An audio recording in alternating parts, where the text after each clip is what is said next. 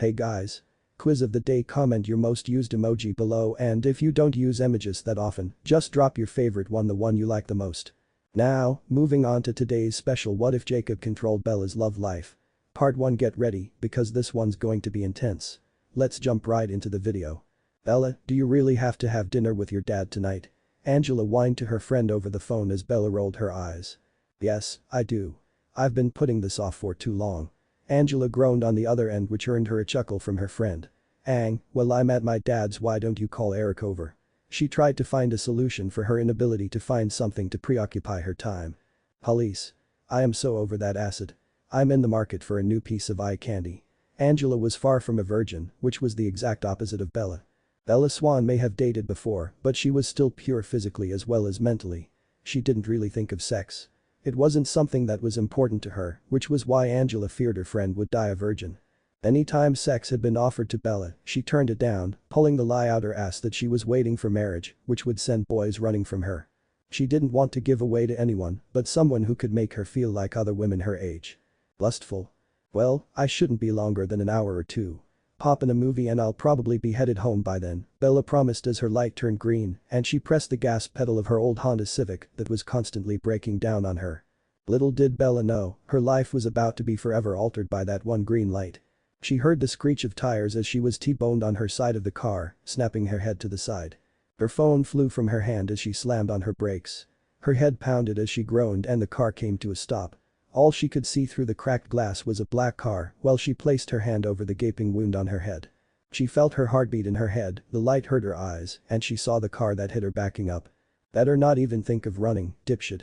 She yelled in her head as she undid her seatbelt. Just what I needed. My first car accident. She was livid until she saw a dark figure outside her window and said figure pulled open her door with ease. She thought it would be harder to open the door since the side was squished in. The sun blinded her as the door came open. You really need to look where you are going. She heard an inviting chuckle before a hand was extended from the mysterious figure towards her. She was unsure if she should take it, but she was pretty sure that if she got out on her own, that she would face plant and make her injuries worse. She placed her hand in the warm palm before it helped her out of the car. She struggled to get her feet loose, but she got out. With the sun out of her eyes, she saw the person who had helped her out. A god of a man stood before her. With a dashing, dazzling smile, she took in the man who helped her out of her car. His russet skin, dark cocoa eyes, pearly white teeth, short, groomed raven hair, expensive suit. He was the epitome of perfection. Not even a single hair on his head was out of place. Maybe he wasn't involved in the accident. Are you alright, miss? He trailed off, hoping for her to finish the sentence. Swan. She placed her hand back to her gushing wound before hissing. Bella. She whimpered her name, and he placed his warm, strong hands on her shoulders, holding her steady. What was that? He asked while she gazed up into his gorgeous eyes. How hard did I hit my head? She asked herself, wondering how someone could be so handsome, so perfect. My name? It's Bella. He nodded as he helped her move over to the hood where she leaned against a bent frame. I apologize for this, Miss Swan. He looked regretful and she grew irritated. Did you lose your brains when you got your beauty? I told you my first name, damn it. She wanted to say, but her normally sweet demeanor wouldn't let the words leave her mouth. Why? You weren't the ass who hit me. She took notice that he squinted when she cursed, which was something she didn't normally do. Actually, my driver was the one who hit you, though I was in the car with him. Now, she wanted to slap herself. How could you have been in the car? There isn't a scratch on you, and you look like you just finished grooming yourself. She wanted to say, but kept her mouth shut. Oh, sorry. She winced and noticed him pull some white embroidered cloth out of his pocket before pressing it to her forehead. Don't be sorry. It was completely Quill's fault. She nodded as she gazed up at his intense, intimidating eyes. Those onyx eyes were captivating to her. I'll pay for the damages to your car, Miss Swan. With a groan, she shook her head. We can just let the insurance companies duke it out. He shook his head in disapproval with narrowed eyes. Her heart sped up from this look. I insist. Plus, I'm sure if you report this to your insurance company, though this incident wasn't your fault, your rates will reflect it. He motioned to both cars and she nodded. Yeah, you're right. I don't think I could afford for my rates to go up. He gave a momentary smirk before he looked to his car. She glanced to notice that the car didn't even have a scratch on it. What the hell? My car is mangled and you don't even have chipped paint. He looked back to her with a sigh. Let me take you to the hospital. She quickly shook her head. He was already doing too much. It's not necessary. He gave her a look she was pretty sure got him his way, eyes narrowed and lips in a tight line. I was headed to my dad's. My stepmom is a doctor. She can patch me up in no time at all with no need for a hospital. She groaned from a sharp pain in her head before his lip lifted into a grin. Odd, why do you have to be so damn beautiful? If you really don't want to go to the hospital? He asked, his voice low and husky, and she nodded. I'll call a tow truck for your car and we can take you wherever you wish to go, Miss Swan. She wanted to protest, but got the feeling he was a man who had ways of getting what he wanted. Okay, mister. It was her turn to request his name, and he softly chuckled. God, that sound did things to her that she had never felt before. She quickly realized that she was feeling the way she had always wanted to feel about somebody about the man before her. She was lustful for this handsome, dashing, well-dressed, intimidating man before her. Black. Jacob Black. She knew she had heard his name somewhere, but she couldn't place her finger on exactly where she had heard of him. Okay, Jacob. He smirked devilishly before he placed his arm around her waist, slowly walking her towards his car. They saw a cop car pull up since the accident was blocking traffic, and Jacob helped her into the backseat of his car before closing the door. He chatted with the officer as she watched through the window. This man, this Jacob Black, had her intrigued. Though he acted like the perfect gentleman, something in her gut told her that he wasn't that way underneath it all. She felt the need to know him and get to the bottom of who this fine specimen was. She needed to know Jacob Black, even if it brought her to her knees. Sorry about your car, ma'am. The driver got her out of her haze and she looked to him, seeing only dark eyes in the rearview mirror. It's okay. I'll be fine once my stepmom looks at my head. Quill nodded in response, and the other back door opened before Jacob slid in gracefully, the leather upholstery shifting under his weight, and her breath hitched. He was breathtaking. He looked to her with a charming smirk and knowledgeable eyes. Where to, Miss Swan? With a raspy breath, she directed the driver in the direction of her father's house. So, tell me about yourself. Jacob asked as she looked to him bewildered. Why would you want to know about me? His expression changed in a way that said he wasn't going to give her a real answer. Will did just hit your car. She wasn't sure if she should believe him about that being the reason for his curiosity. There isn't much to know. I'm about to start at UW for school. She replied softly. What are you majoring in?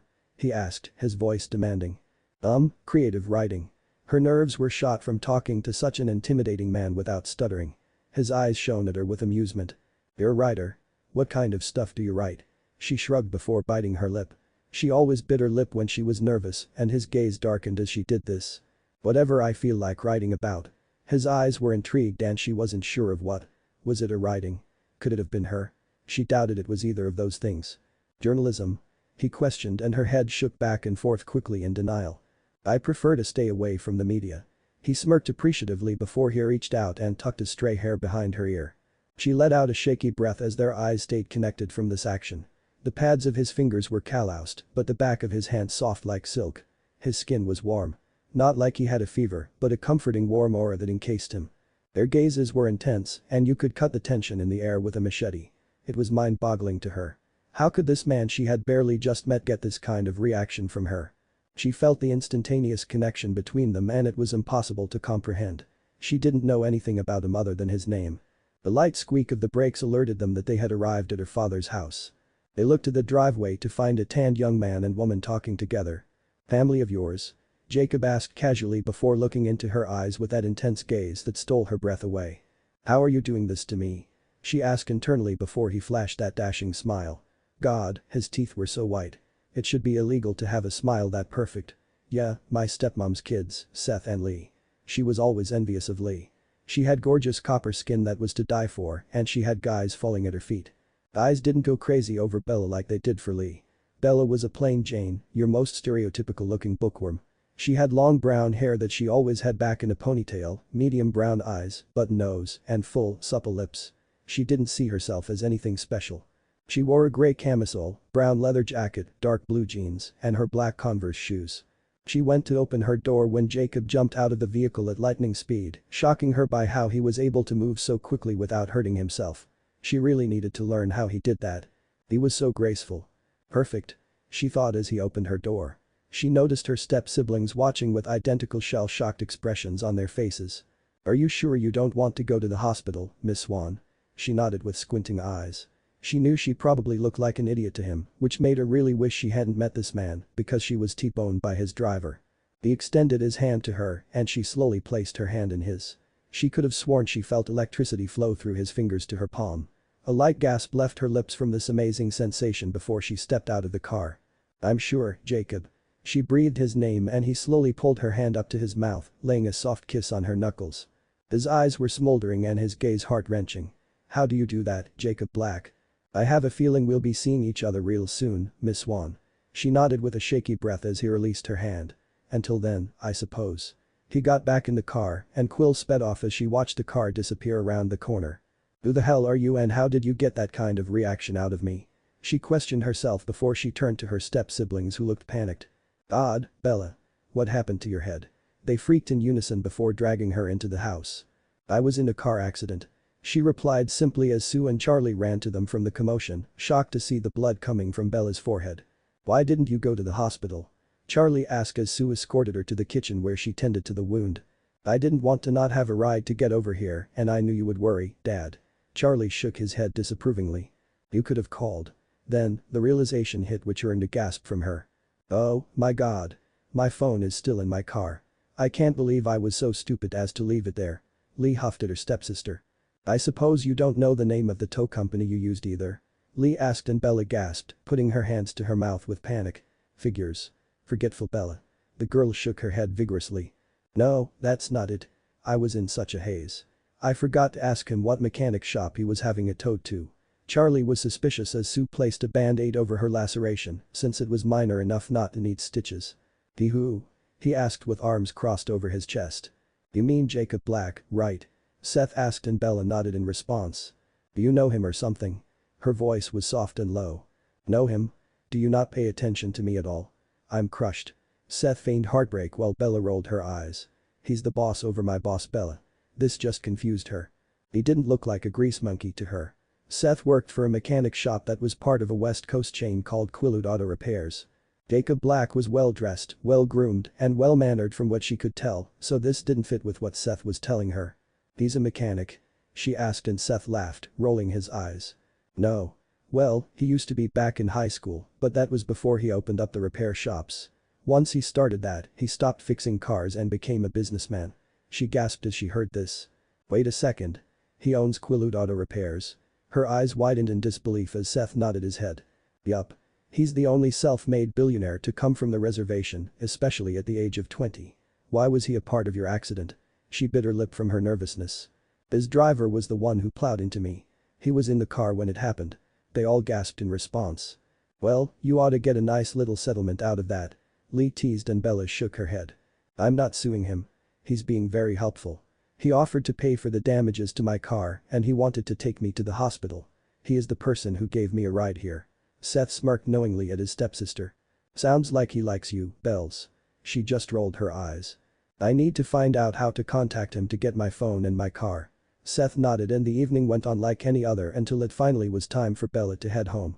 "I'll just walk to Tyler's. He's supposed to be heading out to Port Angeles in like 30 minutes or so. He might be able to give me a ride, Dad." Father and daughter shared a loving hug before she opened the front door, seeing the black Lexus that had rammed into her car earlier. "What the hell?" Charlie took notice of the car also. "Who the hell is that?" her father asked. "That's the car that hit me earlier." "Hold on, Dad." She slowly jogged down the steps before she made it to the car, gently tapping on the window. The window rolled down and she saw Quill with a smirk on his face. "Quill? What are you doing here?" she asked, purely perplexed. "You are in need of a ride, aren't you? My boss asked me to make sure you weren't stranded." Another nice thing this billionaire was doing for her. "Oh." She was confused by how gracious this all was. Quill nodded towards the backseat and she waved to her father who looked at her confused. She moved to the back door before she opened it, sliding in. "I live pretty far from here. Are you sure about giving me a ride?" Quill chuckled while she put on her seatbelt. "Well, first, my boss would like to speak to you. We are going to meet with him quickly before I take you home." Her heart sped up as he said this. "Jacob Black wants to see me? Wow. Okay, I guess." Quill zoomed around corners and his passenger rolled her eyes. "Your speed is probably why you ran me off the road." He rolled his eyes at this. "Yes, Miss Swan." She decided to stay silent and she noticed that they were heading towards Port Angeles. Soon, Quill pulled into a large tall black building where he parked in front, next to the door. "What are we doing here? Isn't this business closed for the day?" she asked, confused, when she noticed all the lights were out, except for on the very top floor which was completely lit up. Yes, it is, Miss Swan. He turned off the car and got out, walking around it. He opened the door and helped her out before escorting her into the building. They went to the elevator and Quill pushed the button for the very top floor. This all had her completely bewildered. Why would this rich handsome businessman want to see her? What could she possibly have to offer him? Or worse, what could he possibly want from her? The elevator doors opened and she was welcomed by quiet classic rock music from all around. The room she entered was pretty bare other than 2 couches, a glass-top desk covered with electronics, and a few chairs spread around the large room. She watched as a door opened and Jacob Black walked in, minus his suit jacket, with a phone to his ear. He was whispering to someone on the other end before chuckling when he saw her. "I gotta go. Talk to you later." He hung up his phone before smirking at her. "Evening, Miss Swan." He took her breath away once more and she took in his appearance. Without the suit jacket, his thick muscles bulged through his white dress shirt and she felt the instant knot in her stomach at seeing him look so scrumptious. "Get your mind out of the gutter." She chastised herself before she gave him a kind smile. "Jacob, you wanted to see me?" He nodded before he made his way across the room to her. "Come with me." It wasn't a question, though he extended his hand to her. Cautiously, she placed her shaky hand in his. God, he was so warm. It made her want to have her own Jacob blanket. She walked beside him as he escorted her through the pair of doors he had entered through. She saw a leather sectional to one side and the kitchen and dining room to the other side. He walked her over to the sectional before nodding to the couch. "Sit." She listened to his command before he smirked knowingly at her. "I'll be right back." She nodded as he left, walking down the hall. The music playing through the room was soothing, but her nerves were shot. Why was she here? Why did he want her here? What was his plan? She waited patiently until she saw him emerge. The sight of him was enough to soak her panties. His hair was damp, cheeks flushed, and he was wearing a black long-sleeved t-shirt with a pair of blue jeans. He was scrumptious. She was in trouble being in a room with a man this good-looking, a man this delicious, a man so intimidating. He strolled over and sat beside her before turning towards her. "I see your family was able to tend to your forehead." She nodded nervously before biting her lip, seeing his gaze darken when she did this. "Yeah. I'm really just an easy bleeder, I guess." He nodded, placing his arm against the back of the couch, behind her. "Why exactly did you want to see me?" She asked nervously before biting her lip again, pulling it into her mouth. His breath caught before his free hand came up, rubbing his calloused thumb over her bottom lip as she released her hold on it. "Don't do that." She wasn't sure what he meant. "Don't bite your lip like that." She couldn't help it. It was something she naturally did when she was nervous and he made it even worse. "Why?"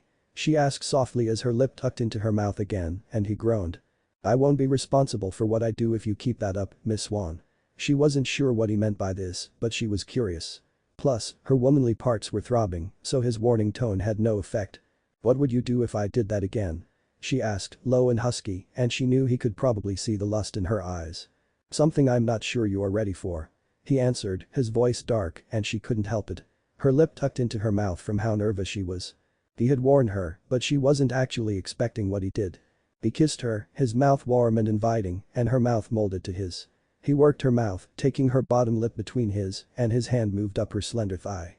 She moaned as his tongue penetrated her mouth and he successfully communicated his own desires for her. She wrapped her arms around his muscular neck, burying her hands in his hair, but he quickly grabbed her hands, pulling out of the kiss. She was shocked by him doing this before she opened her eyes, seeing the most lustful stare she had ever seen. He was struggling to regulate his breathing. He roughly pushed her down on the couch and grabbed both of her wrists in one of his hands, pinning her hands above her head. She moaned aloud before his mouth met hers again, both of their aroused noises filling the room. His hand gripped her hip, moved down her thigh, before placing her leg on his hip. She whimpered as she felt him press himself against her, the sheer size of his privates revealed through him grinding against her heated center. "Oh, my," she thought as he rotated his hips against hers and she whimpered into his mouth. He had her thoroughly aroused and she just wanted him to rid her of this tension, though she would never say it. "You feel so good." He whispered seductively before he moved his lips to her jaw and then her neck. She whimpered as he ran his tongue over her pulse point and moved his warm hand under her shirt, skimming his hand over her smooth stomach up to her aching breast. His hand slipped under her bra and engulfed her perky breast. She cried out from how amazing this all felt. No one had ever touched her like this or invoked the feelings he had in her. "God, I want to rip these clothes off you." He whispered in her ear, desiring, before he ran his tongue along the appendage. "Do you want me, Miss Swan? Do you want me to get rid of those clothes and put this inside of you?" He rotated his hips against hers once more and she cried out from how wound up she was. He was making it worse with every touch. "Do you want it, Miss Swan?" She nodded while she bit her lip and his hand moved down her stomach to her jeans, working to undo them. His hand slipped inside as his lips attached back to hers and his fingers slipped between her soft, drenched lips. His digits caressed her slit, earning him a whimper before he pushed her jeans to the bottom of her hips, her bottom exposed to the cool air. She moaned his name intensely as his tongue dug back into her mouth, silencing her successfully. Then, the door that they had come through opened and Quill walked in. "Jacob, sorry to interrupt." The intimidating man with his hand down her pants growled before releasing her mouth and retracting his hand from her center. "What is it? I told you not to come back here when I have company." She never thought he could look so angry and she couldn't move away since he still held her hands hostage above her head. "I'm sorry, but there is an important call for you." He said it was an emergency. Jacob groaned aloud before releasing her hands and standing to his feet. "I'll be back shortly, Miss Swan." He exited with Quill and she struggled to control her breathing. "What is the matter with you, Bella?" She scolded herself for what had just gone on and what would have happened if that phone call hadn't come. "You whore. You just nearly had sex with a man you met 5 hours ago. You're an 18-year-old virgin. Act like it." She noticed that her pants were down and pulled them up before redoing them and she sat up, struggling to correct her hair that had to look like she just participated in an orgy. She bit her bruised lip while she hugged her jacket around her frame. Her nerves were shot from how she had behaved like a hormonal teenager and she was sure she had to have made a fool of herself. Soon, Quill walked in with his hands clasped behind his back. "My apologies, but Mr. Black had some urgent business. He asked me to take you home. I took the liberty of gathering your things from your car. They are in my car right now. Shall we?" She nodded before she followed Quill out to the elevator. She could only hear Jacob's booming voice and he did not sound happy at all. Quill showed her out to his car and she got in the backseat. She showed him the way to her apartment and he parked right next to the door. "Thanks for the ride, Quill." She spoke with gratitude and he chortled. "It's my job, Miss Swan. See you around." This confused her, but she got out and went inside to find Angela lying on the couch. "Where the hell were you, Miss Thang?" Bella giggled before she took off her jacket and plopped down next to Angela on the sofa, all anxiety leaving her body. "You would not believe the past 5 hours if I told you, Ang." She rolled her eyes in disbelief before Bella took her hair out of her hair tie, revealing how her head looked like she just had wild crazy sex. Angela gasped. "Who the hell popped your cherry?" she exclaimed and Bella blushed, remembering what had happened on that couch between Jacob and her. "I didn't have sex, but a lot of craziness went on. That's for sure." Angela was on the edge of her seat, waiting to hear what had happened to her best friend. "Well, spill, bitch." She was frustrated and Bella rubbed her hand over her neck where Jacob had kissed her. "Have you ever heard of Jacob Black?" She gasped aloud and her jaw dropped in shock. "Jacob Black? The Jacob Black? As in the founder of Quillude Auto Repairs? The fucking billionaire, Jacob Black?" Bella smirked with a nod before Angela threw her hands over her face, shaking her head. "No. No, Bella. You did not give your virginity to him." Bella rolled her eyes before shaking her head. "I did not have sex with him. Would you let me explain what happened?" Angela went silent and Bella went through the events from when she got hit by Quill's car, meeting Jacob Black, going to Charlie's house, then going to that big business building to speak to Jacob himself. "Holy crap. It all started with a car crash, right?" Bella nodded and Angela chortled. "I guess that explains you hanging up on me, huh?" Angela pushed her friend's knee and Bella let out a gasp. "Oh, God. My stuff." She quickly ran to the door, knowing that there was no way Quill would still be outside her apartment. She threw her door open, finding a cardboard box on her doorstep. She let out a deep breath before picking it up, taking it inside. Both girls sat on the floor in front of the box before she recognized the logo on the box. It was for Quillude Auto Repairs. "Jacob. Thank you, Quill." She cheered and Angela rolled her eyes before Bella opened the box, finding her belongings from her car. "I don't know a single guy who would go through all this trouble for a piece of ass." Bella scowled at Angela who realized she had put her foot in her mouth. "Bella, you are not a piece of ass. I mean, you're hot, but gah. Forget I said anything." Bella giggled before she went through the box, finding her phone. She saw the light blinking on her phone and hit the side button, lighting up the screen. She had missed calls and texts from Angela, then she noticed something that befuddled her. She had a text message from a Jacob Black in her contacts, then her jaw dropped, realization filling her. "That little shit went through my phone. He put his number in here." Angela laughed as she looked over Bella's shoulder. "I apologize for having to excuse myself like I did, Miss Swan. I had some important business to deal with. I'd like to see you again soon." Angela laughed aloud while clutching her chest before speaking. Damn, girl. What did you do to that man? Bella rolled her eyes before she took a deep breath. It's alright. I'm very surprised to find your number already in my phone. Why would you want to see me again? You don't owe me anything. You're already doing too much for me. She texted him back before setting her phone down, noticing something in the box she didn't recognize. She picked up a small wrapped box with a note written on the box. She peeled off the note taped to the box before flipping it open, reading the perfect cursive handwriting. Miss Swan. To help you accomplish your dreams. Best wishes. Jacob Black. She placed the note to the side before pulling apart the wrapping paper. She opened the box and found what looked like an eyeglass case with an engraving on it. Isabella Marie Swan. May the stars ever be in your favor. I never told him my full name. How the hell did he know my middle name? Angela shrugged nonchalantly as Bella opened it, finding a silver calligraphy pen with her name engraved on it. Oh, my god. How the hell did he do this? I only met him 5 hours before Quill brought me home. Angela pulled out her phone and took a picture of the pen. She did an image search on Google before gasping. Holy mother of butt fuck. That pen is custom made with a shop in the city. It's fucking sold for 10 fucking grand. Bella cringed and pushed it away. I can't accept something like this. This is too much. Why the hell did he do this? Why would he spend this much money on someone he just met? Angela giggled while she did another internet search. She searched for Jacob Black Port Angels and got a hit before she gasped. Holy shit. He is fucking scrumptious. That's the man you nearly fucked. She flashed the picture she found of Jacob in a black suit and Bella blushed, rubbing her bottom lip. That's him. Her phone buzzed and she picked it up, seeing another text from Jacob. It's not about what I owe you. I want to get to know you better. You're very intriguing, Miss Swan. Did you find the little surprise I left for you? She took a deep breath before she wrote a hard text to him. Yes, I found your gift. Though it is a very nice gift, I can't accept it. It's too much. Also, I'm not intriguing. I'm simple.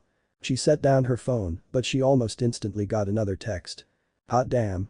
I think he's just waiting for you to respond. He's definitely pussy whipped. Why do you get to have a billionaire boyfriend chasing after you? Lucky bitch.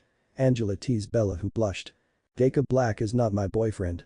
Angela giggled before kissing Bella's cheek. He definitely wants to be. That much is obvious.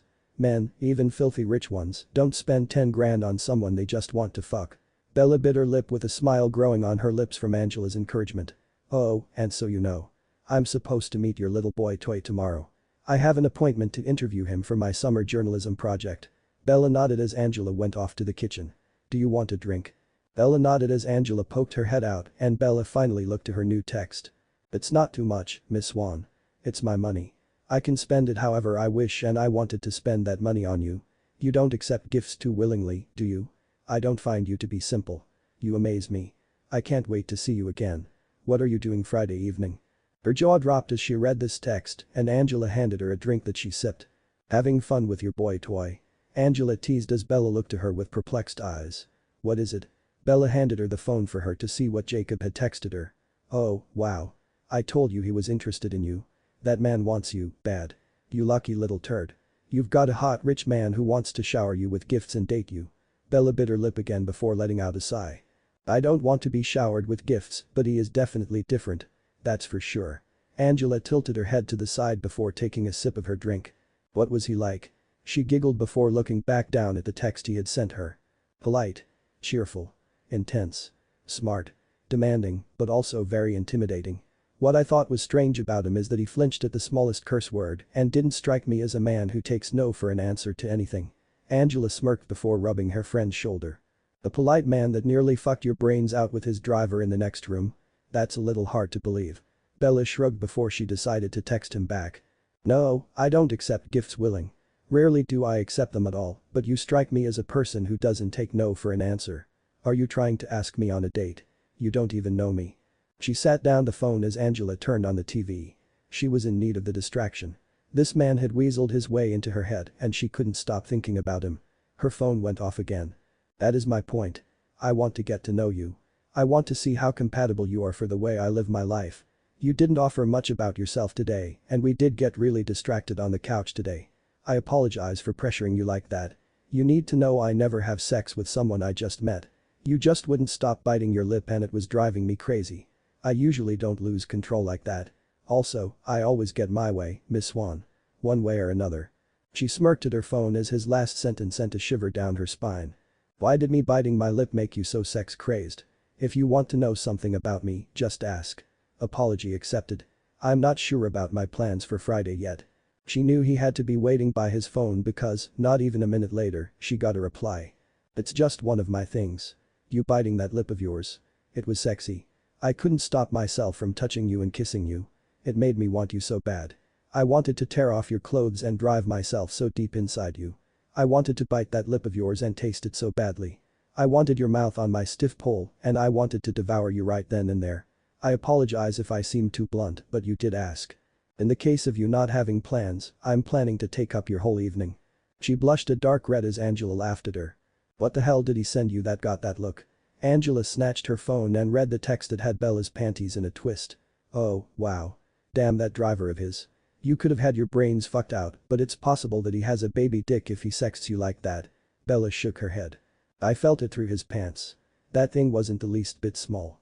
That's for sure. Angela rolled her eyes before she ran off. I'm gonna take a shower. Bella nodded before replying back.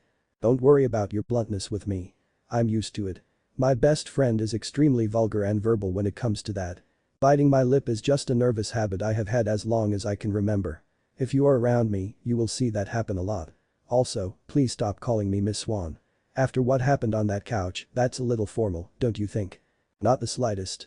I'm a very formal person. That is what I will be calling you until after I've had a certain discussion with you. If we get to that point, that is. I may just have to adjust to you biting that lip of yours then. Do I make you nervous, Miss Swan? Discussion? What the hell? She was confused by this. Why can't you have said discussion now? It should be pretty obvious that you make me nervous. You can be pretty intimidating. This discussion needs to be had face to face in private and that's only if we get to that point.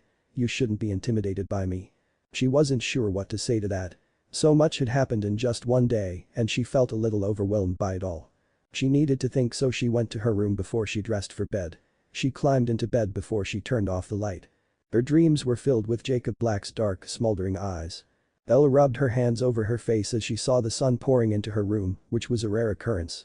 It was usually really cloudy, but not today. She sat up before she remembered that she had been dreaming of Mr. Mystery who had been texting her last night. No matter what she did, she couldn't stop thinking about him and she knew she would need a cold shower to rid herself of the tension in her body. Hopping out of bed, she made her way into the living room to find Angela sitting on the couch, sniffling and coughing. Oh, God. Are you okay? Bella asked, concerned for her friend who shook her head. No, I have no idea what I'm going to do. I have that interview today and I've been waiting a month for this lot. I have to have my paper done before the first day of class which is on Monday. I'm screwed if I can't get to the corporate office of Quilude Auto Repairs. Bella nodded before she went to the kitchen, making Angela some hot tea with honey. She brought the tea to Angela before a brilliant idea hit her. Hey, do you have your questionnaire written out for the interview? Angela nodded while blowing her nose. I can go for you if you want. That way when you feel better you can just write the article when you aren't sick. I've already met Jacob so he might be more welcoming if I did it anyway. Angela grinned happily and Bella patted her shoulders with a chuckle. I'll go get dressed. You just relax and try to feel better. Bella went off to the bathroom and showered quickly. She searched through her clothes for something professional looking. He's not going to care what you look like. He had his hand down your pants, remember? Bella rolled her eyes to herself before finding a suitable outfit.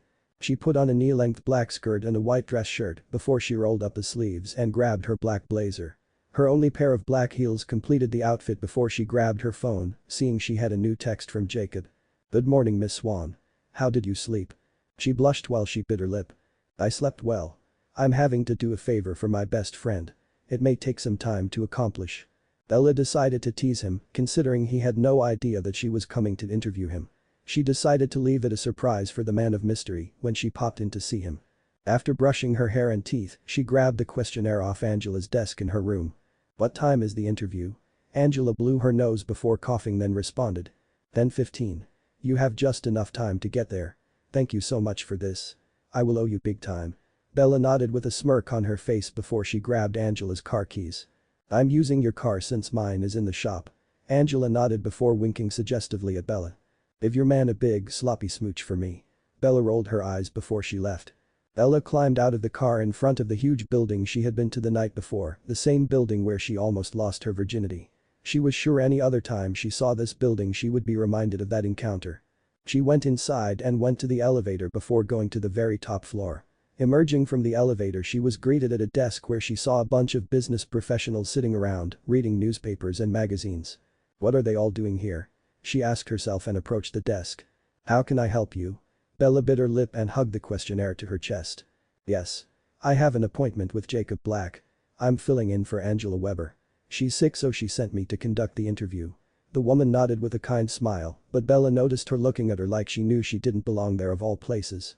Maybe this was a bad idea. Hold on one moment. Bella nodded as the woman walked down a hall and Bella's phone went off. She quickly read the text that came through. What kind of favor are you having to do? None of your business, Mr. Black. She teased him some more and the woman came back and escorted Bella to the same place Jacob had taken her the night before. The woman knocked before opening the door. Mr. Black, your appointment is here.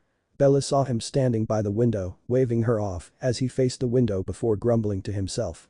Bella stepped in and stood next to his desk as he groaned. Damn that woman. He said to himself before putting his phone back in his pocket, and Bella knew he had been reading her text before she giggled to herself. He turned around and looked to her before gasping. This Swan. She nodded before smirking at him. I told you I was doing a favor for a friend. The shock still didn't leave his face from seeing her in his office. I thought you said you weren't into journalism. He questioned and she shook her head. I'm filling in for my roommate. She was supposed to be here, but she's sick, so here I am. He chuckled before leaning against his desk in front of her. His laughter was music to her ears and his smile was captivating. I expected to see you. Just not so soon. She blushed and refrained from biting her lip by running her tongue over the front of her teeth. Same here. Shall we get started? I'm sure you have a busy day. Her nervousness kicked in as he placed his hand on her back, directing her to the very same sofa where they had their stolen moment the night before. I'm sure you have some questions for me, Miss Swan. Bella nodded while she flipped open her questionnaire to her first set of questions. I did not write these questions, so know that. He nodded while he sat beside her, placing his arm along the back of the couch. You started your own business when you were 20. Is there a reason why you didn't work for an already open shop instead of opening your own? Jacob chuckled softly. I was trained by a third-generation, self-taught mechanic who ingrained in me that most auto mechanics didn't know what they were doing and messed up diagnostics, so I decided to start my own shop to make sure there would be no mistakes. I trained all my employees in my first shop. It was so successful that I started another and another until we had as many as we do now. Bella nodded and scribbled down his answer while he watched her closely. Your company makes noticeable donations to several charities, such as underprivileged youth. Are these causes something you are passionate about? Jacob shrugged in response as she looked up at him. It's good business. When customers see you donate to charity, they want to support your business versus the competitor. Again, she nodded and jotted down his answer. Do you ever think it's because your heart is bigger than you want others to catch on to? She asked as she looked to him, his smirk gone, replaced with a stern frown. Some people would say I have no heart, Miss Swan. She was in disbelief when he said this to her. Who would say something like that? He released a dulled-down smirk before he looked at her intensely. People who know me well. She couldn't stop it. She bit her lip before looking at her questions, but she quickly decided to say something else on the subject. Why do I get the feeling that there aren't many people who know you well? She looked to him and his eyes bored into her very soul, like he was searching for something. Oh, She trailed off before looking back down at her questionnaire.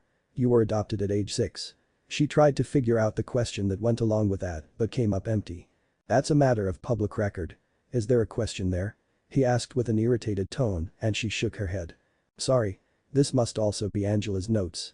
Bella scanned over what was written for any questions before she read the first one out as quickly as she could before she realized what she said. Are you gay? He got a smug smirk on his face when she realized what she said before covering her mouth. Oh, God. Angela wrote these questions, not me. He chuckled before he cupped her cheek in his hand, looking deep in her eyes. You should already know the answer to that, Miss Swan. She bit her lip and nodded, seeing his eyes darken. You know what biting that lip does to me. She nodded and he groaned. Just one. He quickly kissed her and before she knew it, it was over all too soon. No wonder you always bite that lip. He rubbed his thumb over her bottom lip as she looked up to him with lustful eyes. She wanted more than just that one kiss, but this was a business meeting. She couldn't get carried away with this. She felt the urge to bite her lip again, but she held it in with all her might. She looked back down at her packet of questions and went through them. He answered them all with ease, and soon they were finished with Angela's questions. Mr. Black. His assistant poked her head in the door to see them sitting casually on the couch together just as Bella finished her questions. "Your next appointment is ready." He nodded and Bella was sad that she would have to leave. "Cancel my next appointment." Jacob's eyes never left Bella's and she was confused. "I have something much more important to deal with. Thank you, Jasmine." His assistant left and Bella looked to him befuddled. "What came up that's so important?" He chuckled while tucking a stray hair behind her ear. "You, Miss Swan." Her breath caught in her throat as he smirked at her. "Me? How could I be a reason to cancel a meeting?" she asked and he rolled his eyes at her. "Because, I want to know more about you, other than what happened last night right here." She blushed profusely as he reminded her of the memory, that erotic memory. "Well, what do you want to know?" He took her hand in his, and the gesture was very affectionate. It wasn't the way you grab the hand of someone you just met, but more so the way you touch someone you are romantically involved with. "Tell me about your family. Are you close?" She shrugged a little before taking in a breath. "Just me and my dad are. I talk to my mom about once a week. They divorced when I was still a baby and my mom moved across the country with me, so I never saw my dad except during the summer. I would spend my summers in Forks with him and the rest of the year I was with my mom in Arizona." He nodded, encouraging her to continue. "My mom remarried when I was 15 so I moved out here with my dad then." His eyebrows furrowed as he listened to her. "You didn't like her husband?" Bella shook her head vigorously. "No, it wasn't anything like that. Phil is great, really. Really young for someone my mom's age, but he's a good guy. He's just a minor league baseball player so he traveled all the time. I would have stayed with my mom, but I knew being away from him made her depressed, so I moved up here so she could travel with him for his games and such." He nodded with an approving smirk. "What about your dad?" With a shaky breath, she gave him a reply. "My dad, Charlie, is complicated, always has been. I've always related the most with him. My mom's a free spirit, always wanting to try new things no matter how crazy they are. In comparison to that, my dad is the more stable parent. He drinks, not too much, but it's a ritual of his. He has to have his football and baseball. He enjoys eating at the diner and fishing with his childhood friends. I haven't met all of them, but a few of them." He nodded with a knowing smirk on his face. "Your dad wouldn't happen to be Charlie Swan, the cop, would he?" Her jaw dropped before she giggled. "How did you know my dad's a cop?" He rolled his eyes. "Well, he's actually an old friend of my parents'. Never met him, but my dad talks about him all the time." Bella giggled before shaking her head. "Your parents are friends of my dad's?" Jacob nodded and she had to think. "Okay, Jacob's last name is Black. What friends of Charlie's have that last name?" "Black, aha." "Hold on. Billy." Jacob softly chuckled. "Billy and Sarah are your parents?" He nodded with the most beautiful smile she had seen from him. "Yes, why do you look so surprised?" She was having a hard time believing this. "From the stories my dad has told me, they don't not match up with this." She motioned to his whole body and his eyes rolled in amusement. "You might not think I have noticed, but you flinch at the slightest curse word. You are very well-mannered and you don't seem to have erratic behavior. At least, that's how my dad has talked about them." Jacob smirked at her. "Yes, my family is very inconsistent. I'm not a product of my surroundings. I'm who I choose to be." She nodded in agreement. "That's good. Most people aren't that way." She looked into his eyes and found he looked intrigued at her. "If you want to know about me, I think I should be able to ask you a personal question." He raised an eyebrow at her and, in an effort to not bite her lip, she ran her tongue over her teeth again. "What about your biological parents?" His eyebrows narrowed and she wondered if he would actually answer the question. "This is all confidential, okay?" She nodded and pretended to zip her lips. "I don't kiss and tell. Promise." He chuckled before he gently squeezed her hand. "I don't know my biological father and my biological mother wasn't even positive. She had a lot of suitors. She was a teenager, heavy into partying, and got pregnant with me. She didn't want me even though my grandparents did. She deceived them and told them she was going to school one day when she actually went to the hospital to have me. She gave up her rights to me and went home without looking back." Bella was filled with sadness from what he just told her. "That's horrible." He agreed, but didn't say anything. "I was automatically adopted by this nice couple in Seattle." This confused her, but she stayed silent, listening. "I don't remember much about them, but Diane, my adoptive mother, was very playful and liked to take me to do different things. One day, they didn't come home when they went out for a date night. They got into an accident with an 18-wheeler. This saddened her even more, but still, she said nothing. My grandparents found out about what happened and went through the process to get me back. They still wanted me after 5 years of never getting the chance to meet me." Now, she was shocked. "Billy and Sarah?" she asked in disbelief and he nodded. "Yes, my biological mother is my adoptive sister." She gave me my name because of how much she didn't like me. She couldn't understand this. What do you mean? What's wrong with the name Jacob? He chuckled darkly before looking at her. Have you ever read the Bible? She shook her head while she bit the inside of her cheek. I'm not religious. He nodded in understanding before he spoke. Jacob was one of the patriarchs of God. He betrayed his own flesh and blood. Bella nodded before a heavy breath left her lips. That's terrible. If it's any consolation, I like the name Jacob. He chuckled softly and smirked at her. Thank you, Miss Swan. Bella strolled into her apartment to find Angela looking better, munching on chips on the couch. She went and sat next to her friend, expelling a long breath. That took longer than expected. Did you get lucky? Angela wiggled her eyebrows suggestively and Bella blushed. Not like that, but I did find out a lot about him. He was very surprised to see me. He even cancelled his next meeting so we could talk. Angela smirked at her friend. It was obvious that her friend had been charmed by this new man in her life. It showed from the blush in her cheeks to the new sparkle in her eye. Aw. What did you talk about? Bella bit her lip before folding her hands in her lap. We talked about our families, our friends, work. He wanted to know more about me and I asked him some stuff about him, like about his biological parents. Angela nodded. What about them? Bella scowled, silently scolding her friend. I'm not telling you. You layer that dirty laundry in your damn article. Probably the only reason he told me is because I'm not writing the article. I just felt so bad for him after he told me the whole story of how he got to be with his adoptive parents. I'd really like to strangle his biological mother right about now. What a heartless witch. Bella seethed and Angela smirked at her friend. She was definitely smitten with Jacob Black. Well, since you aren't going to tell me, what are the two of you doing tomorrow? Did he tell you his plan? Bella shook her head before biting her lip. No, he wouldn't give me a single clue even though I did pester him about it. He said it's a surprise. He's going to be sending his driver to come get me at 2 in the afternoon. When he said he would be occupying my evening, he wasn't joking. Angela smiled big for her friend. He surely is a man of mystery, isn't he? Bella nodded with a pop of her lips. I can't help feelings like there is something very abnormal about him. Angela tilted her head, unsure about what her friend could mean. I mean, he's very nice, polite and all, but I can't shake this certain feeling when I'm around him. He seems like he wants to spill his deepest, darkest secret but is afraid of how I would react to it. I might be wrong. I haven't even known him for a full day yet.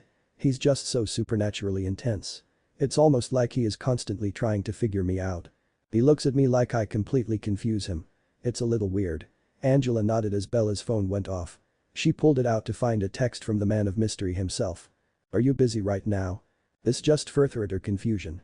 Since he first started texting her, she hadn't received such a short and straight-to-the-point text. No. Why? Is something wrong? She quickly received a text back from him. I need to see you. I'm coming to get you. And he's back to being Mr. Mysterious. He says he needs to see me, but he won't say why. Angela nodded before getting up. I will make myself scarce then. He probably wants a booty call. I hope you can get laid tonight. Bella rolled her eyes and she waited for him. After a good 10 minutes, there was a knock at the door. She ran to it before looking through the peephole.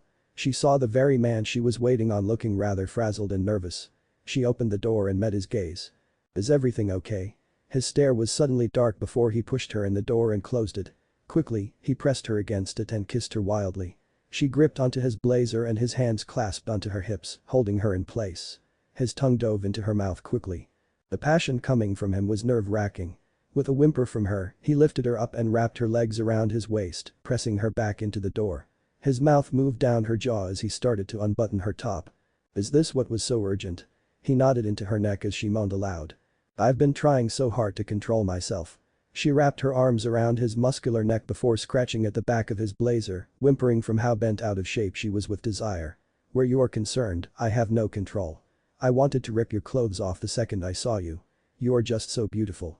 She bit her lip to hold in the way she wanted to let her lust show with her voice. Jacob, my roommate is here. He nodded and groaned into her neck. The walls are very thin. She came up with an excuse why he couldn't just fuck her against the door, but in actuality, she was nervous because it would be her first time. Whoever said they wanted to lose their virginity against their apartment door? No one, and definitely not Bella Swan. Odd, you're right. She could feel his prominent erection through his dress pants and it was making it more difficult to listen to the logical voice in her head. He sat her on her feet before pressing his forehead to hers, rubbing her hips. I just needed to see you. She looked up to him, seeing those ever so dark eyes that captivated her. Why? she asked and his hand gingerly moved to her cheek, a gulp coming from his luscious lips. God, she just wanted to keep kissing him. I'm struggling with not being near you. After us talking today, I don't want to be away from you. Her heart fluttered at his declaration. I know it would be best for you to stay away from me, but I can't stop myself when it comes to you. She nodded before taking a deep breath. Come with me somewhere that we can talk. She nodded before pressing her mouth against his. His desires for her flowed through their joined lips as they both moaned together before she released the kiss.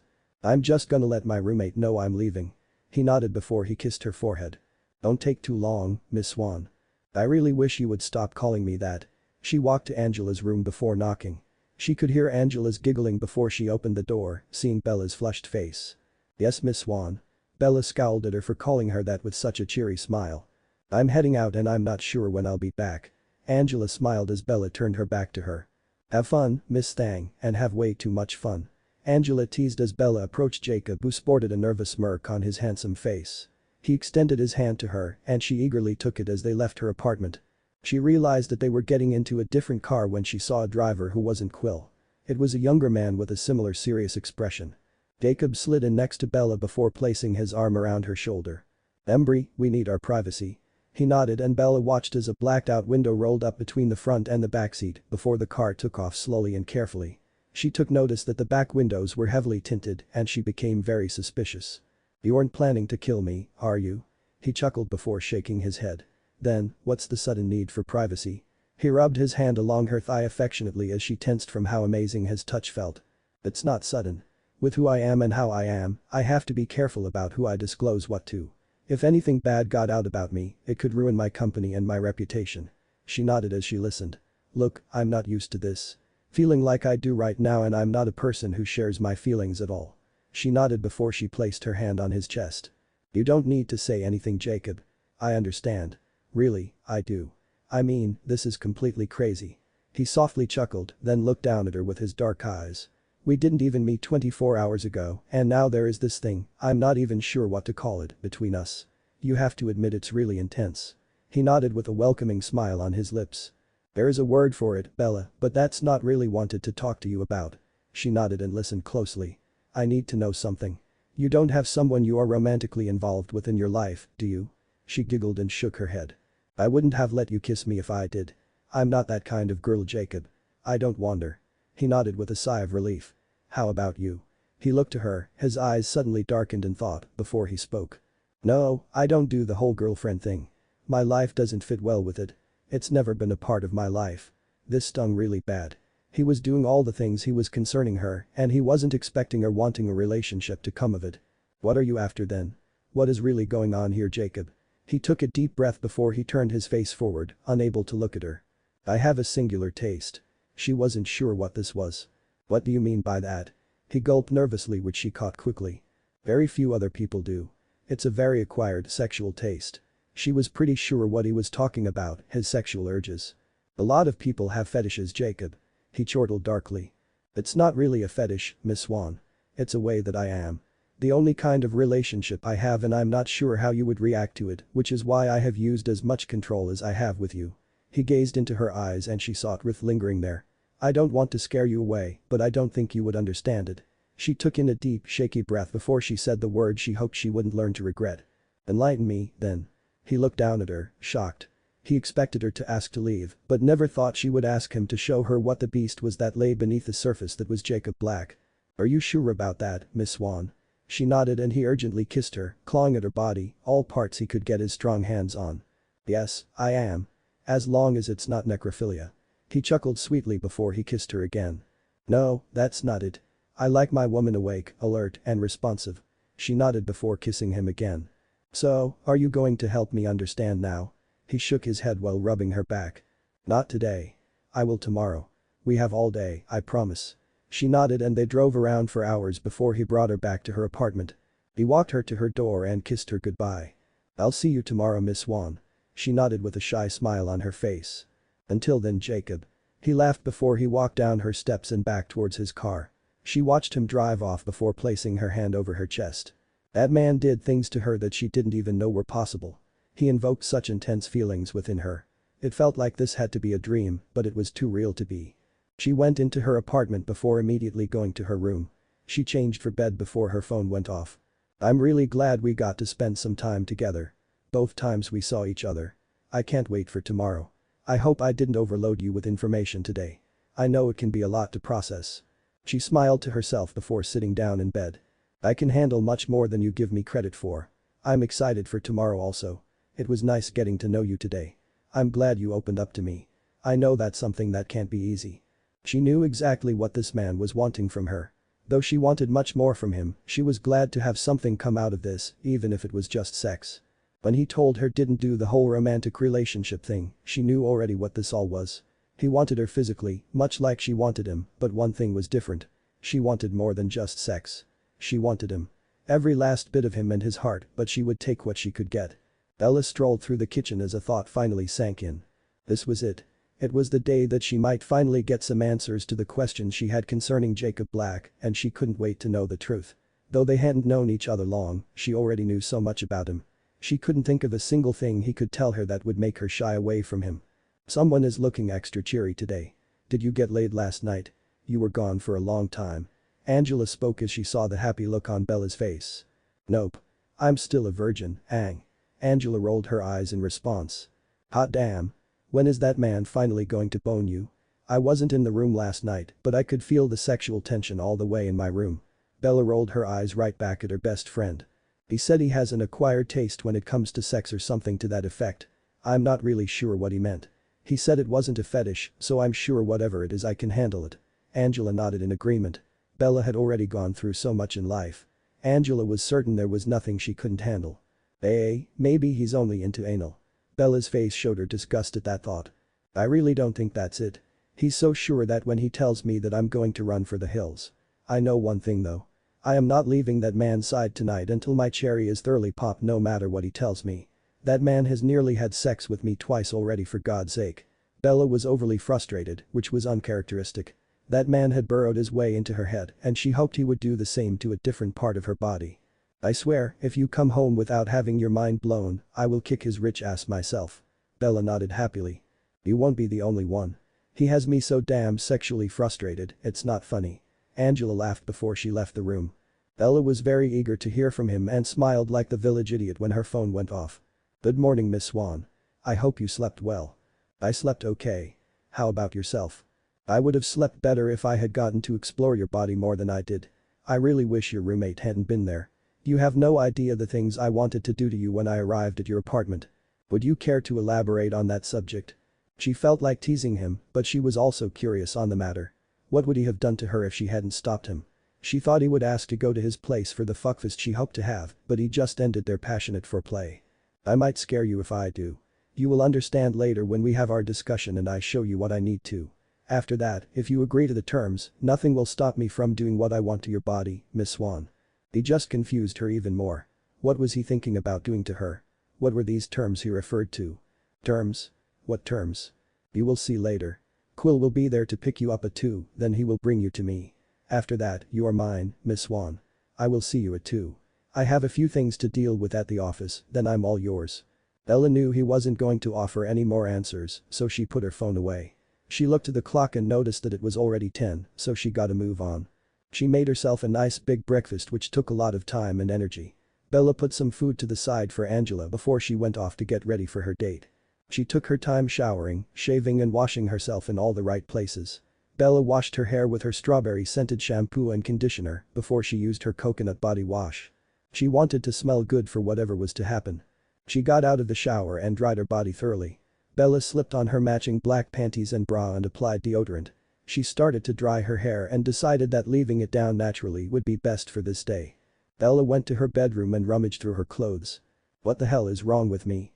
Why couldn't I have been a girly girl? I have nothing nice to wear. She panicked on the inside. She couldn't wear her nice skirt. It was dirty and it was the only even slightly dressy thing she had. Everything else was jeans and plain shirts. Angela. She threw on her robe before going over to Angela's room, finding her typing away on her laptop. Yeah? Bella groaned. Can I borrow something of yours to wear? Angela giggled before wiggling her eyebrow at her friend. Of course, you can. As long as you promise not to get cum stains all over it. Those are a bitch to get out. Bella pumped her fist, seeing her problem as fixed, before she ran to Angela's closet. I promise. I won't have sex wearing your clothes. Bella looked through Angela's clothes until she found the perfect thing. It was a black spaghetti-strapped cocktail dress that ended just above her knees. Yes. Thanks, Ang. Bella ran out as her friend laughed at the smitten girl's cheery voice. Bella went to her room and set it on her bed. Strolling to her bathroom, Bella used Angela's makeup. Bella didn't use makeup often enough to buy her own. It was for very rare occasions such as this one. She never put on heavy makeup, just enough to accent her natural features. She hurried back to her room and slipped on the dress, adjusting her breasts in it. To her, it was the most revealing thing she had ever worn out in public, but in actuality, it barely showed any cleavage at all. She looked at herself in her full-length mirror and she hoped Jacob would approve.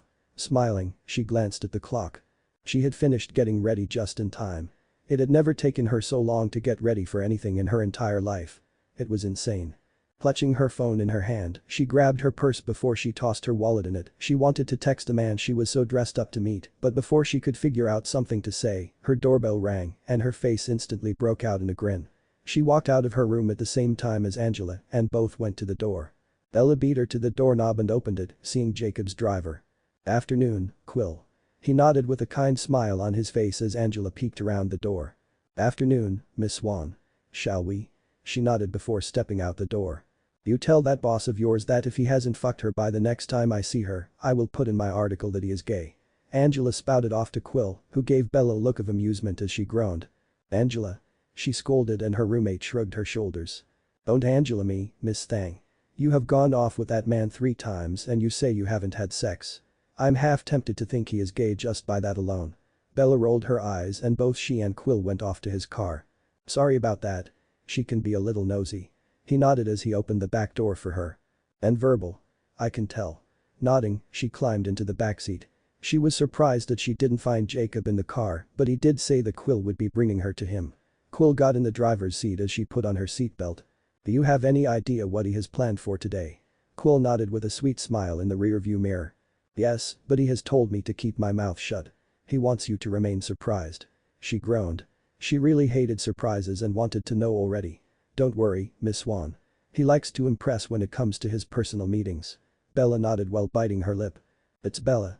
Please, don't call me Miss Swan. My grandmother was Miss Swan. He lightheartedly chuckled in response. Alright, Bella.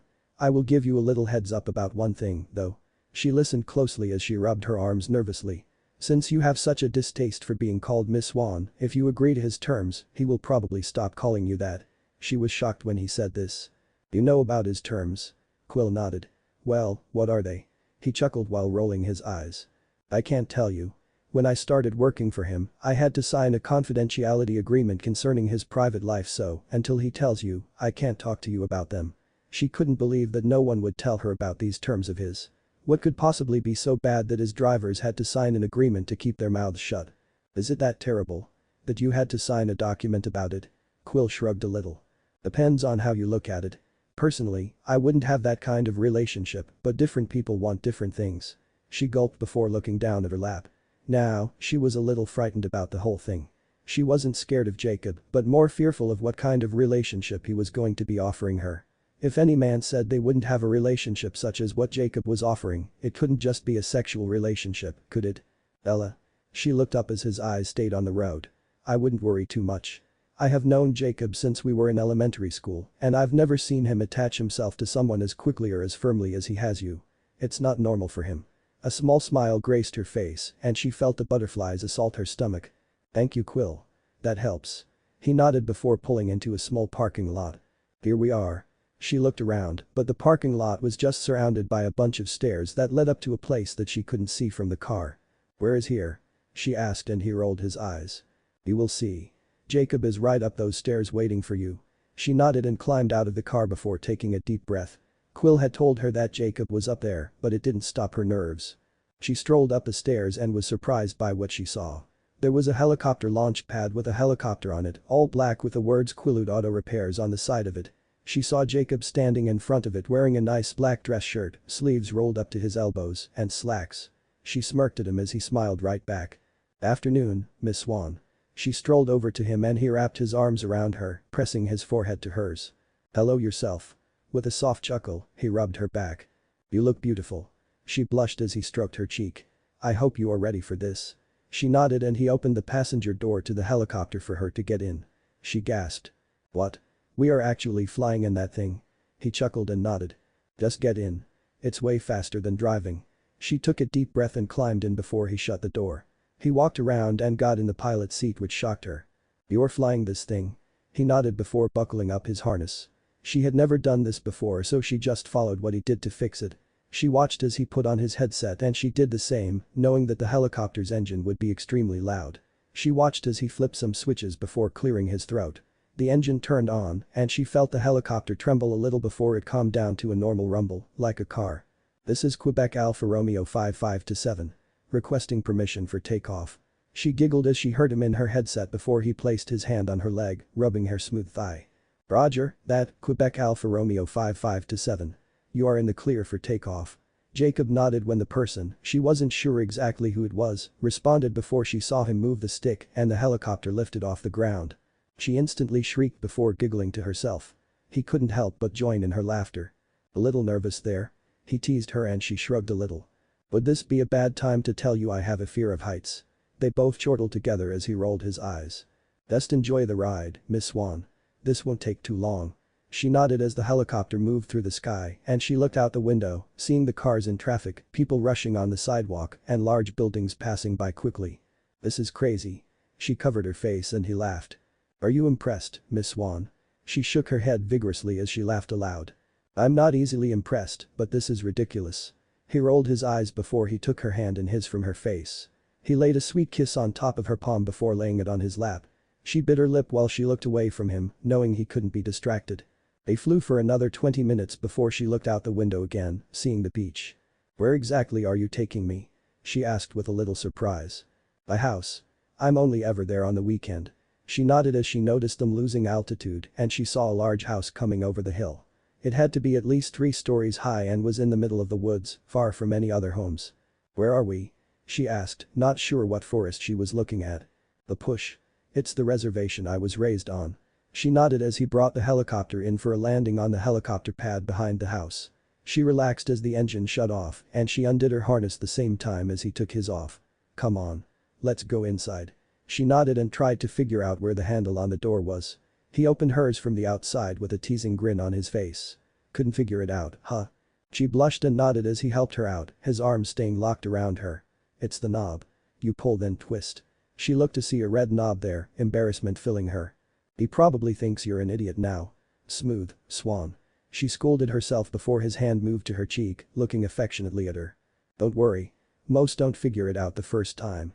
How the hell did you know what I was thinking?" She smirked at him before giggling. "I'll try to remember that." He smirked before he released his hold on her, taking her hand in his. "Lead the way." He rolled his eyes and escorted her to the front door. She noticed the house was made of both wood and brick, which was different, and the levels of the house were offset, which made for a big porch. She took in the large living room they entered and noted it was mostly bare, only a black leather sectional and a glass coffee table next to the fireplace. It had a very home-y feel to it. Very welcoming. "This place is bigger than my whole apartment building." She teased him and he showed her out of the living room and she found a small library with over 10 shelves of books and 3 armchairs that were also black leather. Next, they made it to the spotless kitchen. "You never come here, do you?" she asked and he chuckled as he released her hand. "I'm only here from Friday after I leave the office until I go back to the office on Monday." She nodded as he pulled her into his chest, his eyes dark and intense. Her hands landed on his pecs as he gripped her slender waist. "Are you hungry?" She bit her lip and shook her head. She was hungry, but not for food. She was hungry for him. Not for food. She could see in his eyes that he knew exactly what she meant. His hands molded to her cheeks before he ran his thumb over her bottom lip and groaned. "Don't bite that lip or I will." She moaned as he took in a shaky breath. "Would you like to have our little discussion or would you like a tour?" He shook off his lust for her and she took a deep breath herself. "The tour would be nice." She shyly smirked as he took her hand again. She wanted to have the discussion, but her nerves were getting the best of her. Quill had made her frightened about whatever his terms would be, considering the possibility of a relationship between the two of them. He chuckled as he kissed her hand sweetly. "Follow me, then, Miss Swan." She gulped as he led her down the hall, showing her every room. They were all nice and all of the furniture was black. She wondered silently if this had to do with his last name, but she didn't say anything on the subject. All of the walls were white, the floors wood, and the doors were all a russet brown color except for one. She stopped in front of the last door which was painted blood red. "Why is this door a different color?" she asked before she looked to him, taking note of his nervousness. "This is me playroom." She was taken aback by that and tilted her head a little. "Playroom? You mean like a game room?" she asked innocently and he bit his lip, shaking his head. He looked scared himself, like it was his worst nightmare to tell her this. "No, not like a game room. This, in here, is my darkest secret which very few people know about." She raised an eyebrow at him. "This isn't where you tell me you're a serial killer, is it?" He didn't laugh at her joke and cleared his throat. "Nothing like that, but I do need you to promise me that what is behind this door you won't tell a single soul about." Her teasing mood vanished as he said this to her. "Jacob, I don't kiss and tell. I already told you this. If you ask me not to tell anyone something, I'm not going to say anything." He nodded with his shoulders relaxing a little. "Just know, Embry is a call away and he can take you home at any time if you want to leave." He looked like he was close to pissing himself from his nerves and she rolled her eyes. "Jacob, there isn't anything that can be behind this door that's going to send me running for the hills, okay?" She wasn't so sure she believed what she was saying, but she did her best to keep her face from showing it. "Okay. If you do want to leave once I open this door," she quickly interrupted him with serious eyes. "Jacob, open the damn door already." He flinched at her cursing and nodded before he pulled his keys out of his pocket. "Know that I keep this door locked for a reason." She nodded as he flipped through his keys before he found a black one. He slipped it into the keyhole and turned it before he took a deep breath. "Here goes hoping." He turned the knob and pushed it open, but Bella couldn't see anything. The room was completely dark and she took a step in before feeling on the wall for a light switch. "The switch is over here." She looked to him and he flipped the switch on the wall outside of the room. When she turned back towards the inside of the room, she gasped loudly, taking in her surroundings. The carpet was black and so was the ceiling, but the walls were blood red like the door. The only light that was in use were black lights hanging around the room. This moment was in need of something Angela would always say when she was in complete shock. "Palamauthor of butt fuck." She released her old curse before her hand moved to her mouth. "Run. Run as fast and as far as you can, Isabella Swan." The logical side of her brain yelled at her, but still, there she stood in that room. The room that she would forever nickname the Red Room of Pain. Oh, my God. She wasn't sure what to say about what she saw in that room. There were brackets hanging from the walls with different tools on them. Bella wasn't sure what to call them. She had never seen any of the things in that room other than a few of them. One of the brackets on the wall held red rope and another held an assortment of handcuffs. Without looking back at the man who brought her here, she walked further into the room and approached what looked like a round kitchen table, with what looked like shackles on one side of the table and a leather strap on the other side that was buckled down. She noticed a bed on the opposite side of the room which was the only normal thing there. The frame was black and the sheets blood red. Walking around to one of the brackets, she noted sticks hanging with different styles of straps dangling from one end. "It's called a flogger." She heard his voice from behind her and she jumped a little before nodding. "Please, say something." His voice sounded defeated for a moment before she looked to him, seeing his eyes more demanding. Do women do this to you or?" She couldn't even finish it and he gulped. "I do this to women." She nodded while she looked around the room again. "I do this with women, consensually. I don't force people to do this if that's what you're thinking." She shook her head and took a deep breath while avoiding his gaze. "This is just wow." She huffed before she looked to him. "You're a sadist." He smirked at her darkly before shaking his head. "Then, what would you call this?" She motioned to the whole room. "I'm a dominant." Her confusion intensified. "Dominant? What is that?" she asked as he tilted his head a little before he extended his hand to her, waiting for her to take it. She placed her shaky hand in his and stepped closer. "It means I want you to willingly submit to me." Her breath caught as she stared up into his eyes. "Submit to you?" He nodded before placing his other hand on her cheek. "I have certain rules. If you follow them, I reward you. If you don't, I punish you with this stuff." She took a deep breath and nodded. "Why would I agree to that?" she asked curiously and he smirked sexily. "To please me." She nodded while he stroked her soft hair. What would I get out of this?" she asked with a shaky voice and he chuckled softly. "Something I know you want really bad. Something I want you to have." She looked up to his eyes before he looked down at her with such intense affection. "Me?"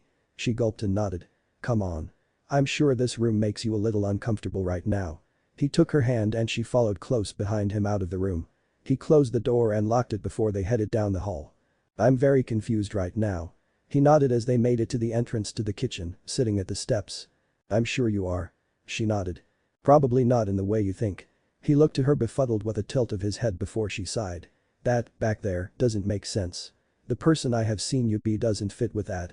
You don't come off as someone who would be into that." He chuckled softly. "I've always been like this. I've never been in a normal relationship and I don't know if it would be something I would okay doing, ever. This is the only kind of relationship I do, the relationship between dominant and submissive." She nodded as she rubbed his hand with hers. "How does that work?" "Just like friends with benefits." He chuckled and shook his head. "It's more complex than that. I have a contract that lays out the rules on my end and we can alter it if you have some rules of your own that you want to add to it. There are even rules for what would go on in the playroom." She was now confused. "For what would go on in the playroom?" He nodded with a smirk. "Yeah, like what you would be comfortable with doing or me doing to you." She blushed as his arm moved around her waist, rubbing comforting circles on her hip. "How would I know what I would be comfortable with?" He chuckled before he took her hand in his free one, rubbing her fingers with his thumb. "Well, when you've had sex, was there something that you didn't enjoy?" Her jaw slacked as a sharp breath left her lips, struggling to make a coherent sound. "For this to work, we need complete honesty. There's nothing you couldn't tell me. You don't need to be embarrassed." She took a deep breath before looking back into his gorgeous cinnamon eyes. She struggled to speak straight and he smirked encouragingly. I wouldn't know." He looked confused and she took a breath to calm her nerves. I haven't." She couldn't even get the right words to leave her lips and he gasped as he caught what she was trying to say. "Wait. You're still a virgin." She gulped before looking down at her hands, noticing his still hadn't left hers. Maybe he wasn't going to freak out about this. "I've never had to answer that aloud, but yes." She looked back up to his face to see the disbelief etched in his stare. "That doesn't make any sense. Exactly how old are you?" She knew what he was insinuating. That maybe she was underage because she was still a virgin. "I'm going to be 20 in a few months." He groaned and removed himself from her before standing up, pacing for a few minutes. She was scared that he wouldn't want her now that he knew exactly how inexperienced she was and that would be a blow she was sure she would never recover from. "What's the problem?" She spoke in her naturally soft voice and he looked to her, his disbelief still apparent. "I just can't understand how you can still be a virgin." She bit her lip as she looked down at her lap, unable to meet his eyes. "I just am." Suddenly, he knelt in front of her and kissed her wildly. She quickly returned his passion and gripped her hands onto his shirt. Soon, he released the kiss and pressed his forehead to hers, both of them struggling with their breathing. "I don't understand because I can't see how you can be. You are so beautiful and amazing." She blushed as he gently stroked her hair. "Men must throw themselves at you all of the time." She wanted to deny it because it had only happened a few times where guys had asked her for sex. She feared telling him that would make her less desirable in his mind, so she stuck with a much simplified explanation. "None that I wanted." He groaned as she said this before kissing her forehead. "I'm not like normal women my age. I didn't want to have sex with someone unless it was someone I wanted so bad I couldn't control myself." He nodded before he kissed her again, getting a soft moan from her. "Is that how bad you want me?" She nodded and he softly chuckled.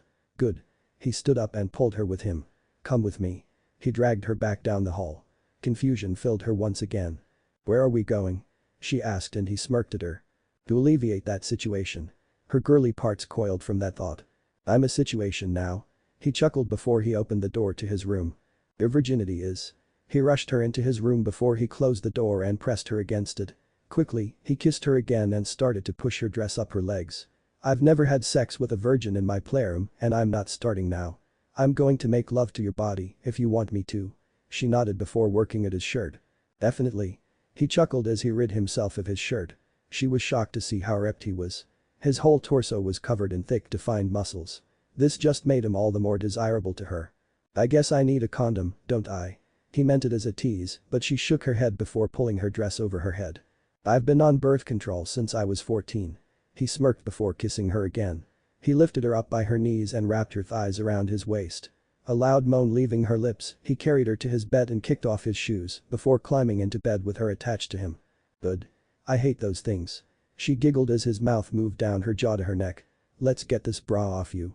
She was nervous for him to see her naked, worried that seeing her in the nude might deter him from his mission. "I've wanted to do this to you since I first laid eyes on you." She nodded and reached behind her, unclasping her bra. He pulled it down her arms as he sat back and threw the garment to the floor where her dress lay. He reached over to his bedside table and opened the drawer, searching. She giggled at this. "What are you doing?" she asked curiously, and he pulled out what looked like the material of an old tie. "Are you okay with me tying your hands together?" She gulped and nodded. She couldn't think of a reason why that would be a bad thing to do. "Good." She extended her hands to him and he wrapped the material around her wrists twice before tying the material together. Put them above your head. She did as he asked and he smirked. He kissed her once, gently, before he kissed around her breasts, her breath going up a notch. He ran his tongue along her areola before he took her nipple into his mouth, sucking and rubbing his tongue against the scrunched up skin. She moaned as he did this and rubbed her hip suggestively. You taste so good. She whimpered as he switched breasts, stroking her thighs. She arched into him from how amazing his warm mouth felt on her cool skin. Can I taste you down here? His hand slipped into her underwear before he rubbed his thumb purposefully on her clit, getting a loud moan from her. Please, God, do it. She pressed her core into his hand and he groaned. You feel so good. Let me taste you. She nodded as her jaw slacked and a dramatic moan left her lips. Please. Quickly, he pulled those silky panties down her legs in a rush and he spread her legs. While scooting down the bed, he kept up his ministrations, listening to the frustrated sound she was making. I want you so bad, Jacob. She was surprised by the growling noise that emitted from his chest before he removed his hand and buried his face between her slender thighs. Instantly, she arched and threw her head back, the feel of his mouth on her core overwhelming. Her senses were alight as he pressed her thighs to the mattress, kissing, licking, and sucking on her sweet peach. You taste even better down here. She whimpered as her breathing escalated and his tongue teased her entrance before swirling around her clit. Oh, God, yes. She cried out in pleasure and he chuckled into her core. She gasped from the powerful sensation and he sucked on her sweet drenched lips. Do you want me to keep going? She whimpered as she dug her nails into her sweaty palms. Don't stop. She begged as she felt a knot forming in her stomach. Please, don't stop. He groaned before focusing on her swollen clit, sucking and stroking it with his talented tongue. She cried out as the knot in her abdomen got too big for her to contain. I'm so close. She whispered to herself, but he heard her and pressed 3 fingers into her at once. That was all she needed and she exploded, gasping and arching off the bed. Ah! She moaned aloud as he drank up her fresh juices. Her sensitivity from her amazing orgasm made her just as wound up as before from his intimate touch. You taste so unbelievable. She shut her eyes and enjoyed the amazing come down from what she had just experienced. If it doesn't feel that good when he's inside me, I'm going to be very disappointed. She opened her eyes to see his dark eyes staring down at her, though she didn't feel the shift in the mattress. You look like you thoroughly enjoyed yourself. He teased her and she giggled before he kissed her. Very much so. He gripped onto her thighs and placed them on his hips as his tip teased her entrance, earning him a low moan. He pressed his mouth back to hers as he eased himself inside of her, using his fingers to hold her entrance open. This felt very uncomfortable to her and she wasn't sure why he did it. His erection moved along her slick walls until he came in contact with her hymen which he groaned at. You feel so good. He pressed his forehead to hers before bracing himself, gripping onto the sheets. This isn't just a first for you. I've never had sex with a virgin before. She wasn't surprised by this. His amazement at her inexperience was enough to say what he just did. He pulled out a little and kissed her. He used a lot of his strength to break her hymen, slipping in once it burst within her. She groaned and arched from the painful loss of her virginity. He leaned down to her, propping himself up on his elbows before stroking her hair. Does it hurt? She nodded as he kissed her hairline. It's okay. I'm right here. That had to be the most romantic thing he could have said to her then. He stilled himself as he laid sweet kisses all over her face before finding her lips, both moaning at the contact. Are you ready? He asked through their kiss and she nodded, finding that her pain had already subsided. Please, move. He nodded and pressed his forehead back to hers before he got to work on her. They moaned together as his hips thrust into hers and swirled around in her. She arched and whimpered from how amazing it felt now that the pain was gone. God, Jacob. He groaned as she watched his features contort with concentration and arousal. God, he looked so perfect to her. You're so tight. He grunted and she really wanted to get her hands free of her bondage to touch him, but they were tied tightly. She cried out from how amazing it felt. I usually don't finish fast, but it's so hard to hold out. He whispered to her and curled his hips, hitting her spot. She gasped and arched towards him, feeling that knot growing in her stomach again. You like that? She nodded and he kissed her, grunting continuously. His hips made a hard impact with hers repeatedly as he gripped his hand around her bound wrists, holding them down. Oh, God. She moaned out loud as he released her lips and stared lustfully down at her. She scratched at his hand as tears filled her eyes from her approaching powerful release. Almasteer. He groaned as their orgasms hit simultaneously and she arched into him, gasping. It was impossibly amazing.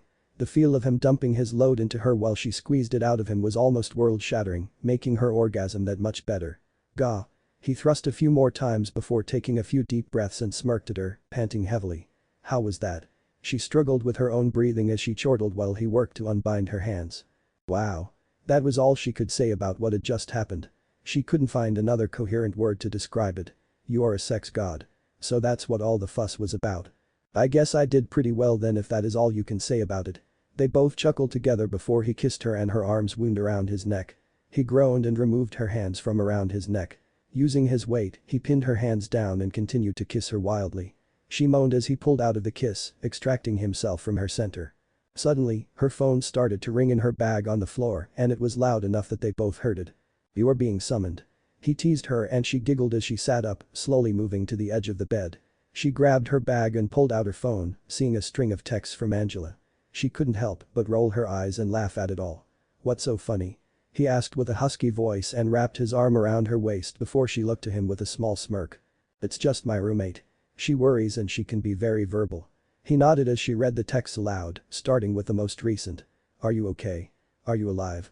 And my favorite, has he fucked you yet? He chuckled before kissing her neck obsessively. I think a good answer would be yes, yes, and definitely yes. She giggled and nodded before shooting back the reply he said. Now, come back to bed. She looked to him with a sexy grin which he returned. You planning on doing that again? He chuckled before pulling her back into bed with a shriek before he pulled the blanket over them. Multiple times. She giggled before she moaned and he pulled her body against his, kissing her. Let me know your thoughts, Mitch love. Her eyes slowly fluttered and she gazed up at the stark white ceiling. A disappointed sigh left her lips as the thought entered her mind that it all had to be a dream. There was no way she could find such a charming, handsome, amazing man who actually wanted her back, even on the terms of being his submissive. She took a deep breath and then felt an arm move around her waist. She smiled to herself while she heard a slight grumble right behind her ear and a warm face burrow itself in the sea of hair that was hers. She knew instantly that it wasn't a dream and it was Jacob who was holding her to him. After he took her virginity, they did not leave his bedroom at all, not even to use the bathroom, and the full force of that was painful. Her bladder felt like it was about to explode and she needed to escape his warm embrace, though she didn't want to. His arms were comforting and inviting. She softly touched his hand and lifted his arm before he pulled it back, turning back over in bed. Slowly, she moved to the edge of the bed, glancing at his back to make sure she didn't wake him, and slid out of the comfort of the mattress. She squinted a little as her feet touched the floor and she felt a sharp pain deep in her core. She stretched her toes and her back before tiptoeing around the bed. She was amazed when she saw his face. He looked so peaceful in his deep slumber. She blushed as she remembered the things he had done to her in that bed. Turning around, she walked into the bathroom and closed the door. She looked at herself in the mirror and she couldn't help biting her lip. She looked visibly different. Her lips were swollen, cheeks flushed, and her hair was a completely tangled mess. She had light bruises on her hips from him gripping onto her, and she had several love bites all over her neck and her breasts. He had left a dark purple hickey behind her ear as well, but it wasn't all that she found that made her seem different. It was the way her eyes looked. It was like she could see in her own eyes what had happened the night before, like she could see that the eyes she was looking into weren't the eyes of a virgin anymore. They were the eyes of a woman who had just had her world turned upside down by the man in the bed she just left. Ella shook off that thought before she went to the toilet. As she emptied her bladder, she was graced with a sharp stinging from inside her, and she groaned. "God, that hurt. I wish someone had told me it would hurt to pee after having my brains fucked out." She shook her head and soon she was done. She left the bathroom and saw he was still passed out. She wouldn't dare even try to wake him. He looked too perfect to disturb, so she grabbed his shirt from the night before, threw it on, buttoned it, and left the room. She made her way to the kitchen and started to make a pot of coffee before she rummaged through the fridge. She was starving. She hadn't eaten in almost 24 hours and was desperately in need of some nourishment. She grabbed the ingredients she needed to make an omelette and was whisking the eggs in a small bowl when she felt strong arms encase her waist and soft warm lips move over her neck. She jumped a little before he chuckled. "Good morning." She giggled to herself before she resumed her task. "Good morning to you, too." She teased him and he chuckled softly. "I'm not used to waking up to a woman cooking in my kitchen." She bit her lip when he couldn't see it before she nodded. "Well, I was hungry and I didn't want to wake you. You look so peaceful." He chuckled softly in his ear. "You're overbeating those eggs." She rolled her eyes to herself before stopping her whisking. "I am beating them just right. I know exactly what I'm doing." He laid another gentle kiss on her neck. "Do you now?" He teased her as she poured the eggs into the skillet before adding the toppings for the omelette. "Yes, I do. I'm the only one in my family who knows how to cook, except my stepmom." He hummed in response as she finished the omelette. She decided to make another for him. "You must be hungry if you're making two." He teased her because of how big the omelets were. "I figured you would be hungry since we didn't leave the bedroom for over 12 hours. He chortled while he tightened his arms around her, pulling her closer to him. The feel of his body hard against hers prompted a soft moan from her lips. "I'd like to do some more of that back in the bedroom." A shiver ran down her spine from the insinuation in his tone before she nodded. "I don't know about you, but I'm starving." He chuckled before he released his hold on her and she looked at him, a shy smile on her lips. She took in his attire. He only wore a pair of black basketball shorts and the rest of him was bare. "It's definitely weird not seeing you in a suit." He chuckled with a playful grin. "It's definitely weird seeing you in my shirt." He wiggled an eyebrow at her before she blushed, handing him one of the omelets. He walked to the small table and sat down as she did the same. They both ate quietly and stole glances at each other the whole time.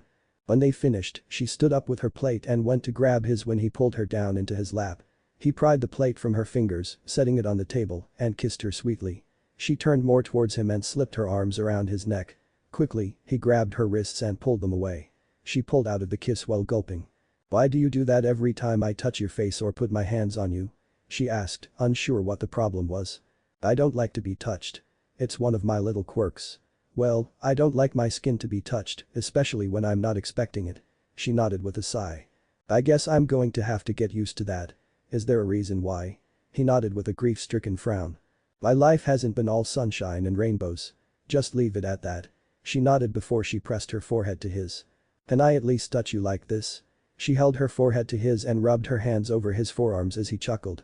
"It's okay when it's my arms or my legs. The rest of me is hearthier is no good way to explain it." She nodded before relaxing into him. "Are you ready to discuss the contract?" he asked and she quirked her eyebrow. "What contract?" He smirked knowingly before kissing her sweetly. "I have a contract for our relationship. It's not legally binding. It's more so for us to have written out our little rules." She nodded and caved. "Sure." They stood up and he walked to the drawers in the kitchen, rummaging through the drawers. "Why didn't you put your dress back on?" he asked curiously as he pulled out the few pages stapled together. "My roommate let me borrow it under the condition not to get any bodily fluids on it and I haven't showered yet." He chuckled softly before walking back to the table. She sat down in her seat as he placed the contract in front of her. She took a deep breath as he sat back in his seat and she read the contract. "The following are the binding terms of a contract between dominant Jacob Black and submissive Isabella Swan. Fundamental terms. The fundamental purpose of this contract is to allow the submissive to explore her sensuality and her limits safely, with due respect and regard for her needs, her limits, and her well-being. The dominant and submissive agree that all that occurs under the terms of this contract will be consensual, confidential, and subject to the agreed limits and safety procedures set out in the contract. Additional limits may be written out. Each dominant and submissive warrant that they suffer from no sexual, serious, infectious, or life-threatening illnesses, including, but not limited to HIV, hepatitis, or herpes. If during the term or any extended term of this contract, either party is diagnosed or becomes aware of such illness, he or she will undertake to inform the other immediately and in any event prior to physical contact. Adherence to the above warranties, agreements, and undertakings is fundamental to this contract. Any breach shall render it void with immediate effect and each party agrees to be fully responsible to the other for the consequences of any breach. Everything in this contract must be read and interpreted in the light of the fundamental purpose and fundamental terms. Roles. The dominant shall take responsibility for the well-being and the proper training, guidance, and discipline of the submissive. He shall decide the nature of such training, guidance, and discipline, and the time and place at which it is administered, subject to the agreed terms, limitations, and safety procedures set out in this contract or agreed upon below. If at any time the dominant shall fail to keep to the agreed terms, limitations, or safety procedures laid out in this contract or agreed additionally below, the submissive is entitled to terminate the contract with immediate effect and to leave the service of the dominant without notice or agreement. Subject to the provisos and clauses above, the submissive is to serve and obey the dominant in all things. Subject to the agreed terms, limitations, and safety procedures, she shall without query or hesitation offer the dominant such pleasure as he may require, and she shall accept without query or hesitation his training, guidance, and discipline, and whatever form it may take. Commencement and term. The dominant and the submissive enter into this contract on the commencement date, fully aware of its nature, and undertake to abide by its conditions without exception. The contract shall be in effect for 3 calendar months from the commencement date. At the expiration of this contract, the parties shall discuss whether this contract and the arrangement they have made in this contract is satisfactory and whether the needs of each party have been met. Either party may propose the extension of this contract subject to adjustments to its terms or to the arrangement they have made under it. In the absence of agreement to such extensions, this contract shall terminate and both parties shall be free to resume their lives separately. Availability. The submissive will make herself available to the dominant from Friday evening through Sunday afternoon each week during the term of this contract. In the instances in which the dominant is in need of the submissive's presence, she shall make herself available with the exception of specified circumstances set out by the dominant. The dominant reserves the right to dismiss the submissive from his service at any time and for any reason. The submissive may request her release at any time, such request to be granted at the discretion of the dominant, subject only to the submissive's rights above. Location. The submissive will make herself available during the allotted time above and agreed additional times at the location to be determined by the dominant.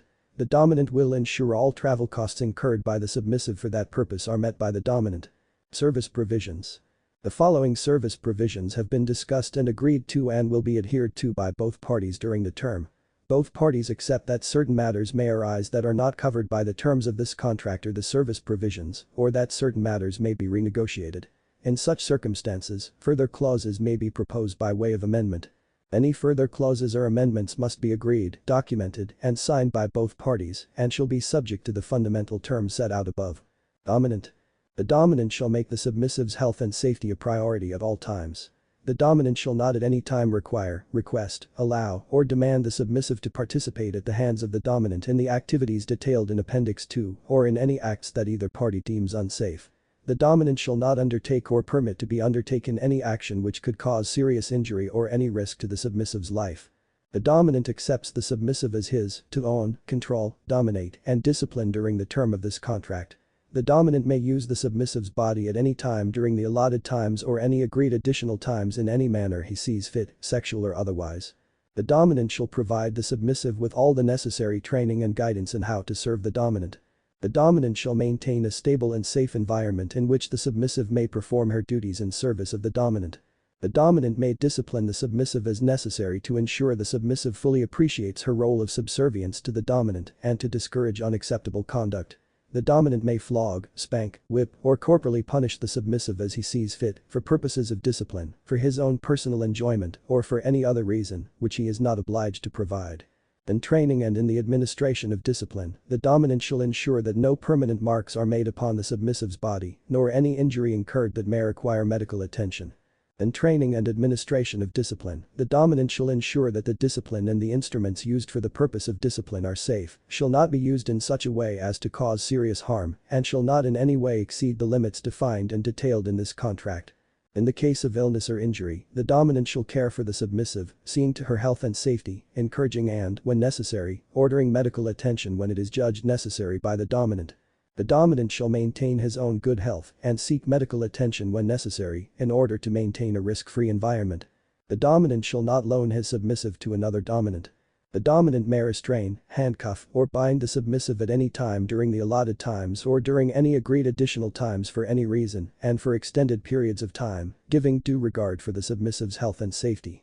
The dominant will ensure that all equipment used for training and discipline shall be maintained in a clean, hygienic, and safe state at all times. Submissive.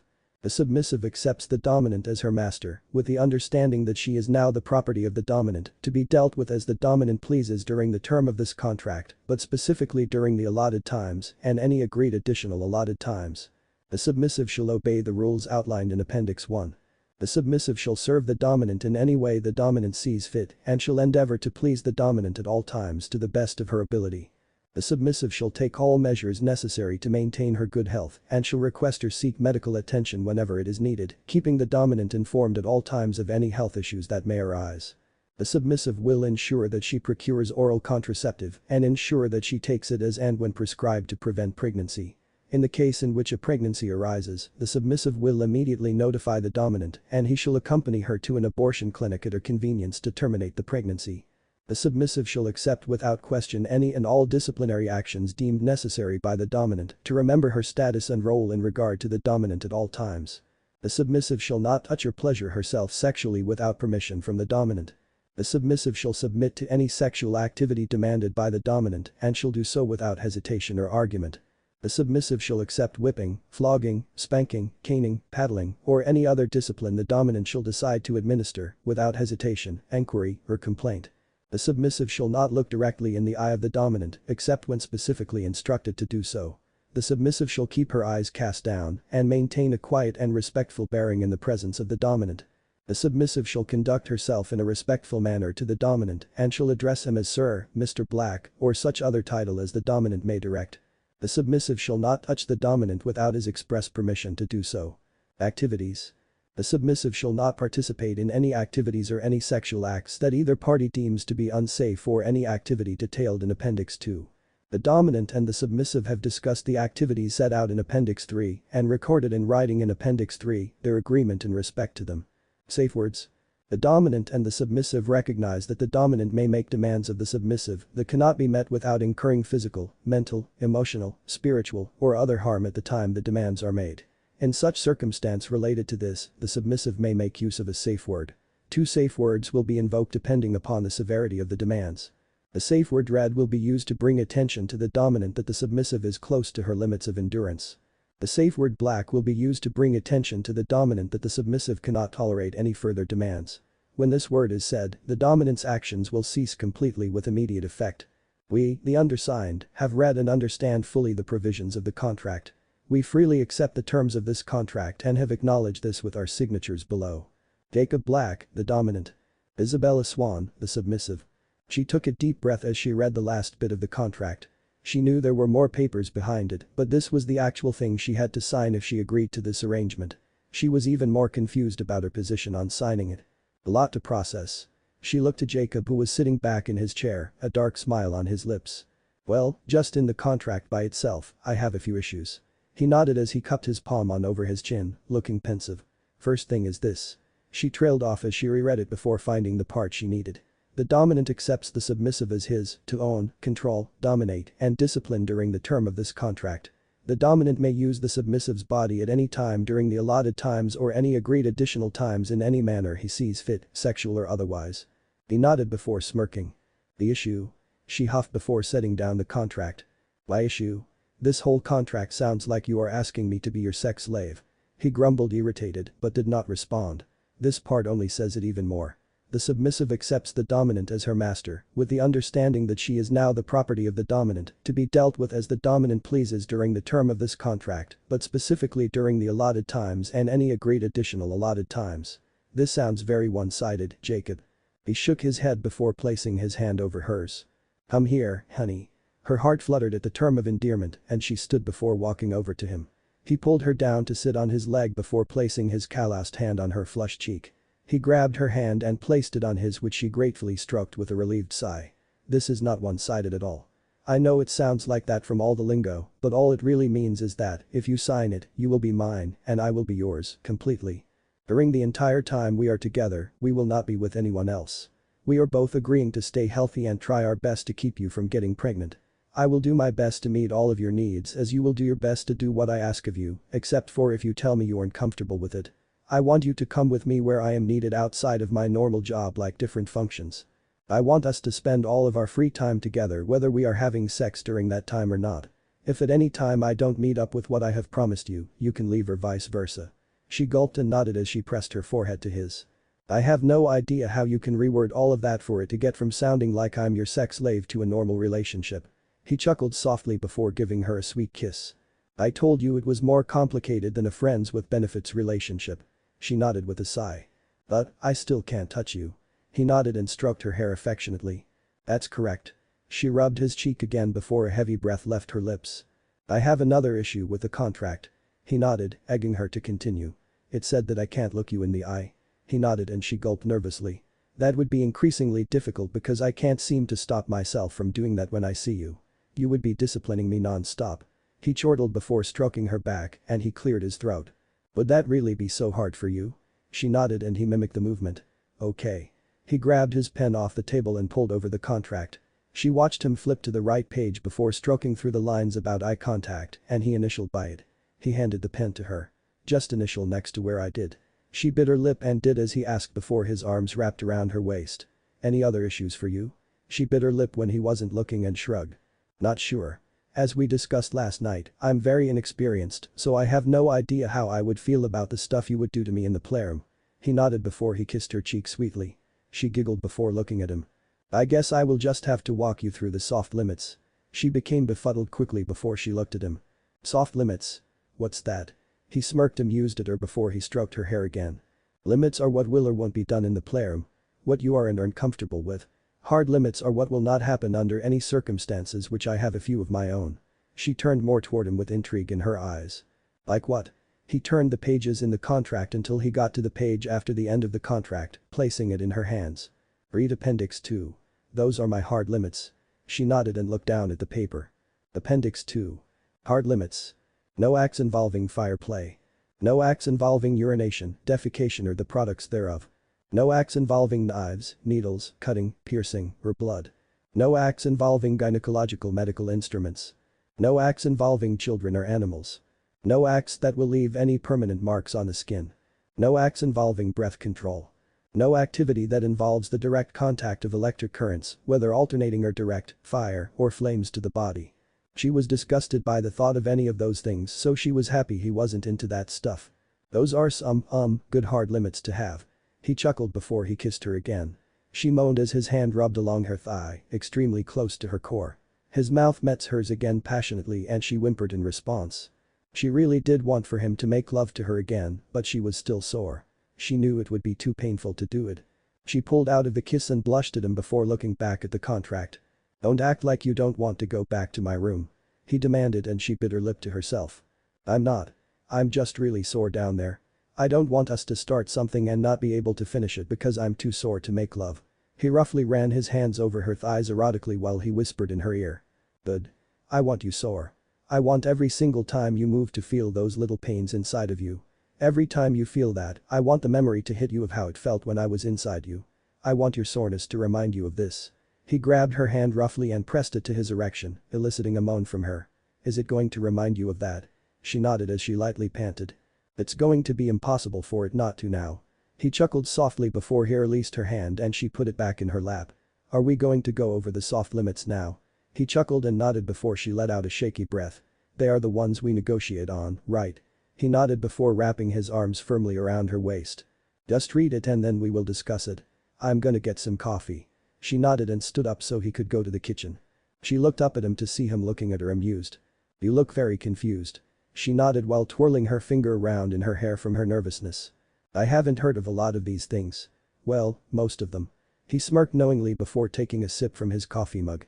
"Did you do anything sexual at all before last night?" She blushed and shook her head. "You really are a prude, Isabella Swan." She rolled her eyes and his narrowed, being dark. "Don't roll your eyes." She was going to say something about his command, but she addressed something else. "I already told you my best friend is very vulgar. I know more about that woman than I ever wanted to because she has no filter. I'm not a prude just because I don't know what these things are. You just will have to explain them to me for me to know if I'd be willing to try them or not." She teased him with the last sentence as he smirked sexily. "Well, ask away." She looked down at the paper at the top of the list. "Okay, well, I know what masturbation is, but I'm not sure about these subcategories." He nodded as he took another swig of his coffee before he grabbed the contract from her before looking at it. "Dual masturbation. Do you really not know what that is?" He looked at her in disbelief and she scowled at him. "Don't patronize me, Jacob. Just explain it to me." He chuckled before he set down the contract. "Dual masturbation is where you and I are touching each other."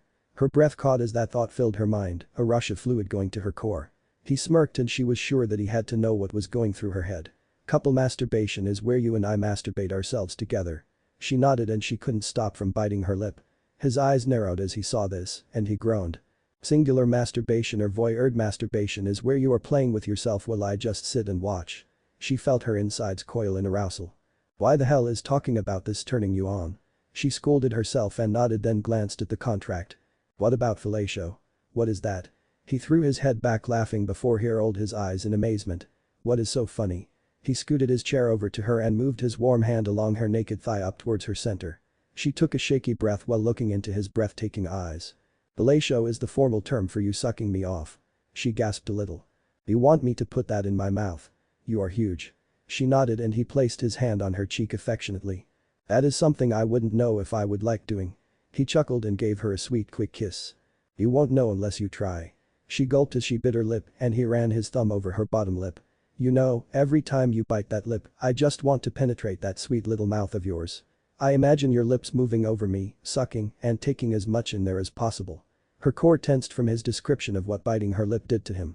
There is no time like the present to try. Will you try for me? She took a deep trembling breath before she decided, nodding her head. He smirked before moving back, pushing his basketball shorts down his waist. Wait, you want me to do it now? His member sprang out of his shorts at full attention before he stood up and his shorts fell to his ankles. Her heart raced as she gazed up at him and he stepped closer to her. Come on, baby. Her core tensed more and she took a deep breath. He was overwhelming. She wasn't sure how she had been able to handle losing her virginity to him. She didn't understand how it didn't hurt worse, but he wasn't sticking it in her vagina. He wanted it in her mouth. She wasn't sure if her mouth could accommodate him, but she was going to try her best. She reached out and wrapped her hand around his thick shaft, stroking him slowly. He groaned as he led his length to her mouth and, with her eyes still on him, she took his tip into her lips. She gently sucked and rubbed her tongue over him. He actually tasted really good. He was a little salty with a lot of musk to his taste. She couldn't believe that she was more than enjoying it. Her pussy got wetter from it. Taken more. He commanded and she happily obliged. With her eyes drifting, she inched her mouth down his shaft, sucking and stroking her tongue against him. With a soft moan leaving her lips, she started to move her face up and down. Just because she never had sex or had never given a blowjob before didn't mean that she hadn't seen it done before. When she and Angela first became friends, she would borrow Angela's laptop and open it to find porn open. Sometimes, she got a little curious about it, so she watched a few films. To say that she was confident she would know the ways to move her mouth to make him feel good was an understatement. She swirled her tongue around his length while whimpering. Sucking him like this had her so wound up. She was thinking she might actually orgasm while sucking him off. Odd, you like that, don't you? She nodded vigorously before she pulled her mouth back, stroking his length with her hand. Very much so. She panted before pulling him back into her mouth and he groaned, gripping his hand on the table. Jesus, your mouth, it's so good. His palm ran through her hair as she noticed his legs start to tremble. Hold on, baby. She looked up at him as he reached to grab his chair. She quickly pulled him out of her mouth while still stroking his stiff pole. What's wrong? He sat down in the chair, parting his legs. Cramp in my knee. Don't stop. She moved to the floor on her knees and scooted to be between his legs. She quickly took him back in her mouth as both of his hands moved into her erratic, sexy hair. While sucking his length, she ran her tongue along all of his shaft that she could get in her mouth and sucked up and down him, a light wave in the motion of her mouth moving. God, you still enjoying yourself? She nodded and he thrust into her mouth. She gagged slightly, but she found she could easily handle it. I don't know how you are doing that, but it feels so good. His voice sounded desperate, as if the way she was pleasuring him was almost too much to stand. She pulled him out and continued to stroke him, watching his delicious appendage. What do you want me to do when you cum? She pulled him back in her mouth and he groaned dramatically as she went back to what she was doing, exactly how she knew he liked it. I've never cummed from a blowjob before. Just keep going until you want to stop. She nodded and whimpered before attempting to take as much of him in her mouth as possible. She struggled for a moment, but her lips touched his very base and he gasped aloud. Shit, shit, shit. He moaned and her eyes widened. Holy fuck. I got him to curse. She cheered herself on as she pulled her mouth back a little and looked up at him. His head was thrown back and his chest was heaving. He looked so sexy like that. It turned her on to see him so full of pleasure. She sucked him harder, moving her mouth faster, and he arched, crying out. She heard him gasp before he looked down at her, a shell-shocked expression covering his face. His eyes rolled as he groaned. God, baby. I'm God, I'm so close. She moaned as he thrust repeatedly into her mouth, his eyes wide. When I cum, I want you to take it all and swallow it. Understand? She nodded as she moaned against him, whimpering as he slipped down her throat. Right here. He groaned as he pulled back into her mouth, out of her throat, and he dumped his load into her mouth. She quickly gripped his thighs from the strange sensation of his seed hitting the back of throat. She took a small gulp as his cum slipped over her taste buds and some went down her throat. After a moment, she swallowed the rest down, a light moan leaving her lips. His seed tasted just like his cock, but much more intense, so delicious. She pulled her mouth back before licking her lips and she looked at his heavy, lustful eyes. I don't know how you did that. She giggled before he rubbed his thumb over her swollen bottom lip, his eyes boring into her soul. I told you I'm not a prude, Jacob, but you didn't believe me. He joined her in laughter before he pulled her into his arms, kissing her passionately. He stood up and walked with her to his couch before he laid her down. His tongue ran along hers while he rubbed her thighs. He pulled out of the sweet kiss before groaning. "What was the next one you weren't sure of?"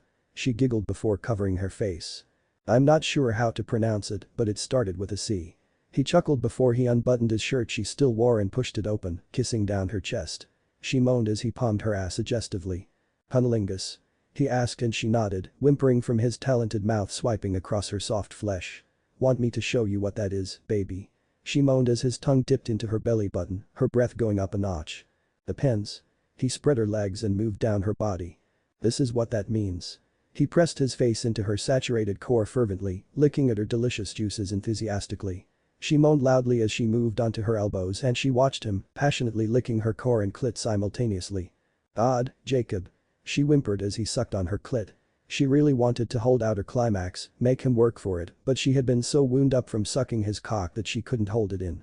She cried out as her orgasm hit quickly, spilling her juices into his lips. "So, that's what that word means." He chuckled and nodded as he wiped the rest of her release off his face. "Cunnilingus is the formal term for eating someone out." She nodded as she sat up and he sweetly kissed her. "Are you okay with what we have discussed so far?" She nodded excitedly. She really enjoyed sucking him off and she loved how it felt when he went down on her. "Definitely wouldn't object to any of that so far." Jacob smirked at her before giving her a sweet, affectionate kiss. "That's my girl." She blushed, then they heard the sound of the front door opening. She quickly hugged the flaps of the shirt she wore closed to cover her chest. "Go to my room. I left some clothes out for you." She nodded and quickly kissed him before she hurried off the couch and scurried down the hall towards his bedroom. She rounded the corner when she heard a voice she would recognize anywhere. "Jake, hey. I guess you got some company, eh?" She gasped as she realized how screwed she was. "What the hell is Seth doing here?" She questioned herself and her subconscious retorted back at her. "Stupid girl. He told you that he knew Jacob. He is Seth's boss for fuck's sake. They grew up on the same reservation and their parents are friends." She ignored her subconscious and went to Jacob's room and hurried to dress herself. She wasn't sure how he had clothes for her that were the right size, but he did. It was just a pair of denim shorts and a gray t-shirt. She went to his bathroom and wet her hair before struggling to put it up in a neat ponytail.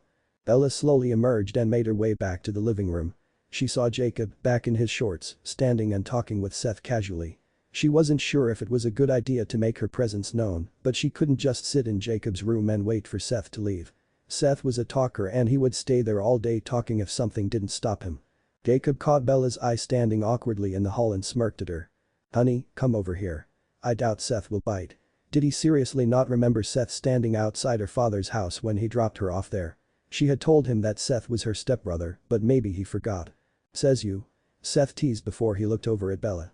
Instantly, his jaw slacked and he dropped his wallet out of his hand, the leather clattering to the floor. "Beat Bella." She smirked nervously and nodded before walking out of the hall and into the living room. "Hey Seth." Seth looked shell-shocked. She expected some outburst from him about her being there, considering the whole living room smelled like an orgy, but he just widened his eyes. "Oh, wow," he said nervously and Jacob looked between them perplexed. "You two know each other?" Jacob interrogated as Bella strolled over to them. "Seth is my stepbrother." Bella said softly and Seth nodded, a frown plastered on his usually cheery face. She figured Seth would be upset, but not as upset as he seemed to be. It was very out of the ordinary for him. "Oh, wow." Jacob looked very speechless and a little embarrassed which put Bella on edge. The room was silent for a moment before Seth cleared his throat. "I'm gonna get out of here. Later, Jake." Seth rushed to the door and Bella flinched when the front door slammed shut. "Sorry, I forgot Seth was your stepbrother." Jacob explained and Bella nodded. "It's okay."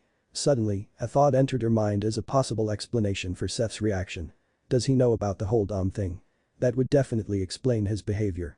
She knew if the situation was reversed, she would be upset with Seth and the faceless dominant in question. No, he doesn't. Only Quill and Embry know about it. She wanted to ask about how he looked embarrassed when he realized that Seth was her step-sibling, but instead of opening up that can of worms, she kept her mouth shut. "Leave me lots of love and hopefully I can update again soon." Bella relaxed as the car Jacob was driving came to a stop in the parking spot in front of her apartment. Though the time they had spent together was nice, it had been tense since Seth's unexpected visit. They hadn't said much since then. "Are you mad?"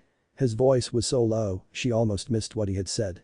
Turning her head to him, she saw the perplexed look on his face as he stared at the steering wheel. "Why would I be mad?" She threw her own question at him and he groaned, still refusing to look at her. "Because Seth saw you at my house with me." His voice had an edge of irritation to it and this just befuddled her. I don't understand. Why would I get mad about that? It's not like you knew he was coming over. Even if you did, it's not something to get mad about. She watched his Adam's apple bob once before he let out a shaky breath. Then, why did you seem upset when you saw him there? She turned to him and gently grabbed his hand. His eyes instantly snapped to hers, a warning in his eyes. His eyes were much darker and had a hint of anger in them. I wasn't upset. I was embarrassed, but not upset. My brother walked into your house right after we had been doing some sexual things and the whole house smelled like it. Not to mention that this happened the day after I lost my virginity. It was a little embarrassing, but I'm not mad about it. His eyes softened, his rigid body relaxed, and a small smile pulled at his lips. His arm slipped around her waist and he pressed his forehead to hers affectionately. I didn't know Seth was going to be coming over, honey. She nodded as she rubbed his denim-covered thighs. She basked in the affection he was showing her. Though he didn't like her touching him, he made up for it with the other ways he showed his feelings for her. He was still very affectionate and it warmed her soul. I know. She whispered sweetly. I thought you might be upset because he caught you there with me. Her eyes widened before she pulled back. She was baffled. Did you think I was embarrassed of you? He shrugged, unsure. No, Jake. She found she liked this nickname. She loved the name Jacob, but Jake was so much smoother and fit him even better. This whole BDSM thing is a little strange and confusing, but I'm not embarrassed of you. I couldn't be. I like you. I really do. He smirked before sweetly kissing her. Same to you, honey. Then, why did you look embarrassed when Seth was there? She got up the nerves to ask since they were already on the topic. She didn't want to bring up the topic, but since he did, they might as well have this all talked out before she exited the vehicle. I was only embarrassed because I know if it was my sister I found in some old friend of mine's house, I would have probably beat him to a pulp. I was expecting more than Seth did and I was embarrassed about what he thought was going on. I know Seth. I know he thinks that it was just some one-nighter when it is far from that. She nodded as he cupped her cheek. I would have told him otherwise, but I wanted to save you the embarrassment of trying to explain what we are at the drop of a hat. She was grateful for the consideration and she sweetly kissed him, her gripping tightening slightly on his leg. A soft moan left his lips before she took back her mouth, blushing profusely. What am I supposed to tell people that we are? I haven't even signed the contract and it's not like I can walk up to my roommate and say guess what, I'm a sub now. Jacob snickered from how funny that kind of conversation would be. You can just say I am your boyfriend now. It will arouse less suspicion than anything else. His forehead pressed back to hers and she could feel the intense affection radiating from him as his hand clutched hers, his fingers intermingling with hers. After some time, if you haven't signed the contract, we will have to stop this, though. I'm not a flowers and hearts kind of guy. This is all I am, all I can offer you. Her heart clenched at this. She knew he wasn't, but that didn't mean she didn't want him to be. Before he even showed her his playroom, she was already caught in his web. She couldn't run off and forget that she ever met Jacob Black, but she was still struggling with the contract and what it could all mean. If she signed it, she would be agreeing to all of it when all she really wanted was him. I know. I want us to work. I want to be with you. I want to be yours and for you to be all mine. That was the most perfect thing he could possibly say to her at that moment. It warmed her heart. So do I. Then, why haven't you signed it yet? If the situation was reversed, I wouldn't hesitate. As soon as you said, if I signed this contract, we could be together, I would have signed it without even reading it. Her heart raced in response. You like me that much? Wow. I guess I just need to do some research on it. He nodded in understanding before releasing her hand. Both of them climbed out of the car and he walked around the car before taking her hand back.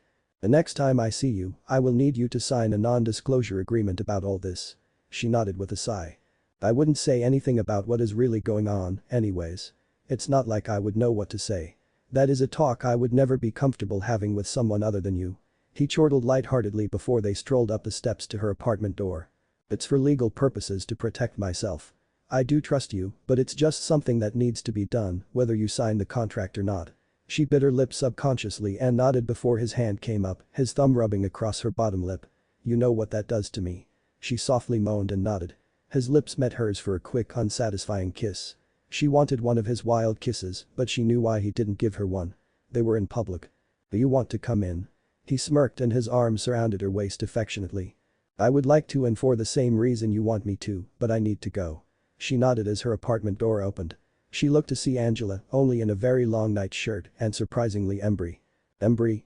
She questioned, surprised, and both smirked appreciatively. Afternoon, Miss Thang. Bella's jaw dropped as Embry smirked politely. Hey, Bella, Jake. She was surprised that Embry was doing the first name thing with Jake, but since he was in jeans and a t-shirt, he was probably off duty. It was the weekend after all. Hey, man. It seemed like Jacob suddenly changed demeanor, almost like he became a different person. His voice even changed once he spoke to Embry. You must be Jacob. It's nice to meet you. Angela extended her hand to Jacob and he quickly took it, a kind smile on his face. Likewise.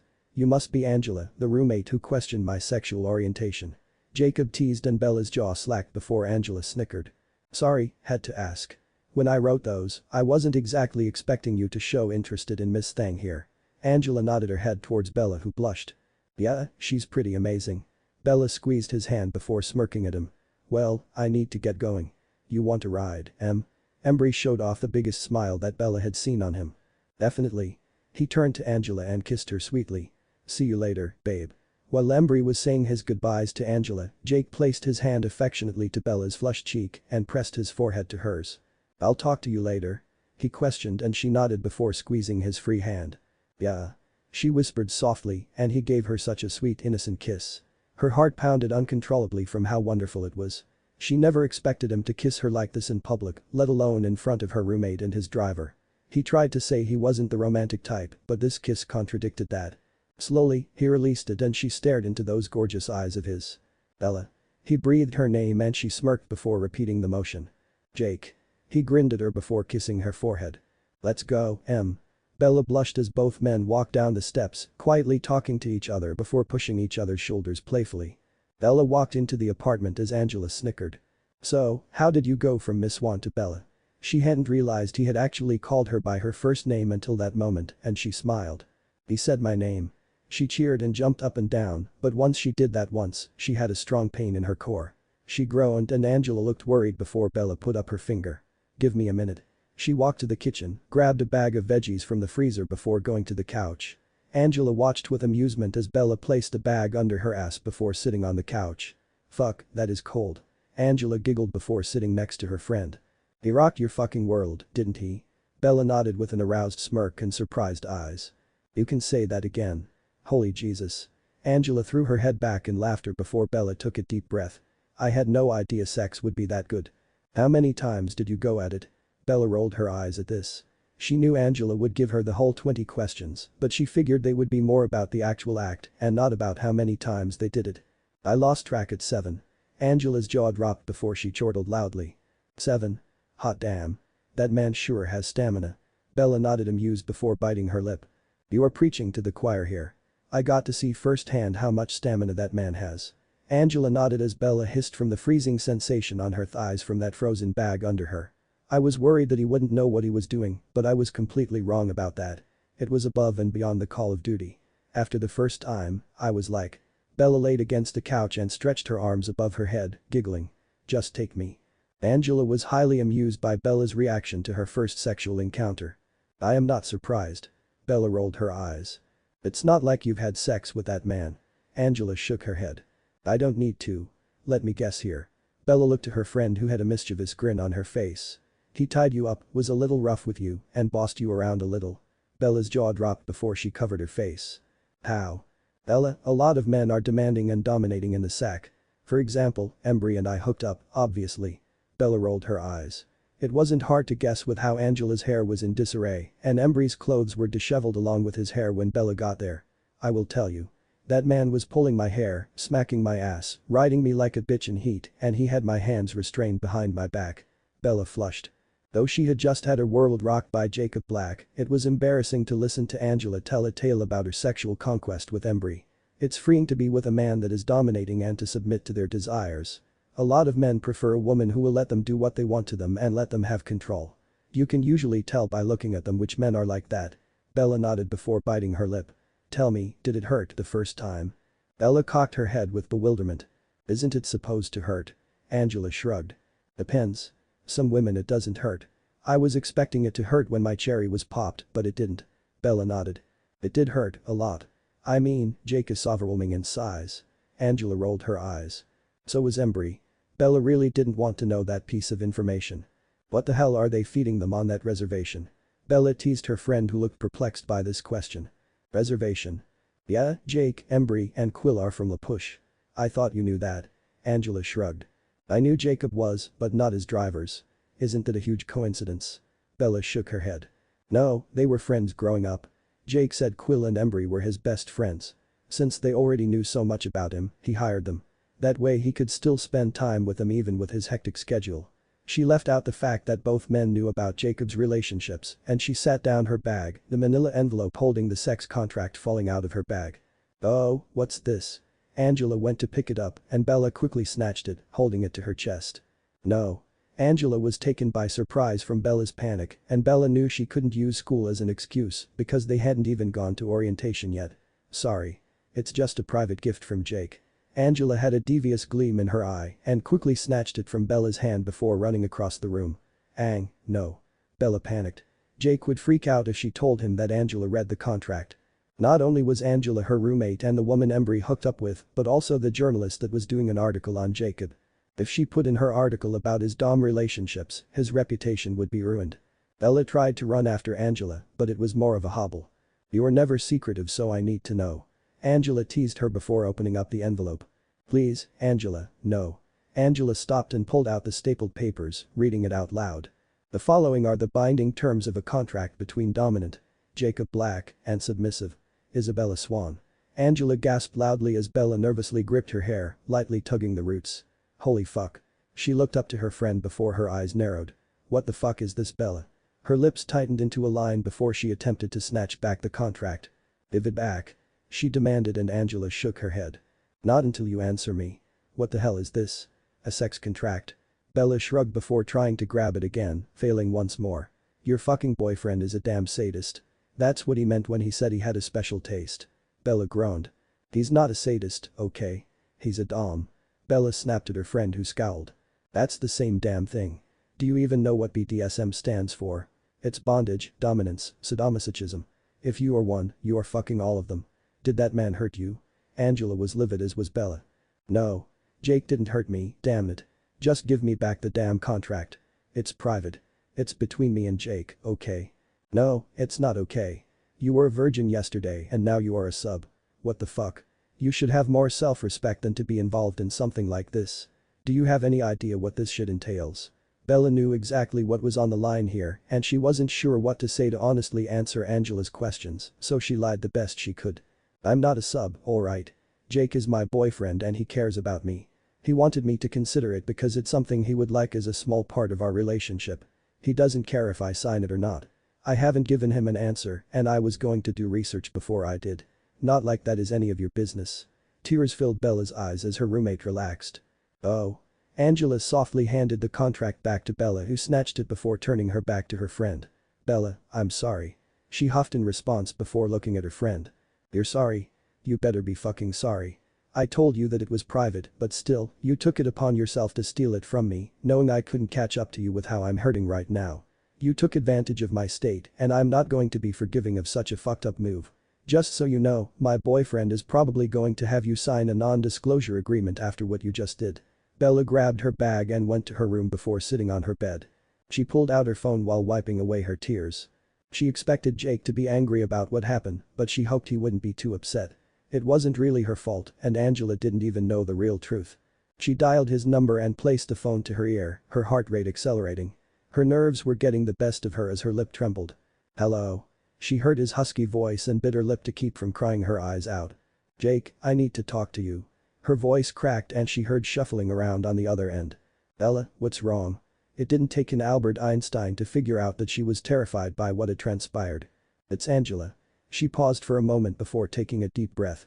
She snatched the contract out of my bag and she read some of it. There was a long pause on his end before his voice boomed. What? The anger was clear in his voice and her eyes squinted as her arm wound around stomach. Why didn't you stop her? How could you let her do that? She was shocked that he would even suggest this was her fault. I didn't let her do anything. He huffed on the other end of the phone. Sure, like I believe that. His sarcasm ripped through her chest as more tears fell. I didn't, alright. A sob left her lips before her voice squeaked as she explained. As you can recall, I lost my virginity last night, so I'm in a lot of pain when I move around, and I just got done chasing her around the living room and fighting with her to get it back from her, so don't say I let her do anything. Plus, I lied to her about it so she wouldn't know the truth concerning it. All I told her about it before was that it was private. Another sob left her lips as she tried with all of her might to hold it in, but she couldn't. Bella, I. Jacob was speechless and she could tell. Not only had she had her ass handed to her by Angela, but now Jacob was upset with her. She couldn't stand this, and her heart was breaking more with every second. Goodbye, Jacob. She snapped her phone closed before laying it on the bed, laying her head on her pillow. She spooned her comforter as the tears rolled, her shoulders shook, and her gut clenched repeatedly. She had never felt so betrayed as she did then by Angela's actions. Usually, Angela would respect Bella's privacy, but not this time. This time, her friend jumped over that boundary and did exactly what she wanted to do, which had caused this problem for both her and Jacob to deal with. Her phone went off, alerting her to a new text. While still crying, she grabbed it, flipping it open. I'm sorry. It's not your fault. Please, answer the phone. Then, her phone started ringing and it was Jacob calling her, but she didn't answer. She ignored the call. I'm not talking when I'm this upset. I only called before because you needed to know ASAP. Bella switched off her phone before rolling herself in her blanket and turning to face her window. Her phone rang a few more times and she had a couple texts come through, but she couldn't look at it. She was still too emotional to deal with anything outside herself. Jacob, Angela, hell, even her family. She laid there for hours, quietly sobs leaving her lips, before her bedroom door slowly opened and closed. She thought it was Angela, coming to try to apologize for her behavior once again. I don't want to hear it, Ang. Soft footsteps followed her words before her bed shifted and she felt a strong hand on her hip. Hey. The husky voice of her lover came and she quickly turned her head, seeing the face of Jacob Black looking down at her. He had a sad smirk on his face as she looked to him with amazement. What are you doing here? She questioned and his hand moved affectionately to her cheek. He stared down at her for a moment before he laid next to her, pulling her into his arms. She relaxed and held herself to his chest. It's okay, honey.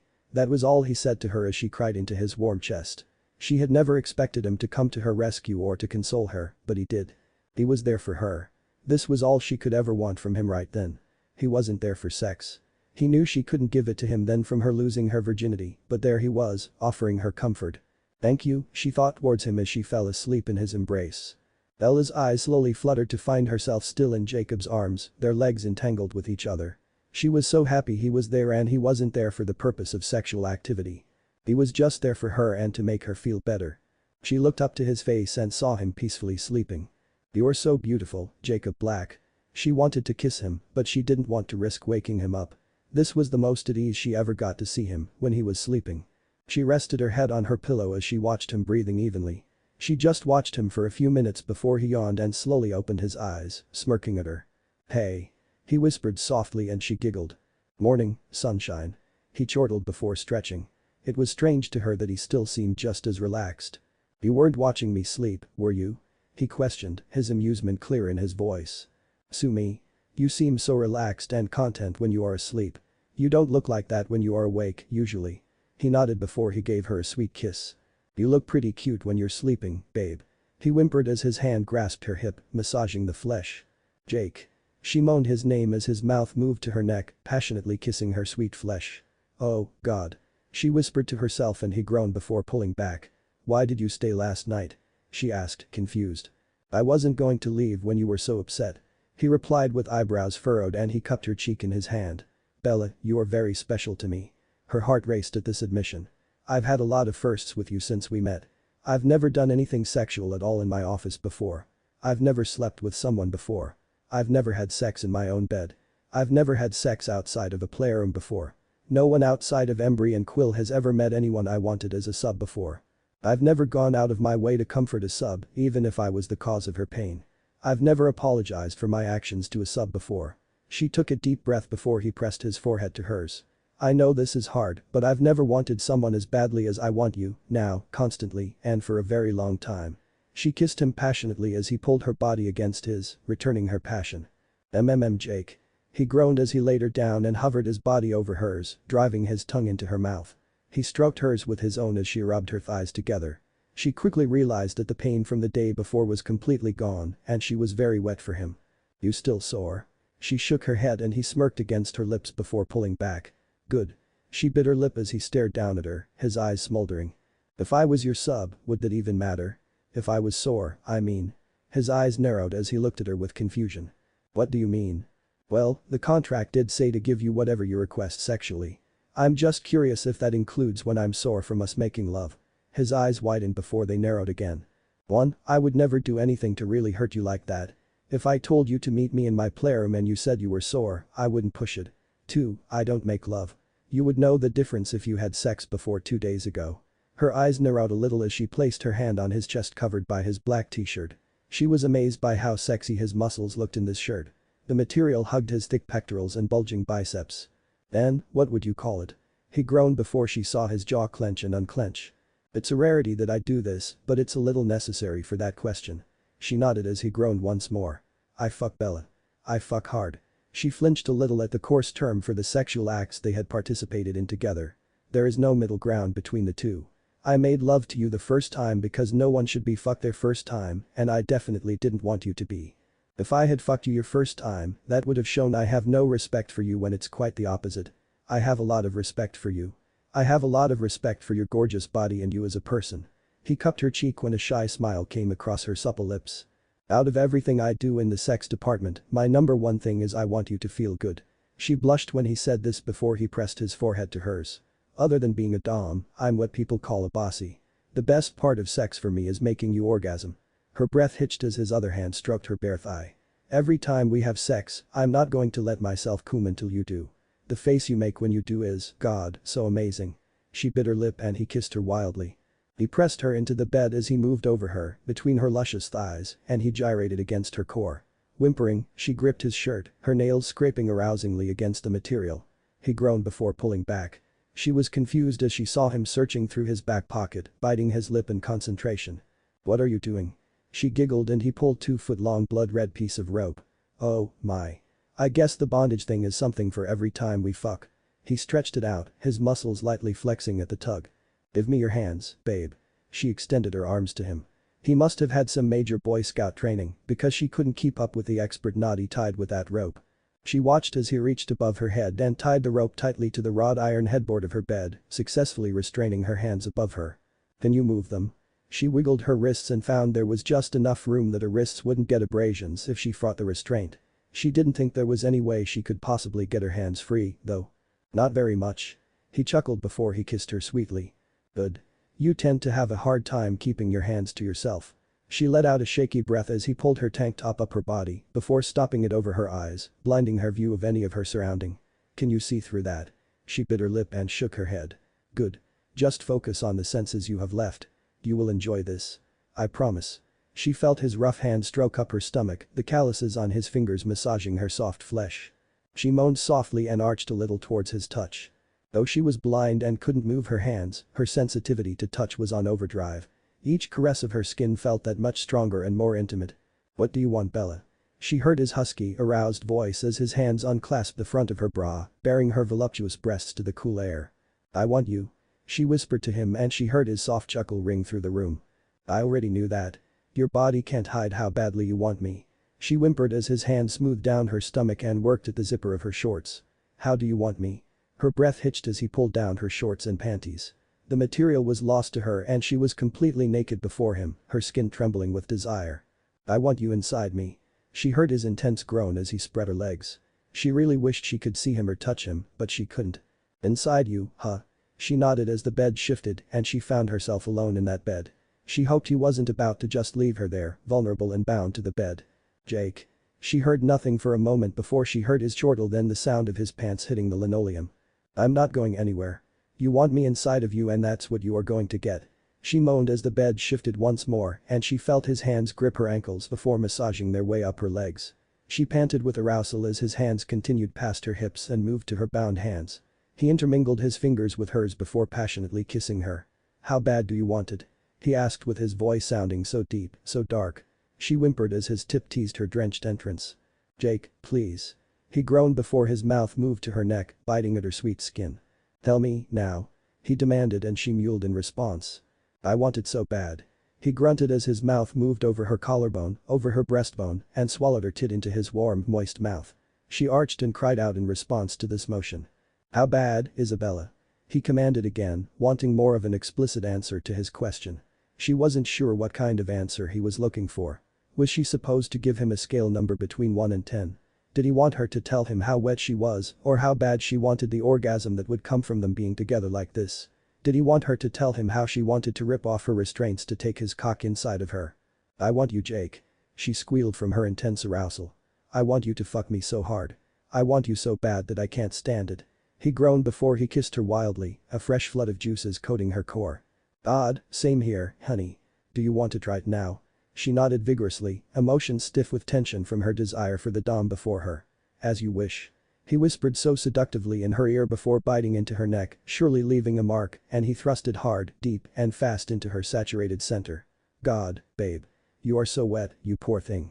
She arched and cried out from the wonderful sensation of being stretched around his unbelievable girth. "Oh, fuck." She exclaimed with excitement as he grunted, getting to work on her. "Oh, yeah." She felt everything. His hands gripped her hips so tight, his godly bratwurst rammed into her over and over again, and his hips gyrated against hers at the end of every sinful thrust of his hips. Each time, he found her sweet spot and she moaned dramatically. She knew she had to sound like some amateur porn star, from how she was squealing and crying out from the violent way he took her drenched pussy as his own. She felt his thumbs start to manipulate the front of her wet core and her stomach clenched. Whimpering heavily, she pressed her core towards his center. She was so wound up. The way he was claiming her body was more than she ever expected from a sexual encounter. It was almost too good to be real or true. "Come now, Bella. You come right now." And she did, though she wasn't trying to force it. Though she was blind to the world beyond the shirt over her eyes, a rainbow of colors flashed behind her lids and her entire body tingled with relief before it tensed. The pleasure was more than she expected and she welcomed it completely.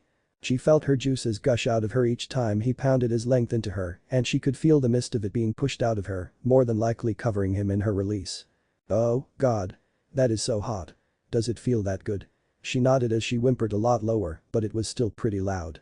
Suddenly, he extracted himself from her, which earned him a loud gasp, before he flipped her over on her hands and knees. The shirt came off her eyes and moved down to her biceps. She wasn't sure why this happened until she opened her eyes. She was looking straight into the mirror on her headboard right behind the wrought iron design. She looked behind herself and saw Jake behind her, completely naked, rubbing his hands up her back. "I've been fantasizing about this, taking you doggy style." She nodded as she bit her lip. His eyes darkened even more as he witnessed her bottom lip disappear into her mouth. He thrust himself completely into her and her nails dug into the rope, a dramatic moan leaving her lips and her back arched from pleasure. She couldn't take her eyes off his reflection in the mirror. His hair was disheveled, cheeks flushed, and jaw clenched. His grip tightened on her hips as he fucked her tight, wet peach. His hand moved up her back and took hold of her hair, yanking her head back. She whimpered in pleasure as he fucked her into oblivion, his grip tightening more and more on her hair and her hip as he got closer and closer to his own state of euphoria. Grunting and groaning, Jacob tilted his head back as he dumped his heavy load into her, both moaning. She loved the way it felt when he came. His seed bounced around in her like a pinball machine, and her body reacted like it ignited another orgasm. He exclaimed as his body tensed then relaxed. "Oh, hell, honey." She took a deep breath as he extracted himself from her before reaching over her to untie her bound hands.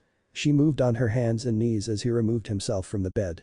She wasn't sure exactly what did it, if it was being blind to the whole experience or the new position or roughness of him fucking her, but that was even more pleasurable than the other times they had sex. "I didn't hurt you, did I?" he asked concerned before she looked to him, shaking her head. "No, my knees are just a little stiff right now."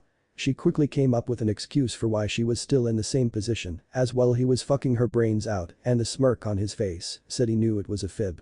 He walked over, still naked, and wrapped his arms around her waist before moving her to the sitting position. Slowly, he laid them down in the bed, still holding her close to him. "You enjoyed it that much?" She nodded before he affectionately kissed her forehead. "Definitely wasn't expecting it to be like that." He chortled before tightening his grip on her ever so slightly. It was so strange. She felt so safe and secure in his embrace. It was very intimate for someone who claimed to not do romance. When you take away one of someone's senses, it magnifies the others. She nodded and pressed her face into his chest. They lay there for a while in complete comfortable silence. "Come on." She looked to him as he moved out of the bed and stood up. "Huh?" He chuckled with a relaxed carefree smirk on his face. She had never seen this smile on him before. It was almost like he was relaxing out of the mask he showed everyone and letting the real Jacob shine through. He wasn't guarded or serious and he was definitely not intimidating. "Get dressed. Let's go for a walk." She nodded and climbed out of bed. She threw on some jeans and a t-shirt as he threw back on his clothes. Soon, they emerged from her room, holding hands, and past Angela's longing stare on the couch. Angela looked at Bella like she wanted to say something, but Bella's scowl made her rethink that choice. "See you later, Angela." Jacob was polite to Bella's roommate, but Bella knew he had to be upset with Angela about what happened. She had invaded not only Bella's privacy, but Jake's as well. The couple walked out the front door and made their way to a jogging path inside of the woods by the apartment complex. "How long have you and Angela known each other?" he questioned curiously. "Since I moved to Washington when I was 14, so 5 years." He nodded as he squeezed her hand ever so slightly. "She's never done anything like she did. She's always respected my privacy, so I don't know what got into her. She said I was being secretive about the contract, but I don't know, I never expected her to do something like that." He chortled softly, and this very thing confused her. "Why aren't you pissed about this?" "I wouldn't stay too mad at her. She was worried about you. Plus, last night, I got her to sign a confidentiality agreement, so no harm no foul." Her eyes narrowed at him. Why was he okay about this? The woman had ignored boundaries and violated their privacy, but he was fine with it.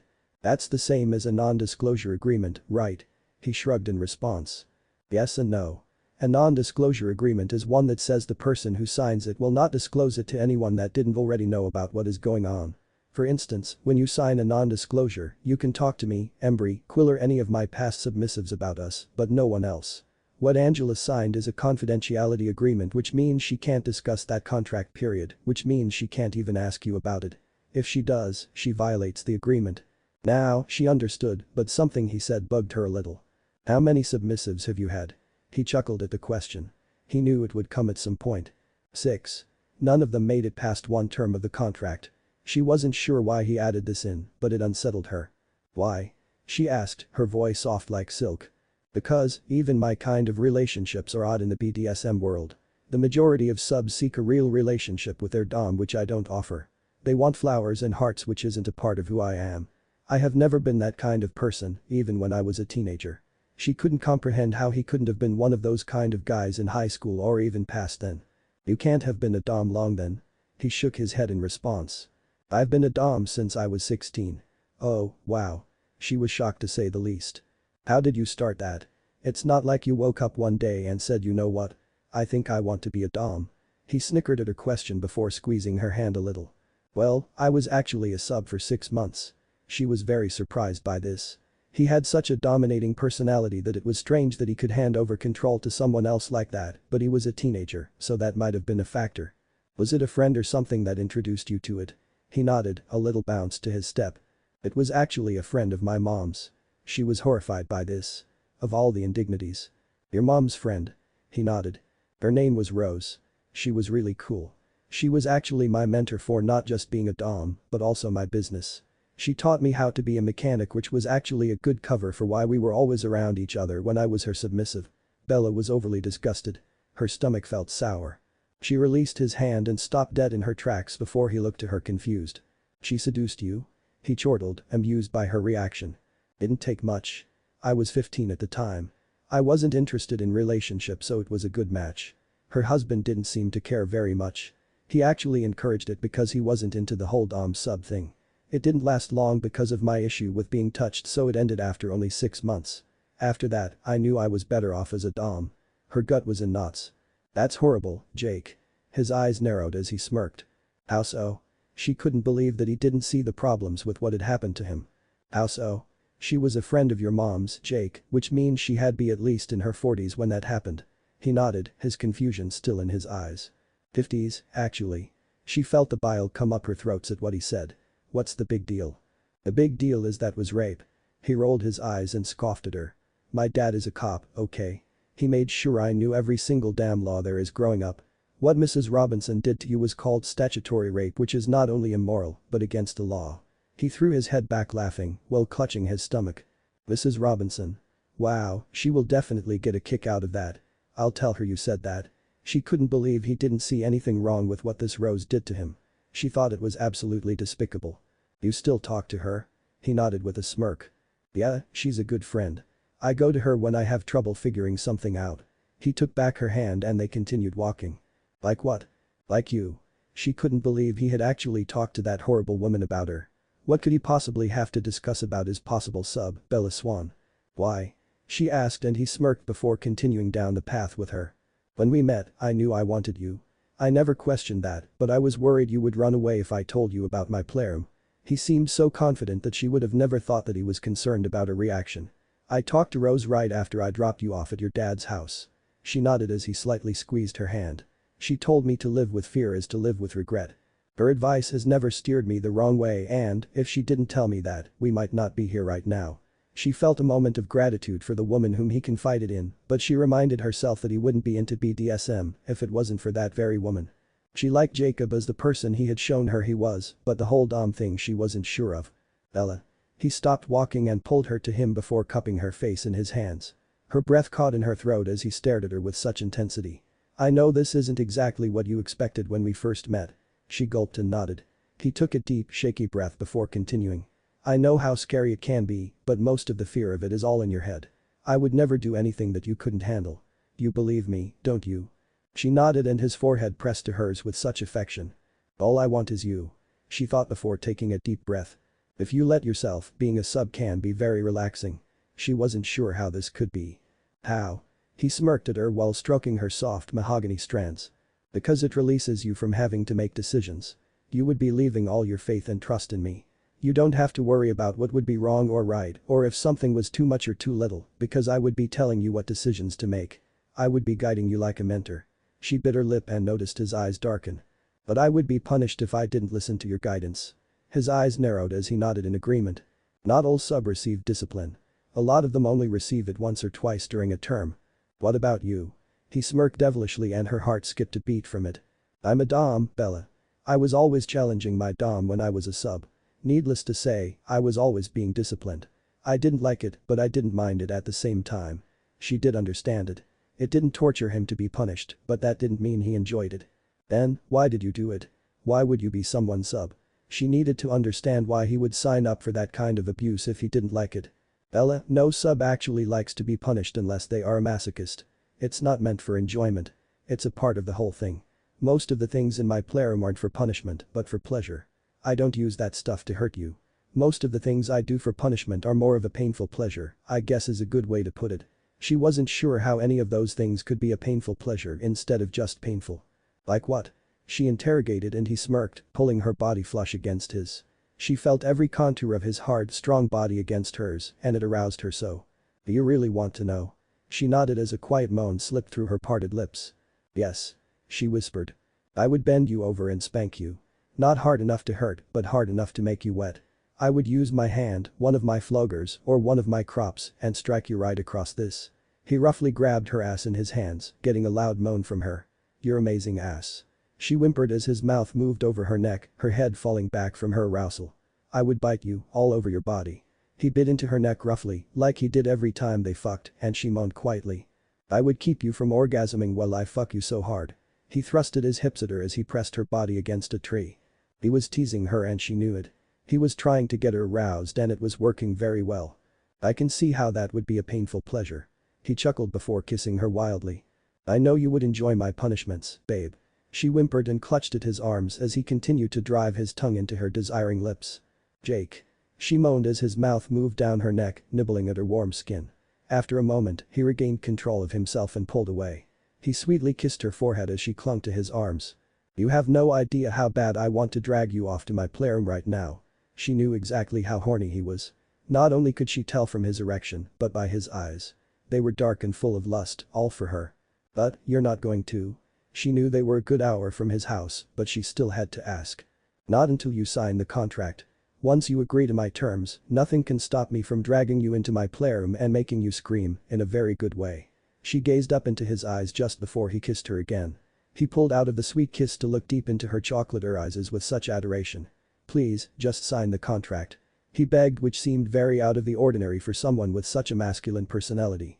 I don't like begging, but you are everything I want. Her heart sped out of her chest from that sweet romantic declaration. Everything? He nodded before pressing his forehead to hers. Yes, everything. I've never wanted someone this badly and every single thing I have ever looked for in a submissive, I see in you. All of the others had at most 2 or 3, but I see all of them in you. She felt emotional, but held in her tears. You are so perfect, Isabella Swan. Her heart clenched at his words before she placed her hand over his on her cheek. The warmth was comforting and relaxing. How about? She trailed off as she thought out what she would say. He looked at her perplexed before she spoke. We still need to finish negotiating the contract. Seth kind of interrupted that. He chuckled before he nodded. Yeah, we do. Maybe we should have a meeting about it. He teased her shamelessly and she smirked at him like the sexy vixen he knew she was under her normally innocent demeanor. Yeah, a business meeting since it is a contract we are discussing, one where you aren't trying to get into my pants the whole time. He smirked darkly as he stroked her bottom through her jeans. Bella, you weren't wearing pants when we discussed this before. She narrowed her eyes and poked his gut hard, getting a snicker from him. You know what I mean, smartass. He sweetly kissed her again before pressing his forehead to hers. How about tonight? We can have our business meeting about it as professionally as possible. She was going to accept that offer, but his phone went off. He groaned in frustration before pulling it out of his pocket, putting the phone to his ear. Yeah. He answered without looking at the caller ID, and his face went from irritation to disbelief in a second flat. Are you serious? He asked as she held his hand in hers. She was really worried about whatever was being said. She had never seen him look so upset before, but his voice mimicked that of when he had a heated conversation the night they met. Alright. I'll deal with it. Just keep me posted until I get there. He hung up his phone before grumbling. I have to go. She knew it was none of her business, but she still couldn't stop herself from asking. What is it?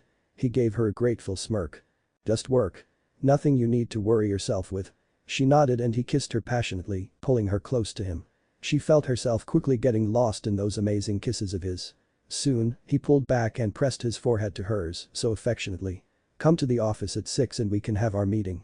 He teased her and she nodded. She wasn't sure what to expect out of their meeting, but she swore to herself that she would keep an open mind. Show me some love. Let me know your thoughts.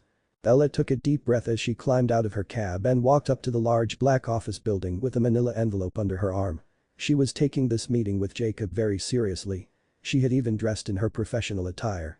She sported her black heels, her black suit skirt, a nice blue blouse, and her black blazer. She had done her research, but she didn't find everything she was looking for. She also came up with some rules of her own to add to the contract, along with some questions for him concerning what was already in the contract. Bella made her way up the elevator and into Jacob's office to see him waiting on the couch in his business casual clothes. He wore a black button-down dress shirt and black slacks, along with a devilish smile on his face. Hey, beautiful. He walked over to her and wrapped his arms around her. He leaned down for a kiss, but she pressed a finger to his lips, stopping him. Business meeting, remember? She teased him and he chuckled before pulling back. You are taking this seriously, aren't you? She nodded before holding up the envelope with the contract inside. Wouldn't have brought this if I wasn't. Shall we? He nodded and placed his hand on her back, walking her towards the conference room. They made it into the small meeting room and sat side by side as she pulled the contract out her envelope, setting the golden parchment next to her. She laid down the contract before grabbing a pen off the table, clicking it to open. What is all that? He pointed at the blue post-its covering the front page. She slowly removed each one, laying one on top of the other, before setting them on the table beside her where he couldn't read them. My notes. You really did your research, didn't you? She nodded with a small smirk, the vixen within her showing in her eyes. I told you I would. Shall we begin? She teased and he nodded, chortling. She flipped to the hard and soft limits before speaking. I did a good amount of research, but there were some things I am still unsure about. He nodded, egging for her to continue. What is caning? He chuckled before smirking at her. Caning is spanking with a cane. She nodded before narrowing her eyes at him. Hard limit right there. He nodded in approval. Next, Miss Swan. She gritted her teeth as he called her that before she grabbed one of her post-its, jotting down another rule. She continued again. What are butt plugs? He snickered as he draped his arm across the back of her chair. It's literally a plug for your anus. It stretches you out so it doesn't hurt when we do anal. It's also a way to bring pleasure. Her face showed her disgust. Another hard limit. As a matter of fact, my biggest hard limit is no anal penetration whatsoever. He gazed at her with a mischievous smirk. Sure about that? She nodded before writing it onto the actual contract below his hard limits. Which marks out butt plugs, anal intercourse, and anal fisting. Oh, and no vaginal fisting either. He snickered before stroking her shoulder. She quickly shrugged off his touch. Are you sure? You might actually like that one. She looked to him with disgust. I can barely handle your dick inside of me. Yeah, I'm sure I wouldn't like or be able to handle vaginal fisting. He nodded as she scanned over the limits before looking at her post-its. Also no genital clamps. He agreed with her demands before leaning to whisper in her ear. You are so sexy when you are trying to be serious. His hand rubbed up her thigh as he teased her ear with his tongue and she shrugged him off. Pushing away his hand, she smirked at him. There's no trying about it. You aren't going to distract me. She went back to the contract as he kissed along her neck. Gagging is a hard limit except for under one circumstance. She teased him and he chuckled. Let me guess. Unless it's on this.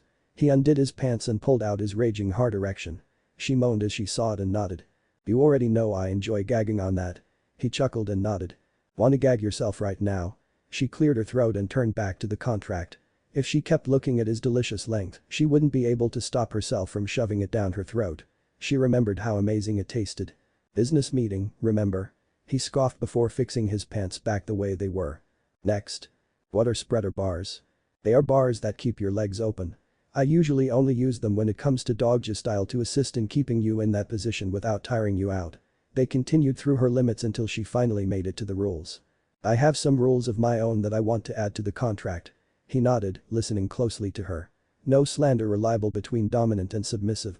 In the event that either takes place, this contract becomes null and void. His bewilderment showed in his eyes as she smirked at him. I hate liars. It's my thing. He nodded before turning to her. Why aren't you just wanting slander? She snickered before tapping her pen on the table.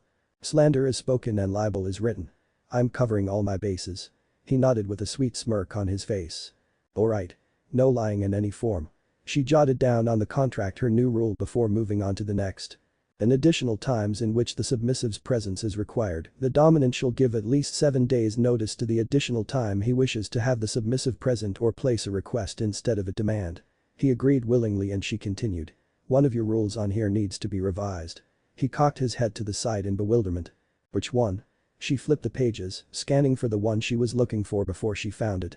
The dominant shall not undertake or permit to be undertaken any action which could cause serious injury or any risk to the submissive's life or well-being. His eyes narrowed as she smirked at him. This is a good rule, but there is no specifications on that. What you perceive as a risk or life-threatening, I might not. He listened closely as she smirked. I don't do drugs, I don't do reckless things at all, but I do drink on the rare occasion. At the end of every semester, my friends and I always go out for a few drinks to celebrate. I don't think it would be fair to be punished for actions which were a part of my life before we met, do you? He smirked and shook his head. I agree. How about we add neither submissive nor dominant shall recreationally drink to excess? She instantly agreed with this added rule to their contract. They went through the few other additions she wanted to add to the contract before she made it to her very last discussion of the contract. Just one more thing. He raised an eyebrow as she flipped to the correct page. The submissive will ensure that she procures oral contraceptive and ensures that she takes it as and when prescribed to prevent pregnancy. In the case in which a pregnancy arises, the submissive will immediately notify the dominant and he shall accompany her to an abortion clinic at her convenience to terminate the pregnancy. He raised an eyebrow at her as she smirked at him. The issue? Well, one, I'm already on birth control. I don't see a point in stopping it just to start on another form of it. That would be pretty reckless and redundant at this point. He hummed a little before taking her hand in his. You're right, okay. What is your other issues? No issue, just a little curious is all. He smirked before looking back at the contract to read over what she had read out loud. Let me guess. The abortion part of it. She nodded. I'm just a little curious about it. Most people would say we will discuss this if it pops up. I'm just wondering why you put that into the contract. He nodded in understanding. I don't want children, ever. She was surprised by this reveal. Why is that? She questioned and his eyes darkened with what looked like recollection. Because I know myself well enough to know that the worst curse I could give someone is to be their father. She knew there was some subtext in there, but it was too blurry to read clearly. Why would you say that? His eyes narrowed in warning. That's not something to worry yourself with. She wasn't going to push him. She hoped he would talk to her about it when he was comfortable enough to disclose what led him to this conclusion. He moved over to her and wrapped her in his arms, moving his soft lips along her neck and rubbing her hips so seductively. She softly moaned as he pushed the skirt up her waist. Jake, we are the middle of a meeting. He groaned and started to pull down her panties. I want you right now. She whimpered before grabbing his wrist, stopping him. I haven't signed this contract, so I can still say no, Mr. Black. He groaned before pulling back. Oh, and one last thing I thought of to add to the contract. He raised an eyebrow, showing his arousal for her, and she smirked. I don't want you to call me Miss Swan anymore, ever. He chortled loudly before shaking his head in disbelief. Seriously? She nodded. I hate being called that, so yes, no more Miss Swan. He nodded. Okay, I won't call you that anymore. I want to add something to this contract. She was unsure if she would be comfortable with whatever he had in mind. You have been very serious and professional about this, so I want to offer you something. She nodded and he leaned forward, pressing his forehead to hers. You are open to doing something you have never done before and that you aren't sure you would completely be comfortable with, so I want to do the same for you. How about one day a week, you pick the day, we can go out on an actual date, just us. She was surprised he would offer something like this. You mean like a real couple? He nodded before he affectionately kissed her, so sweet and so genuine. Yes, like a normal couple. Under one condition, though. If he was offering this, she would do whatever he asked of her. It was all she wanted. What condition? I want you to not fight me if I decide I want to buy something for you. She did want to fight him on this. Though he wasn't actually her boyfriend, others thought he was and, if he showered her with gifts, it would feel like he was buying her off like some prostitute. She hated the idea of him buying things for her, but she wanted to be like a normal couple with him more than fight him on buying her things. Alright, deal. He jotted it down in the contract before he signed his name in the right spot. He slid it over to her and she smirked at him before slipping it back into the manila envelope. I will review these changes and get back to you on my decision. He chuckled and rubbed his hand up her thigh. Just sign it, Bella. I want to be with you and I know you want to be with me. What is holding you back? She smirked at him with the seductive vixen within her showing in her eyes. She grabbed his hand from her leg and pushed it back. Business meeting, remember? She teased him before standing up. You aren't going to answer the question, are you? She shook her head and giggled. She already knew she was going to sign the contract, but she wasn't going to tell him that. Her mom always told her that men were drawn to women who played hard to get. Though they already had sex multiple times, this was her own brand of holding out. He wanted her as his sub, and she planned to make him sweat about it. She wanted him to be grateful that she agreed to his terms, and she wanted him begging for it before she gave him back the contract signed by both of them. School starts tomorrow for me, so I must be going, Jacob. He groaned in protest before standing up, walking her out of the building. Just stay, Bella.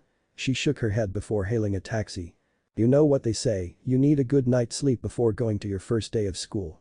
She teased and he pulled her into his chest before seductively kissing her supple lips, taking her breath away. You could always stay the night again at my place. Her will started to falter under his dominating persona, but she wasn't going to completely give in. Since I'm already in Port Angeles, I need to stay here. Plus, if I stayed at your place, I wouldn't get up on time and, even if I did, I would probably be late anyways. He didn't need to say why he would be late. She already knew.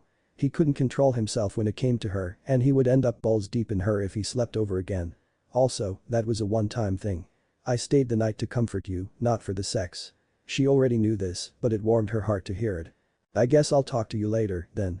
Good night, Jacob. Then, she climbed in the taxi even though everything in her wanted to stay there with her soon-to-be dom. Bella strolled out of her room, fully dressed and ready to start her day. In case she saw Jacob, she had the contract she had signed in her bag, waiting just to see the look on his face when she gave it back to him. She found Angela in the kitchen, nervously sipping a cup of coffee. Bella, please, talk to me. She finally spoke while Bella made her own cup of coffee. About what? Bella was going to take Jake's advice concerning Angela. Yeah, it was bad what she did, but she knew her best friend did it out of concern, and she couldn't blame her for that. I'm sorry about what I did. I shouldn't have done that. Bella nodded and turned to look at her friend who seemed very nervous. You're right, you shouldn't have, but I know you did it because you were worried. That doesn't excuse what you did, though. Angela nodded, pleading in her eyes. I'm not gonna hold that against you, but you better never do that again. If you do, I swear I will have my stuff moved out of here faster than you could comprehend. Angela nodded, scared of Bella when she seemed so serious. Good, now that's settled. Bella trailed off as she sipped at her hot creamy coffee. How are things with you and Jake? You got back pretty early last night. Bella shrugged, not going to tell her what last night really was about. We just went out to dinner. We are doing pretty good. Angela smiled, happy for her friend to finally found love. That's good. I was surprised he slept over the night before last. You guys were pretty loud yesterday morning. I could hear all that moaning and banging from the kitchen. Angela winked at Bella suggestively, who blushed. Yeah, he's really good in bed. What can I say? Angela huffed in response. You are preaching to the choir there, Miss Thang. Embry swung by last night for a booty call. I'm surprised you didn't hear us going at it. Bella shrugged nonchalantly. I was probably passed out. What was Embry doing here on Saturday? I know you guys hooked up, but did you meet him while you were out or something? Angela facepalmed herself. She couldn't believe she had forgotten to tell Bella about what Embry was doing there in the first place. God, I'm such an idiot. He came by to drop off some stuff your boyfriend asked him to while you were at Jake's house. Angela grabbed her hand and dragged her off to Bella's bedroom and reached under her bed, pulling out a medium-sized box. "Gifts from your beau. I didn't look, I swear." Bella patted the bed for Angela to sit down and they opened the box together. Bella was awestruck when she saw the brand new laptop inside of the box on top of some other things she hadn't looked at yet. The laptop was silver and had a red bow on it with a sticker of a black helicopter on the back of the screen. "He just can't help himself, can he?" Angela teased and Bella groaned. "I guess, when you have a rich boyfriend, you just have to get used to the gifts." Bella made the snarky remark before setting the laptop off to the side. She saw a few gift boxes in there and each one made her really want to give this whole thing back to him. "Better get used to it, Bella. The more a guy likes you, the more expensive the gifts, or at least that's how it is with rich guys." Bella groaned before she opened the black gift box. She gasped and blushed when she saw what was inside of it. It was black lingerie. Black silk bra and panties along with a see-through nightie that she assumed was supposed to go over it. Oh, wow. It usually takes guys a lot longer than that to be buying their girlfriend lingerie. Angela was in disbelief. "That's because I'm not really his girlfriend." Bella's subconscious aided her for this, but she nodded. "Well, Jake's not like other guys. He seems to have a thing for the color black though. Almost all of the furniture in his house is black, his cars are black, and now the lingerie he bought for me. He's definitely got a thing for this color." Angela snickered. "I'll probably figure out some dirty joke for that. Give me time and I'll have one." Bella went back to her box and grabbed another gift box. She found a blood red dress inside and it was beautiful, very professional. Wow. Angela was amazed by the wonderful gift and took it from Bella to put it on a hanger and hung it in the closet. Bella smiled appreciatively before looking back in the box. There was a new phone in it, an iPhone of all things, and she noticed a sticky note attached to it. "This will make it easier for us to communicate when we can't be together. Enjoy. Jacob." She smiled to herself. She knew these gifts were a little much, but she thought each one was very thoughtful. "Jake must really like you," Angela said sweetly and Bella giggled. "Well, apparently, I have been a lot of firsts for him." She hadn't realized she said that out loud until Angela replied. "Really? Like what?" Bella covered her mouth in horror. "Oh, God. I can't believe I said that." Angela was completely amused by that and egged her on. "I will tell you one, but that's it." She warned her friend who nodded enthusiastically. "Okay, I'm the first woman who could make him, She trailed off, very embarrassed to be talking about this out loud. "To make him what? Don't leave me in suspense." "I won't say a word, I promise." Angela shook Bella's shoulders who blushed. "I was the first to get him off with oral sex." Angela's jaw dropped. "Are you serious?"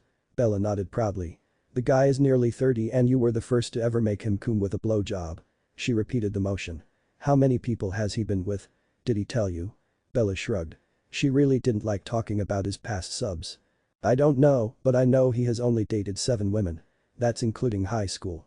Angela's jaw slacked. "Wow. That man doesn't fall easily, does he?" Bella nodded but hid the frown on her face behind a fake smile. "That can be a good thing though. It's been in my experience that the less women a man has been with the less likely he is to sleep around." This just made Bella feel worse. There was nothing she could see about herself that was anything extraordinary, especially standing next to a man as handsome and amazing as Jacob Black. She wasn't unbelievably voluptuous or marvelously beautiful. She was so average and plain to herself. "I know he wouldn't sleep around. That would be a breach of contract. You would think he would want someone more eye-catching than me by his side." Angela just rolled her eyes. "Odd, not this again." Bella looked at her friend with perplexed eyes. "There is nothing wrong with how you look. You are beautiful just as you are and Jake sees that just like every other guy that has ever fallen at your feet. Ever since you moved here from Arizona, all of the guys wanted you to want them as your man. A few caught your eye, but none nearly as much as Jake has." Bella blushed and was going to protest this analysis, but Angela continued too quickly. "I can see how you feel about him. From how your eyes light up when you hear his name to how you looked at him when he dropped you off on Saturday. I know you like him a lot. I could also see how much he likes you, and it's not just by his extravagant gifts. I saw it in his eyes when he looked at you. It was like he was looking at the love of his life. It was very intense, but he also looked at you like he wanted to throw you against the wall and fuck your brains out." Angela teased her friend on the last part, but the rest was completely genuine. Bella blushed and bit her lip. She wanted Jacob to want her the same way she wanted him, but she knew it wasn't possible. "I've never wanted someone this bad and every single thing I have ever looked for in a sub, I see in you." She recounted what had said to her the day before and it warmed her heart. "Oh, yeah. Did you tell him that you were a virgin?" Bella giggled as she looked to her friend. "Yup, and you should have seen the shocked look on his face. It was like I dropped this huge bombshell, but it must have been a good bomb to drop because not even 5 minutes later he was fucking my brains out. Angela snickered before Bella cleared her throat. We need to get going. Orientation starts in half an hour. Can I ride with you? Jake still hasn't told me anything about my car. Angela rolled her eyes at this. Of course, you can. He's probably going to buy you a car. Bella swatted Angela's shoulder as they left the apartment. Don't say that. They laughed and talked on the drive to the campus. There seemed to be a lot going on. Tables stacked high with food and freshman students walking around, talking amongst themselves. They quickly found their small group of friends that went to high school with them. Jessica, Tyler, and Lauren were excited when they saw Angela and Bella approaching them. Jessica was the gossip queen back in Forks and wanted to be a lawyer. Lauren was the most beautiful tall, blonde girl in all of Forks High and she aspired to be a runway model, but she knew that was an unrealistic goal, so she was going to school to be an accountant since she was great at math. Tyler was still undecided about what he wanted to be, so for now he would take all of his prerequisites until he found something he really enjoyed. Tyler was like a brother to Bella, but to him, he wanted to be with her. She could never see it though. Bella. Tyler ran over and scooped her up in his arms and swung her around before setting the giggling woman on her feet. Nice to see you, too, Ty. Angela shoved the overly excited boy. Hands off, Bella, alright. Angela teased him and he rolled his eyes. She is a taken woman now. Bella couldn't believe Angela would just let that out so quickly, but she knew her friend was happy for her. What? Tyler was in shock as Jessica and Lauren smiled happily at their friend. I saw you just a few weeks ago. When did you get a boyfriend? Bella blushed, embarrassed by this. We only met last week. Bella gave a short and simple answer as Angela huffed. Yeah, but he was instantly attached. Angela retorted before Jessica jumped in. Who is he? How did you guys meet? Bella was about to answer when Angela whistled, looking off into the distance. Yeah, try explaining that story to your kids one day. Bella felt a pain in her heart when Angela said this. He doesn't ever want kids. His driver T-boned me when I was on my way to visit my dad. Tyler and Jessica gasped while Lauren laughed. Leave to Bella to get a date out of a car accident. Lauren teased her friend as Angela gasped. Bella, your boyfriend is here. Angela announced as Jessica and Lauren searched through the crowd, but Bella didn't look behind herself. She was still trying to play hard to get with Jake. Why am I not surprised? Where is he? Jessica asked, excited. Tall, dark, and handsome in the suit at 12 o'clock. Angela answered as Bella smirked smugly. She didn't need to see Jacob. She knew he was there and that for once she was the one with the unbelievably hot man wanting her. Black or blue suit? Lauren asked with awe. Blue. Angela replied and both Jessica and Lauren gasped. You're dating Jacob Black? Bella nodded. You lucky bitch. He's gorgeous. Bella blushed as Tyler looked to the floor in irritation. I know. I bet he sucks in the sack. Jessica teased and Bella threw her head back laughing. Not in the least. Bella had never been open about anything involving sex, but since she lost her virginity, that changed drastically. She found herself not struggling to talk about sex and that she was very open about the subject. What? You guys did it already? Bella shrugged a little before looking to Angela. Is he looking over here? Angela nodded with a big smile. He's been staring at your ass this whole time. Just look. Bella shook her head with a big smile on her face. Nope, I'm making him sweat a little. It's really fun playing with his head like this. Bella teased as her phone went off. She pulled it out of her pocket to see a text from her beau. You look amazing in that skirt. She giggled and shoved the phone back in her pocket. She was wearing a short denim skirt and a black tank top. It was very average and she definitely wouldn't say she looked voluptuous in her attire, but the compliment was nice. Bella, he's coming over here. She nodded with her head held high and Angela grabbed the other's arms. We will give you a minute with him. See you once orientation starts. Bella waved shyly right before she felt strong arms wrap around her waist and she giggled. I wonder who that could be. He chortled in response before sweetly kissing her neck. You didn't reply to my text, honey. She nodded before she turned her face towards him, seeing his handsome face, a devilish smirk plastered on his lips. I didn't think a reply was necessary. He chuckled and kissed the side of her neck. Am I going to be getting an answer today about the contract? She blushed and smirked to herself as his hands rubbed over her stomach sensually. Patience is a virtue, Jacob. He groaned and released his hands from around her. She turned around to him as his eyes darkened with a little irritation.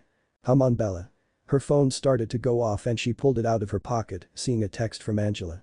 She opened it and gasped. Warning. Charlie is here. Shit. Bella scanned the crowd, but didn't see her father or Angela for that matter. What's the matter?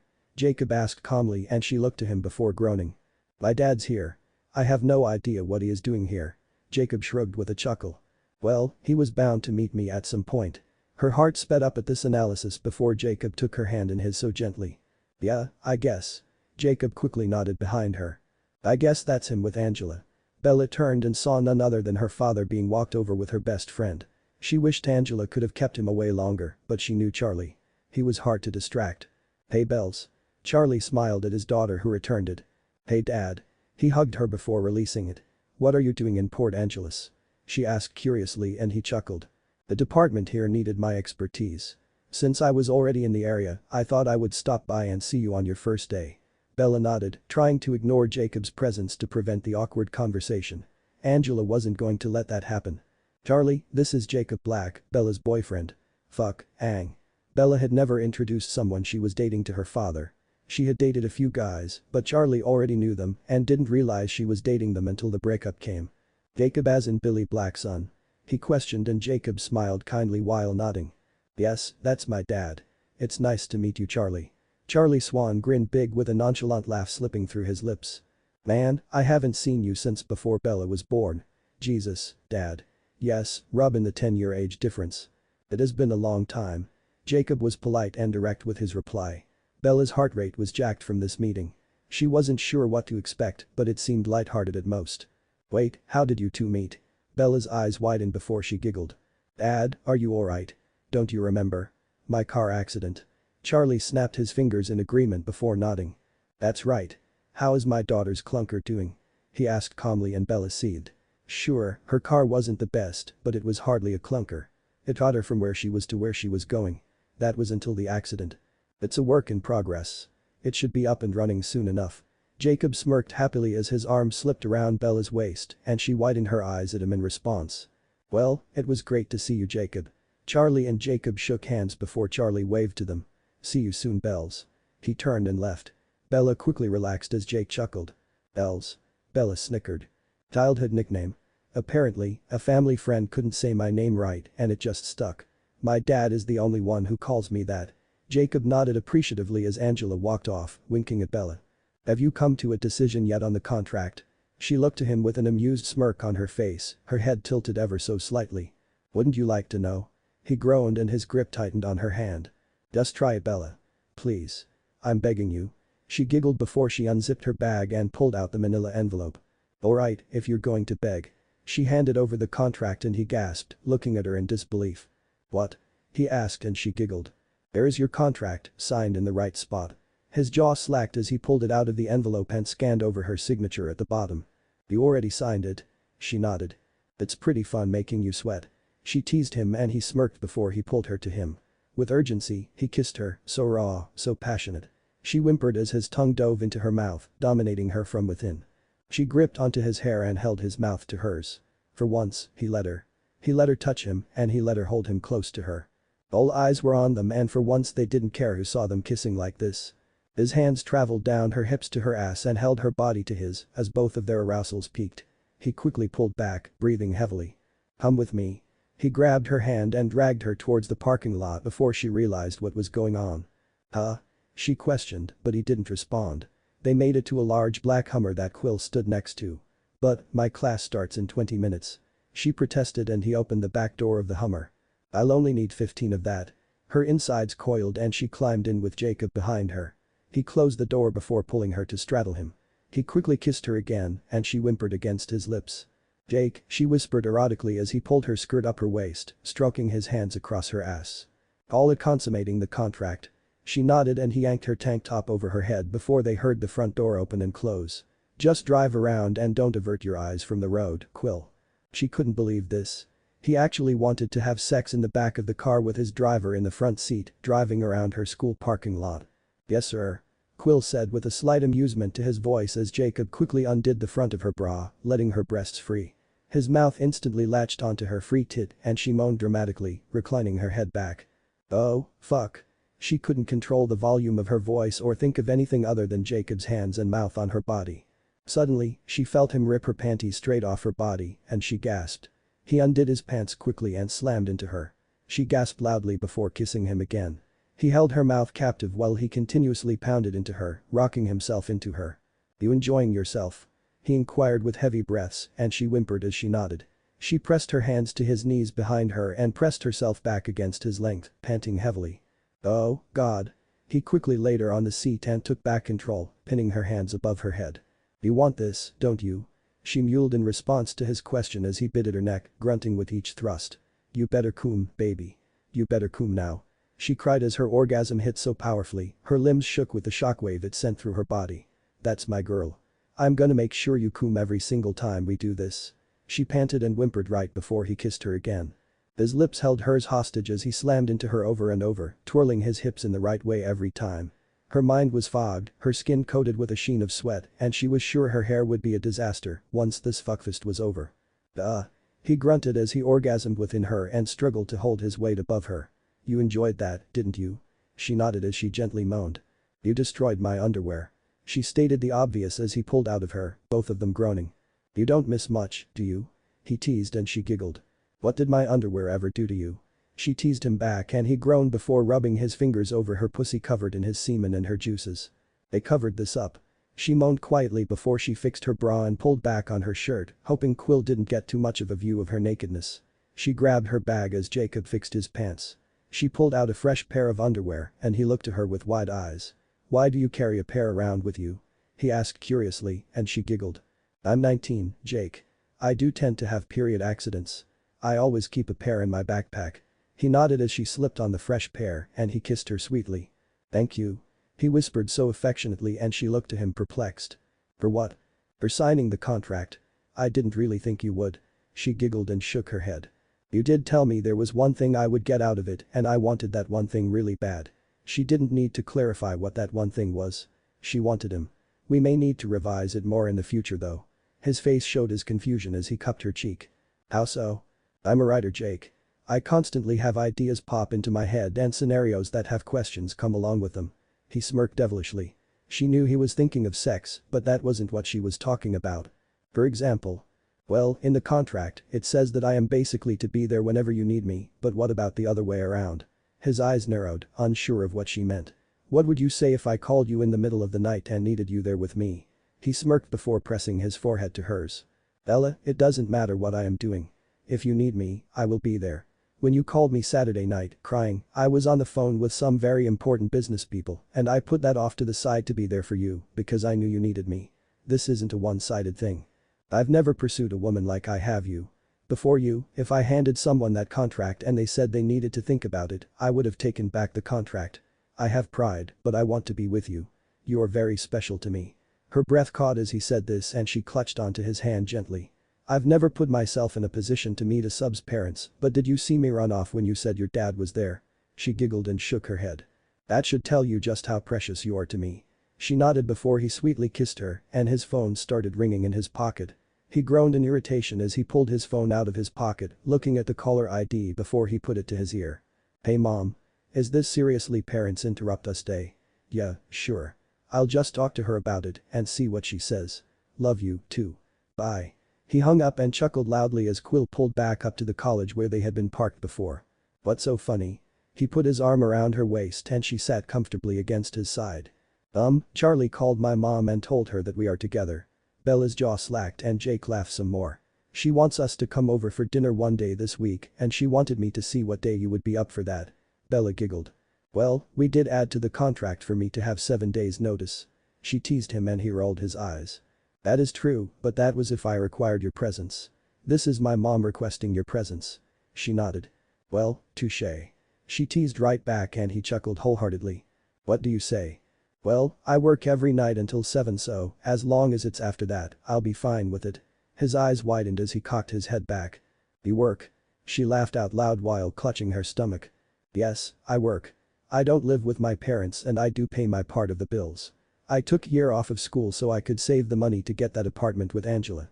He nodded before he cupped her cheek. How about tonight? I'm not sure I can handle going 4 days without seeing you. She blushed as he said this and bit her lip. God, don't bite that lip or you will be late for class. She kissed him passionately and he gripped onto her hip under her skirt, teasing the rim of her panties. Tonight will be fine as long as you can keep your hands to yourself the whole time. He chuckled and he pressed his forehead to hers. I can't make any promises there. She nodded and kissed him again. Keep that up and we will end up having sex again. She nodded and pulled out of the kiss as he opened the door. He climbed out and she followed, seeing Angela, Jessica, Lauren, and Tyler staring at them. Friends of yours? Jacob questioned as he tilted his head towards the group staring. Yeah, my friends from high school. They are good buddies. She pushed out and he narrowed his eyes at the group. What? She could sense something was wrong in his demeanor. The guy in your group seems really taken with you. Her eyes widened before she giggled. Tyler? He's like the crazy little brother that you just can't shake. Jacob chuckled and nodded before realization struck her. Jacob Black, are you jealous? He smirked, amusement in his eyes, and took her in his arms, pressing his forehead to hers. I don't like any men being around you if that answers your question. She took a deep breath and nodded. Why did you let me touch you earlier? She questioned, looking for a different subject to focus on, and he grinned. I was too caught up in the moment to care. That rarely ever happens. Then, his smile faded and a frown replaced it. I exercise control in all things, and, if there is one thing I don't like about how I feel about you, it's that I have no control over myself, where you are concerned, Bella. Her heart fluttered as he said this before he kissed her sweetly, appropriate for public view. I'll see you tonight. She nodded as she released herself from him and put her bag on her shoulder. Bye, Jake. She turned and walked away. Quickly, he gave a retort. Have fun, Bells. She turned her head and scowled as he threw his head back, chortling. She finished her approach to her friends, and Lauren laughed aloud. Did you guys seriously fuck in the back of his car? Bella flushed as she shrugged nonchalantly. How did you know that? Angela giggled and pointed at Bella's hair. Your hair is all over the place. You are sporting the most off-the-wall sex hair I have ever seen. Bella giggled before pulling her mat of hair up in a hair tie. I highly doubt that man will cease to amaze me in the bedroom department. Angela giggled and nodded in the direction of their algebra class. We must be off. They waved goodbye to their friends before making it down the hall. Anything interesting to reveal? Bella snickered to herself. I'm meeting his family after work tonight. Angela gasped loudly. Are you serious? That is big and really fast. Bella rolled her eyes. Yeah, I know it is. It wouldn't be happening if my dad hadn't shown up. He called Jake's mom and told her that me and Jake are together. She called Jake and now I'm meeting his family tonight. Angela chortled happily. She was really happy for Bella to have found such a great guy that was so caught up in her. She could see that Jake was falling for Bella even if no one else did. Does Charlie really know his parents? Bella nodded. Yeah. Imagine my surprise when I realized that Jake's parents are some of my dad's oldest friends. But, you and Jake had never met before. I've never met Billy or Sarah before either. I haven't met his sisters either, but I'm really hoping one of them isn't there. Angela tilted her head, perplexed by the irritation on her friend's face. Why? Bella shook her head. Can't tell you. Jake has sworn me to secrecy. All I can say is she is a royal bitch and I'm afraid that if I meet her that I might punch her. Angela gasped and rubbed her friend's back. I'm sure it will be fine. Just enjoy your night with your boyfriend and his family. You know the drill, lol. Let me know your thoughts and leave me some love. Bella whistled to herself as she stocked the paint cans at Newton's Hardware. She was very upbeat and excited to meet her Dom's family, but also a little nervous. She really hoped his biological mother adoptive sister wasn't going to be there, but she knew it was a big possibility. She didn't know much about Jacob's family other than what she had heard over the years. Sarah Black was a retired schoolteacher, and Billy Black was the current chief of the Quileute tribe and head of the council, which preoccupied a lot of time and energy. She knew Billy and Sarah had two twin daughters, Rebecca and Rachel, but she wasn't sure which one was Jacob's biological mother. Rachel was a paralegal and Rebecca was a website designer. She had heard that Rebecca got married to a Hawaiian surfing legend named Solomon Finau, who made a living on the reservation by giving surfing and swimming lessons to tourists. Rebecca had lived with Solomon in Hawaii for a long time, but moved back only a few years ago. Bella hoped her knowledge of Hawaii might come in handy when she met Rebecca and Solomon. Before moving to Forks, her mother, and her stepdad would spend their summers in Hawaii, so Bella was very knowledgeable of the land, their culture, and she could even speak the language and surfed pretty well. She hummed to herself until she felt a tap on her shoulder. She turned and gasped as she saw Jacob standing before her, an amused smirk on his face. Jake. What are you doing here? She calmed her voice when she realized she spoke too loud, and she flushed. I was in the area. He joked with her before she pulled the volumeless earbuds out of her ears, stuffing them in her pocket. I needed to stock up on a few things. Would you be able to assist me, Bella? Her insides coiled at the sexually insinuation in his voice, and she nodded. Sure, what do you need? He gave her a teasing grin. Table ties. She nodded and showed him around the store to where they found the items he desired. Table ties. Anything else? He snickered under his breath before whispering to her. Tape. She wasn't sure why he laughed or what he would need cable ties and tape for, but she showed him to the tape section of the store. He picked up 1.5-inch black tape and 1-inch red tape before she tilted her head for him to name off his next item. Next. Rope. He teased her some more, but she wasn't sure what about. She was completely confused as to why he would need rope, tape, and cable ties. What is the joke I'm not getting here? Right this way. They found the rope and she cut him 3 feet before handing it to him. Rope, tape, cable ties. You are the perfect serial killer. She giggled to herself before he smirked. Not serial killer. She wasn't sure what he was hinting at. Okay, what is it that you would need rope, tape, and cable ties for? He snickered before smirking knowingly at her. You really haven't figured it out. She shook her head innocently and he rolled his eyes. Think about it for a second. You are bound to figure it out. He hinted and then it clicked. She remembered in the contract that there was a mention of bondage with rope and tape. She slapped herself in the forehead before giggling. Oh, my God. He chuckled with her before she revealed her face, flushed to the color of a tomato. Did you serious come to the hardware store to buy stuff for that room? He nodded proudly. Of course. It's the only place to find everything I need. He moved to her before he affectionately kissed her. She moaned quietly as his lips discovered hers. He cupped her face and deepened the kiss momentarily before retracting his mouth from hers. Her breath caught in her throat before gazing into his eyes. Plus, it's almost the end of your shift. After that, you are all mine. She giggled before smirking at him. His statement was possessive yet sweet. Technically, I will be your mother's. She teased him and his eyes darkened. No, you will be mine, because after we leave my parents' house, I'm planning to preoccupy your whole evening in my playroom. Her breath caught in her throat from his statement. Already?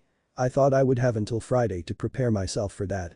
Okay, She trailed off as he smirked at her and she took a deep breath. Let's get you checked out so I can finish stocking up. He nodded and she led him to the register where she rang him up. Suddenly, her coworker, Mike, walked up before placing a hand on her shoulder. Would you like me to bag for you, Bella? She was very suspicious of this and cocked her head back before she noticed that Jake and Mike were having an intimidating staring contest.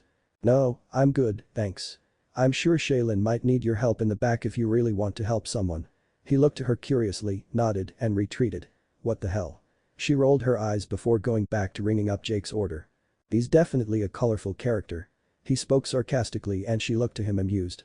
There is never a dull moment working with Mike Newton, that's for sure. He probably only has a job here because his mom owns the place.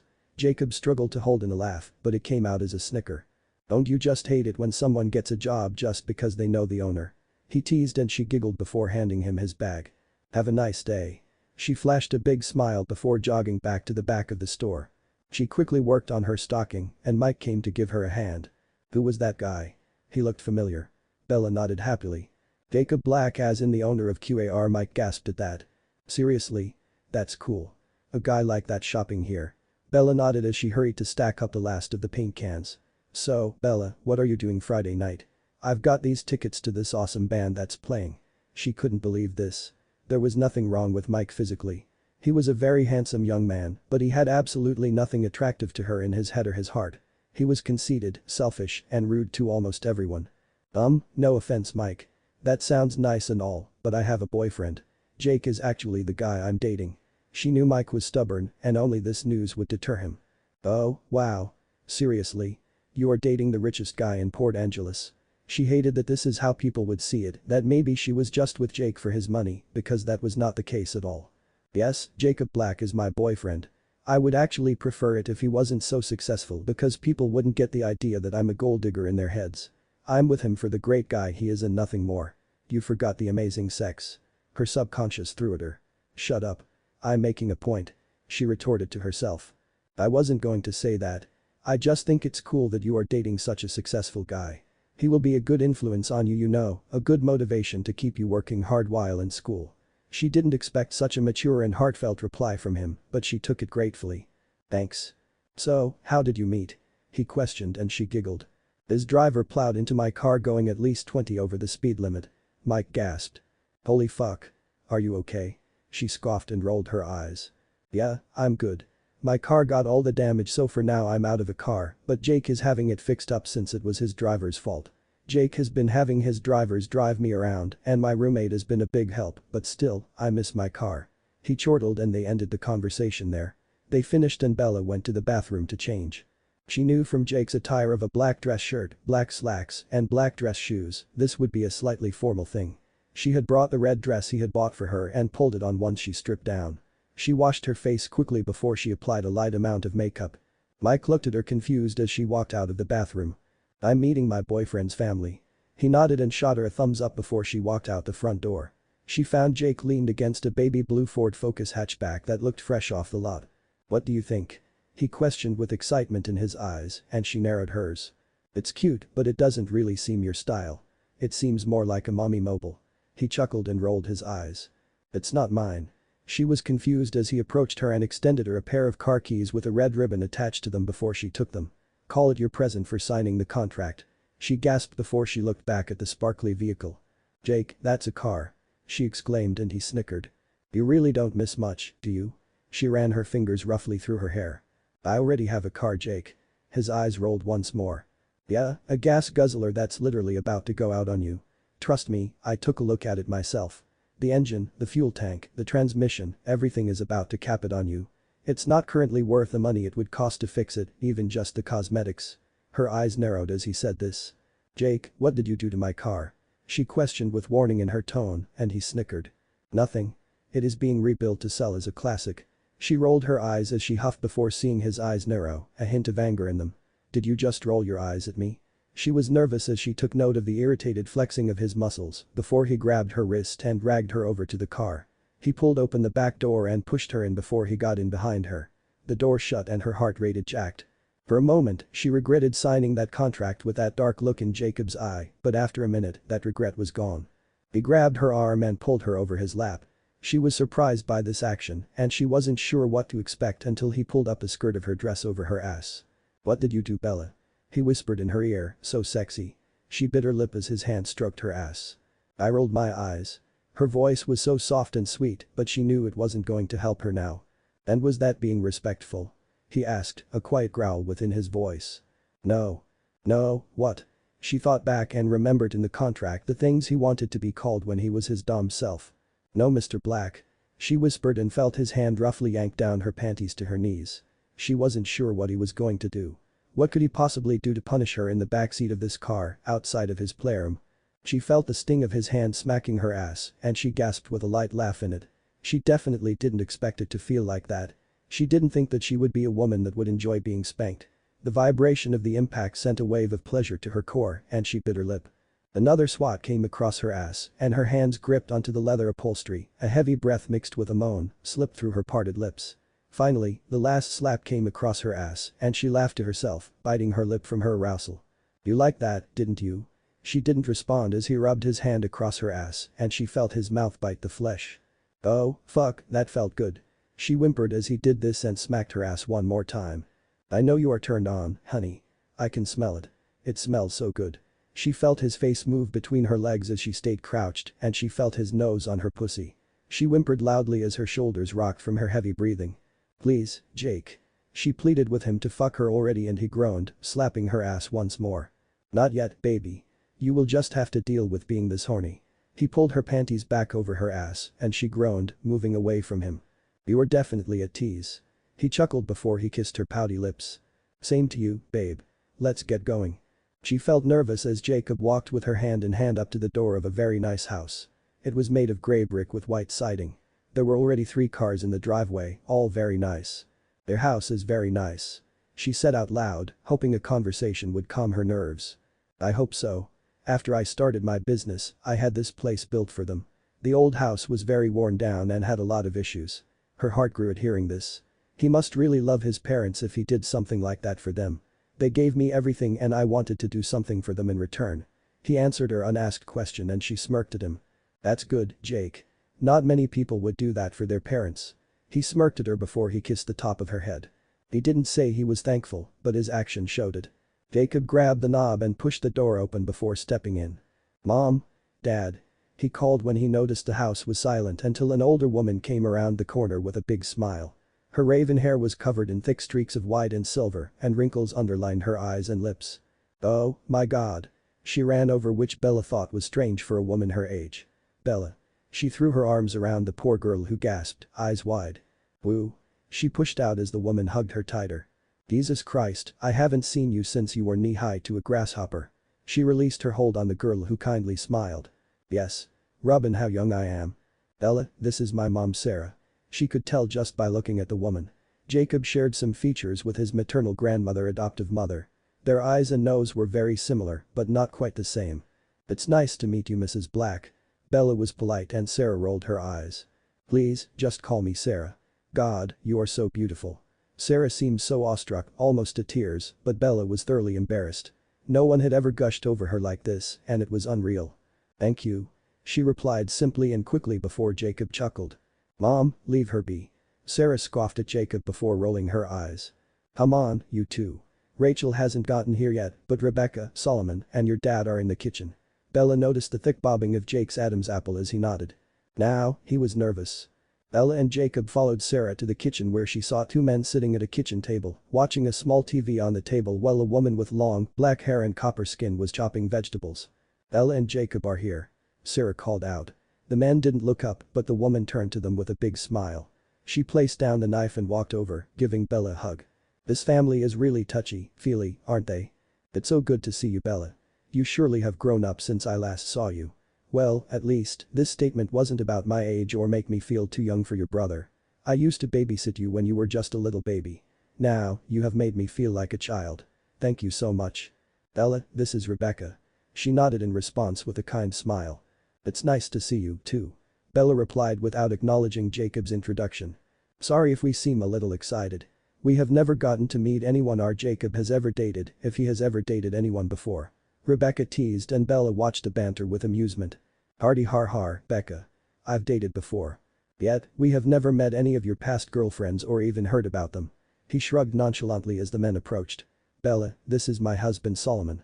She pointed out the tall, muscular tan man with shoulder-length, straight, black hair and a cheeky smile. This is my dad, which you probably don't remember. She could now see why no one knew Jacob was adopted. Billy Black looked like an older version of Jacob with long, silver hair and wrinkles set across his features. It's good to see you, Bella. It's been a long time. Billy had the most simple and inviting greeting of them all, and it made her feel so welcome. It's nice to meet both of you. The men went back to the TV, and Jacob kissed her forehead. She wasn't sure why he was being more affectionate than normal, but she would take it willingly. She smiled to herself as he did this to her. Rebecca giggled and pulled out a camera. Show me the love. Bella couldn't believe how over-the-top Rebecca was being about this. Was it really that big of a deal to them that they had never met any of Jacob's subs? Charlie had never realized that he had ever met any of Bella's boyfriends until they had already broken up, so why would this be any different? Jacob wrapped his arms around Bella's waist and her hands clasped on his forearms as both smirked at the camera. They heard the click as Rebecca took the picture and the woman who didn't look like she was in her mid-40s shrieked. Rebecca looked the same age as Jacob if not younger. She aged very well and Bella hoped she would age as well as Jacob's adoptive sister. Oh, I'll be right back. Rebecca fled the room with Sarah and the other men were too into whatever they were watching on the small TV to notice anything around them. Is Rebecca your sister that She trailed off as she looked at Jacob. She knew he would get what she was asking him. He cleared his throat and frowned as he released his hold on her. No, that would be Rachel. She was very relieved. Rebecca was so sweet. She knew, if Rebecca was Jacob's biological mother, she would struggle with being resentful to her. She imagined a heartless bitch when she thought of the woman who gave birth to him, not this nice, enthusiastic woman that was flashing pictures of them. Okay. Jacob released her hand and went over to the men, striking up a conversation. Bella offered Rebecca and Sarah some assistance when they came back into the kitchen. She was put on chopping duty. Bella was nervous to meet the woman who had given birth to the amazing man that this family called her boyfriend. She remembered Jacob saying that she hated him, but she couldn't see how anyone could hate him.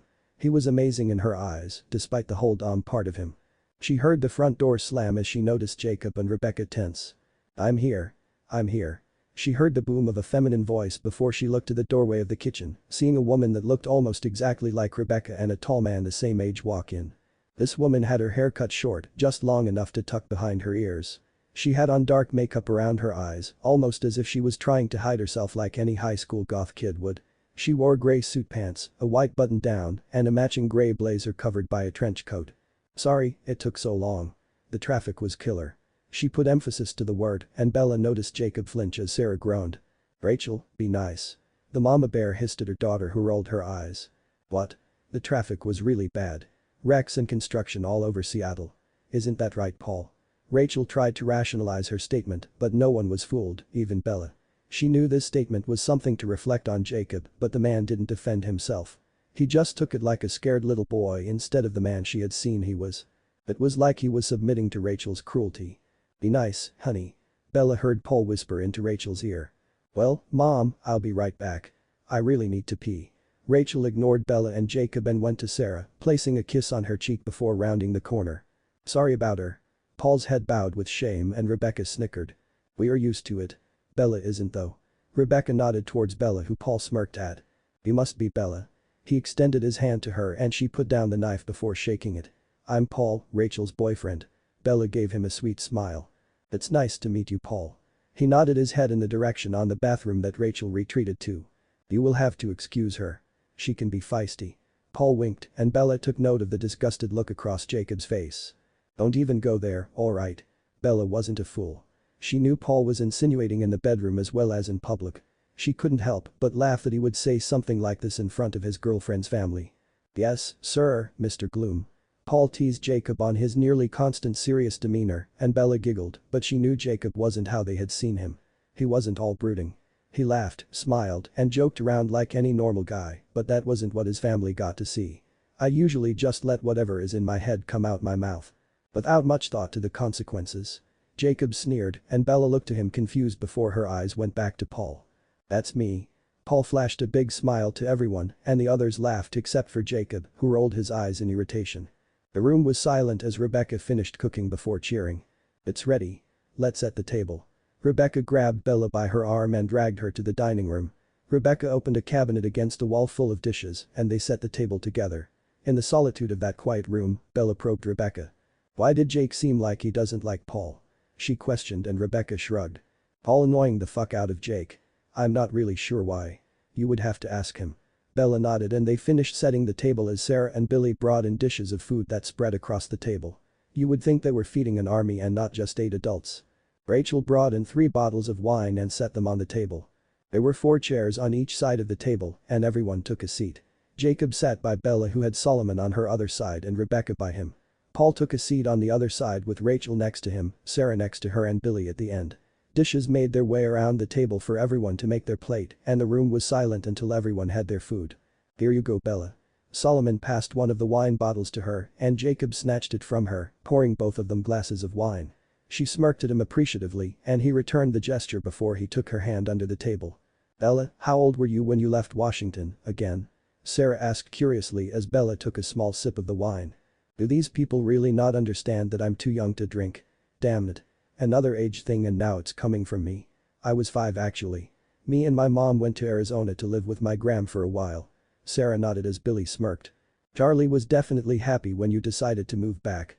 He wouldn't stop dancing when you told him you were coming. She giggled to herself and nodded. Yeah, that's my dad alright. How long have you been back? Rebecca asked. 5 years. My mom wasn't happy with my decision to move back to Forks, but she dealt with it. Billy snickered. Kicking and screaming, I suspect. Bella smiled and laughed to herself. You could say that. She's always trying to convince me to move to Florida. That's where she is at now with my stepdad Phil. Bella noticed Rachel was looking between Bella and Jacob with dirty looks. Have you seen her lately? Sarah asked curiously and Bella shrugged nonchalantly. I'm sure she misses you with you being so far away and all. Well, I'm supposed to be flying out to visit her in a few weeks in Florida. Jacob's eyes snapped to her in a flash before mumbling. What? She looked to him as his hand slipped over her thigh, up her skirt. She quickly grabbed his hand and pushed it away as Sarah got her attention. How's Renee doing? I haven't heard from her in a long time. She's good, she's happy with my stepdad. The age thing with them is a little weird, but Phil is really cool. He's very active so there was always something going on when you lived with him. Sarah smiled appreciatively. How old is her husband? Rachel suddenly piped into the conversation as she sipped at her wine. The room tensed other than Rachel. She looked to Bella with her head tilted, a frown on her face. He's 32. Well, now, he is 32 and my mom is 52. Bella answered casually and Rachel sneered. The big age difference must run in the family then. The room filled with gasps as Bella scowled. She was getting sick and tired of all of the comments relating to the fact that Jake was 10 years older than her. That was nothing like Renee and Phil. There was nothing wrong with her mom's and her stepdad's relationship. They were perfect for each other. They were both very active, and Phil was the only guy Renee had ever dated that could keep up with her. Phil and Renee were madly in love and age didn't matter. They were on the same page in their minds, hearts, and maturity. Bella was about to hand Rachel her ass chopped up on a platter for the whole family to see when Jacob ended the glaring contest. "Excuse us for a minute." Jacob stood up and grabbed Bella's hand, pulling her from the seat. He dragged her out to the backyard where there was an extravagant garden filled with high bushes and a nice small pond. Once they rounded the first tall bush, he picked her up by her knees, earning him a shriek, and threw her over his shoulder. "Hey. What the hell, Jake?" She groaned and he roughly slapped her ass through her dress. "Ow. What was that for?" she asked, unsure of what to think concerning his demeanor. "Why didn't you tell me about going to Florida?" She huffed and slapped his back. "What is the big deal? You have no right to be mad." He walked around the big garden until they made it to the very back, next to the large pool surrounded by a wrought iron gate. "Well, I am mad. I'm very mad, Swan." Her eyes widened and she groaned as he roughly placed her on her feet. She took in his dark, possessive, dominating eyes, and he gripped onto her cheeks, inclining her head back enough to look into his eyes and force her gaze to stay with his. "You're mine, you got that." He took control of her mouth with his as he pawed at her backside, touching her wherever he could. She whimpered as she held his cheeks in her own hands. He grabbed her hands to pull them away, and she instantly retracted from the kiss, pushing herself away from him. "You're so damn confusing, I swear." She turned from him as she tried to get herself under control. She was angry, irritated, lustful, and happy all at the same time, and she needed to stabilize those emotions quickly. "How am I confusing?" She turned to him and leaned against the gate around the pool. "Because you're Dr. Jekyll and Mr. Hyde. I've seen you be two completely different people in just the past 24 hours. First, you're this intense, intimidating, introverted person. Then, you're this happy-go-lucky, goofy, extroverted man. Also, I've seen the way you acted around Rachel, which was way out of left field. I don't know what the hell she meant by that whole traffic was killer comment, but I saw how everyone looked panicked, including you. When your mom told her to play nice, I knew whatever it is has to do with you. You didn't even defend yourself or anything. Instead, you acted like this scared little boy that was petrified that his sister was about to beat his ass." He groaned and rolled his eyes. "You wouldn't understand." Bella's eyes widened as he said this before wounding her arms around her waist. "Why wouldn't I understand?" He didn't speak, his jaw clenched dramatically, and she stepped closer to him, taking his hands in hers. "Why wouldn't you just let me in, Jake?" He looked down to her, eyes hard and dark. "I want to be here for you. I want to also be your friend and not just your sex slave." He huffed and removed his hands from hers. "My sex slave? That's how you still see this? After you signed the contract, you still see this as you're my sex slave?" She gulped as tears filled her eyes. "Yes, because no matter what you say about it not being one-sided, it is. You say you are devoted to me as long as I am your sub, but you won't let me be devoted to you. You are keeping me at arm's length. I want to be here for you, but you're not letting me." He huffed. "Have you even thought about the fact that maybe it's because if you saw me for who I really am, that you might run for the hills?" She was frozen in her place when he said this and looked to her with dangerous eyes. "I'm not a hero, Bella. I'm not some knight in shining armor or some Casanova meant to sweep you off your feet. I don't do the whole hearts and flowers thing.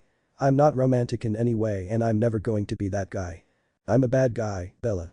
I make bad choices that negatively affect everyone around me and I don't give a damn who my choices hurt. I'm not going to change for anyone, let alone you. I'm exactly who I am and there is nothing you can do to change that. I hurt who I want, I fuck who I want, and I live my life by my own fucking terms and no one else's." He sneered and she turned away from him, her tears flowing violently. "Got anything to say to that, Swan?"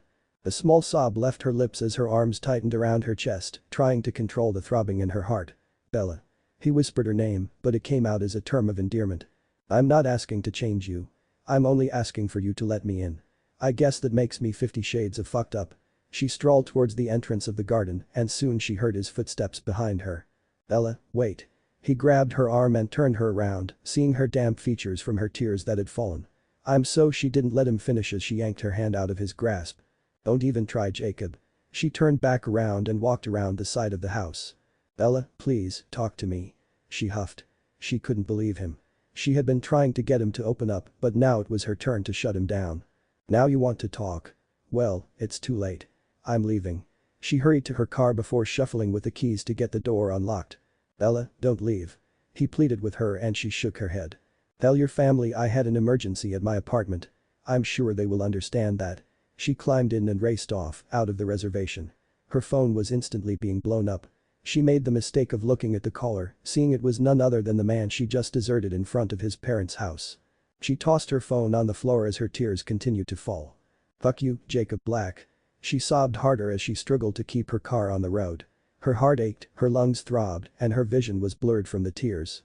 Her phone continued to ring off the hook, one call after another, the texts flowing through. Each time her phone went off, it felt like a piece of her heart was being ripped out. What he had told her, those angry words, they hurt, but they also told her that no matter what she would never be more than his sub. The worst part about it was that she knew she was falling for the very man who let her know that she would never be anything more than his sex toy. She wouldn't even be a friend. Though he had said she was special to him, only Mrs. Robinson was able to be Jacob Black's friend, even after he was her sub. She knew then that he had lied to her. He lied to her to get her to sign that damn contract, and now that she was stuck. Stuck being Jacob Black submissive. That's all for now. After analyzing my audience, I noticed that most of you prefer shorter videos, so I've decided to divide this into 2 parts. This was part 1, and the second half will be coming very soon. Until then, don't forget to subscribe to the channel so YouTube can personally notify you when the next part is out.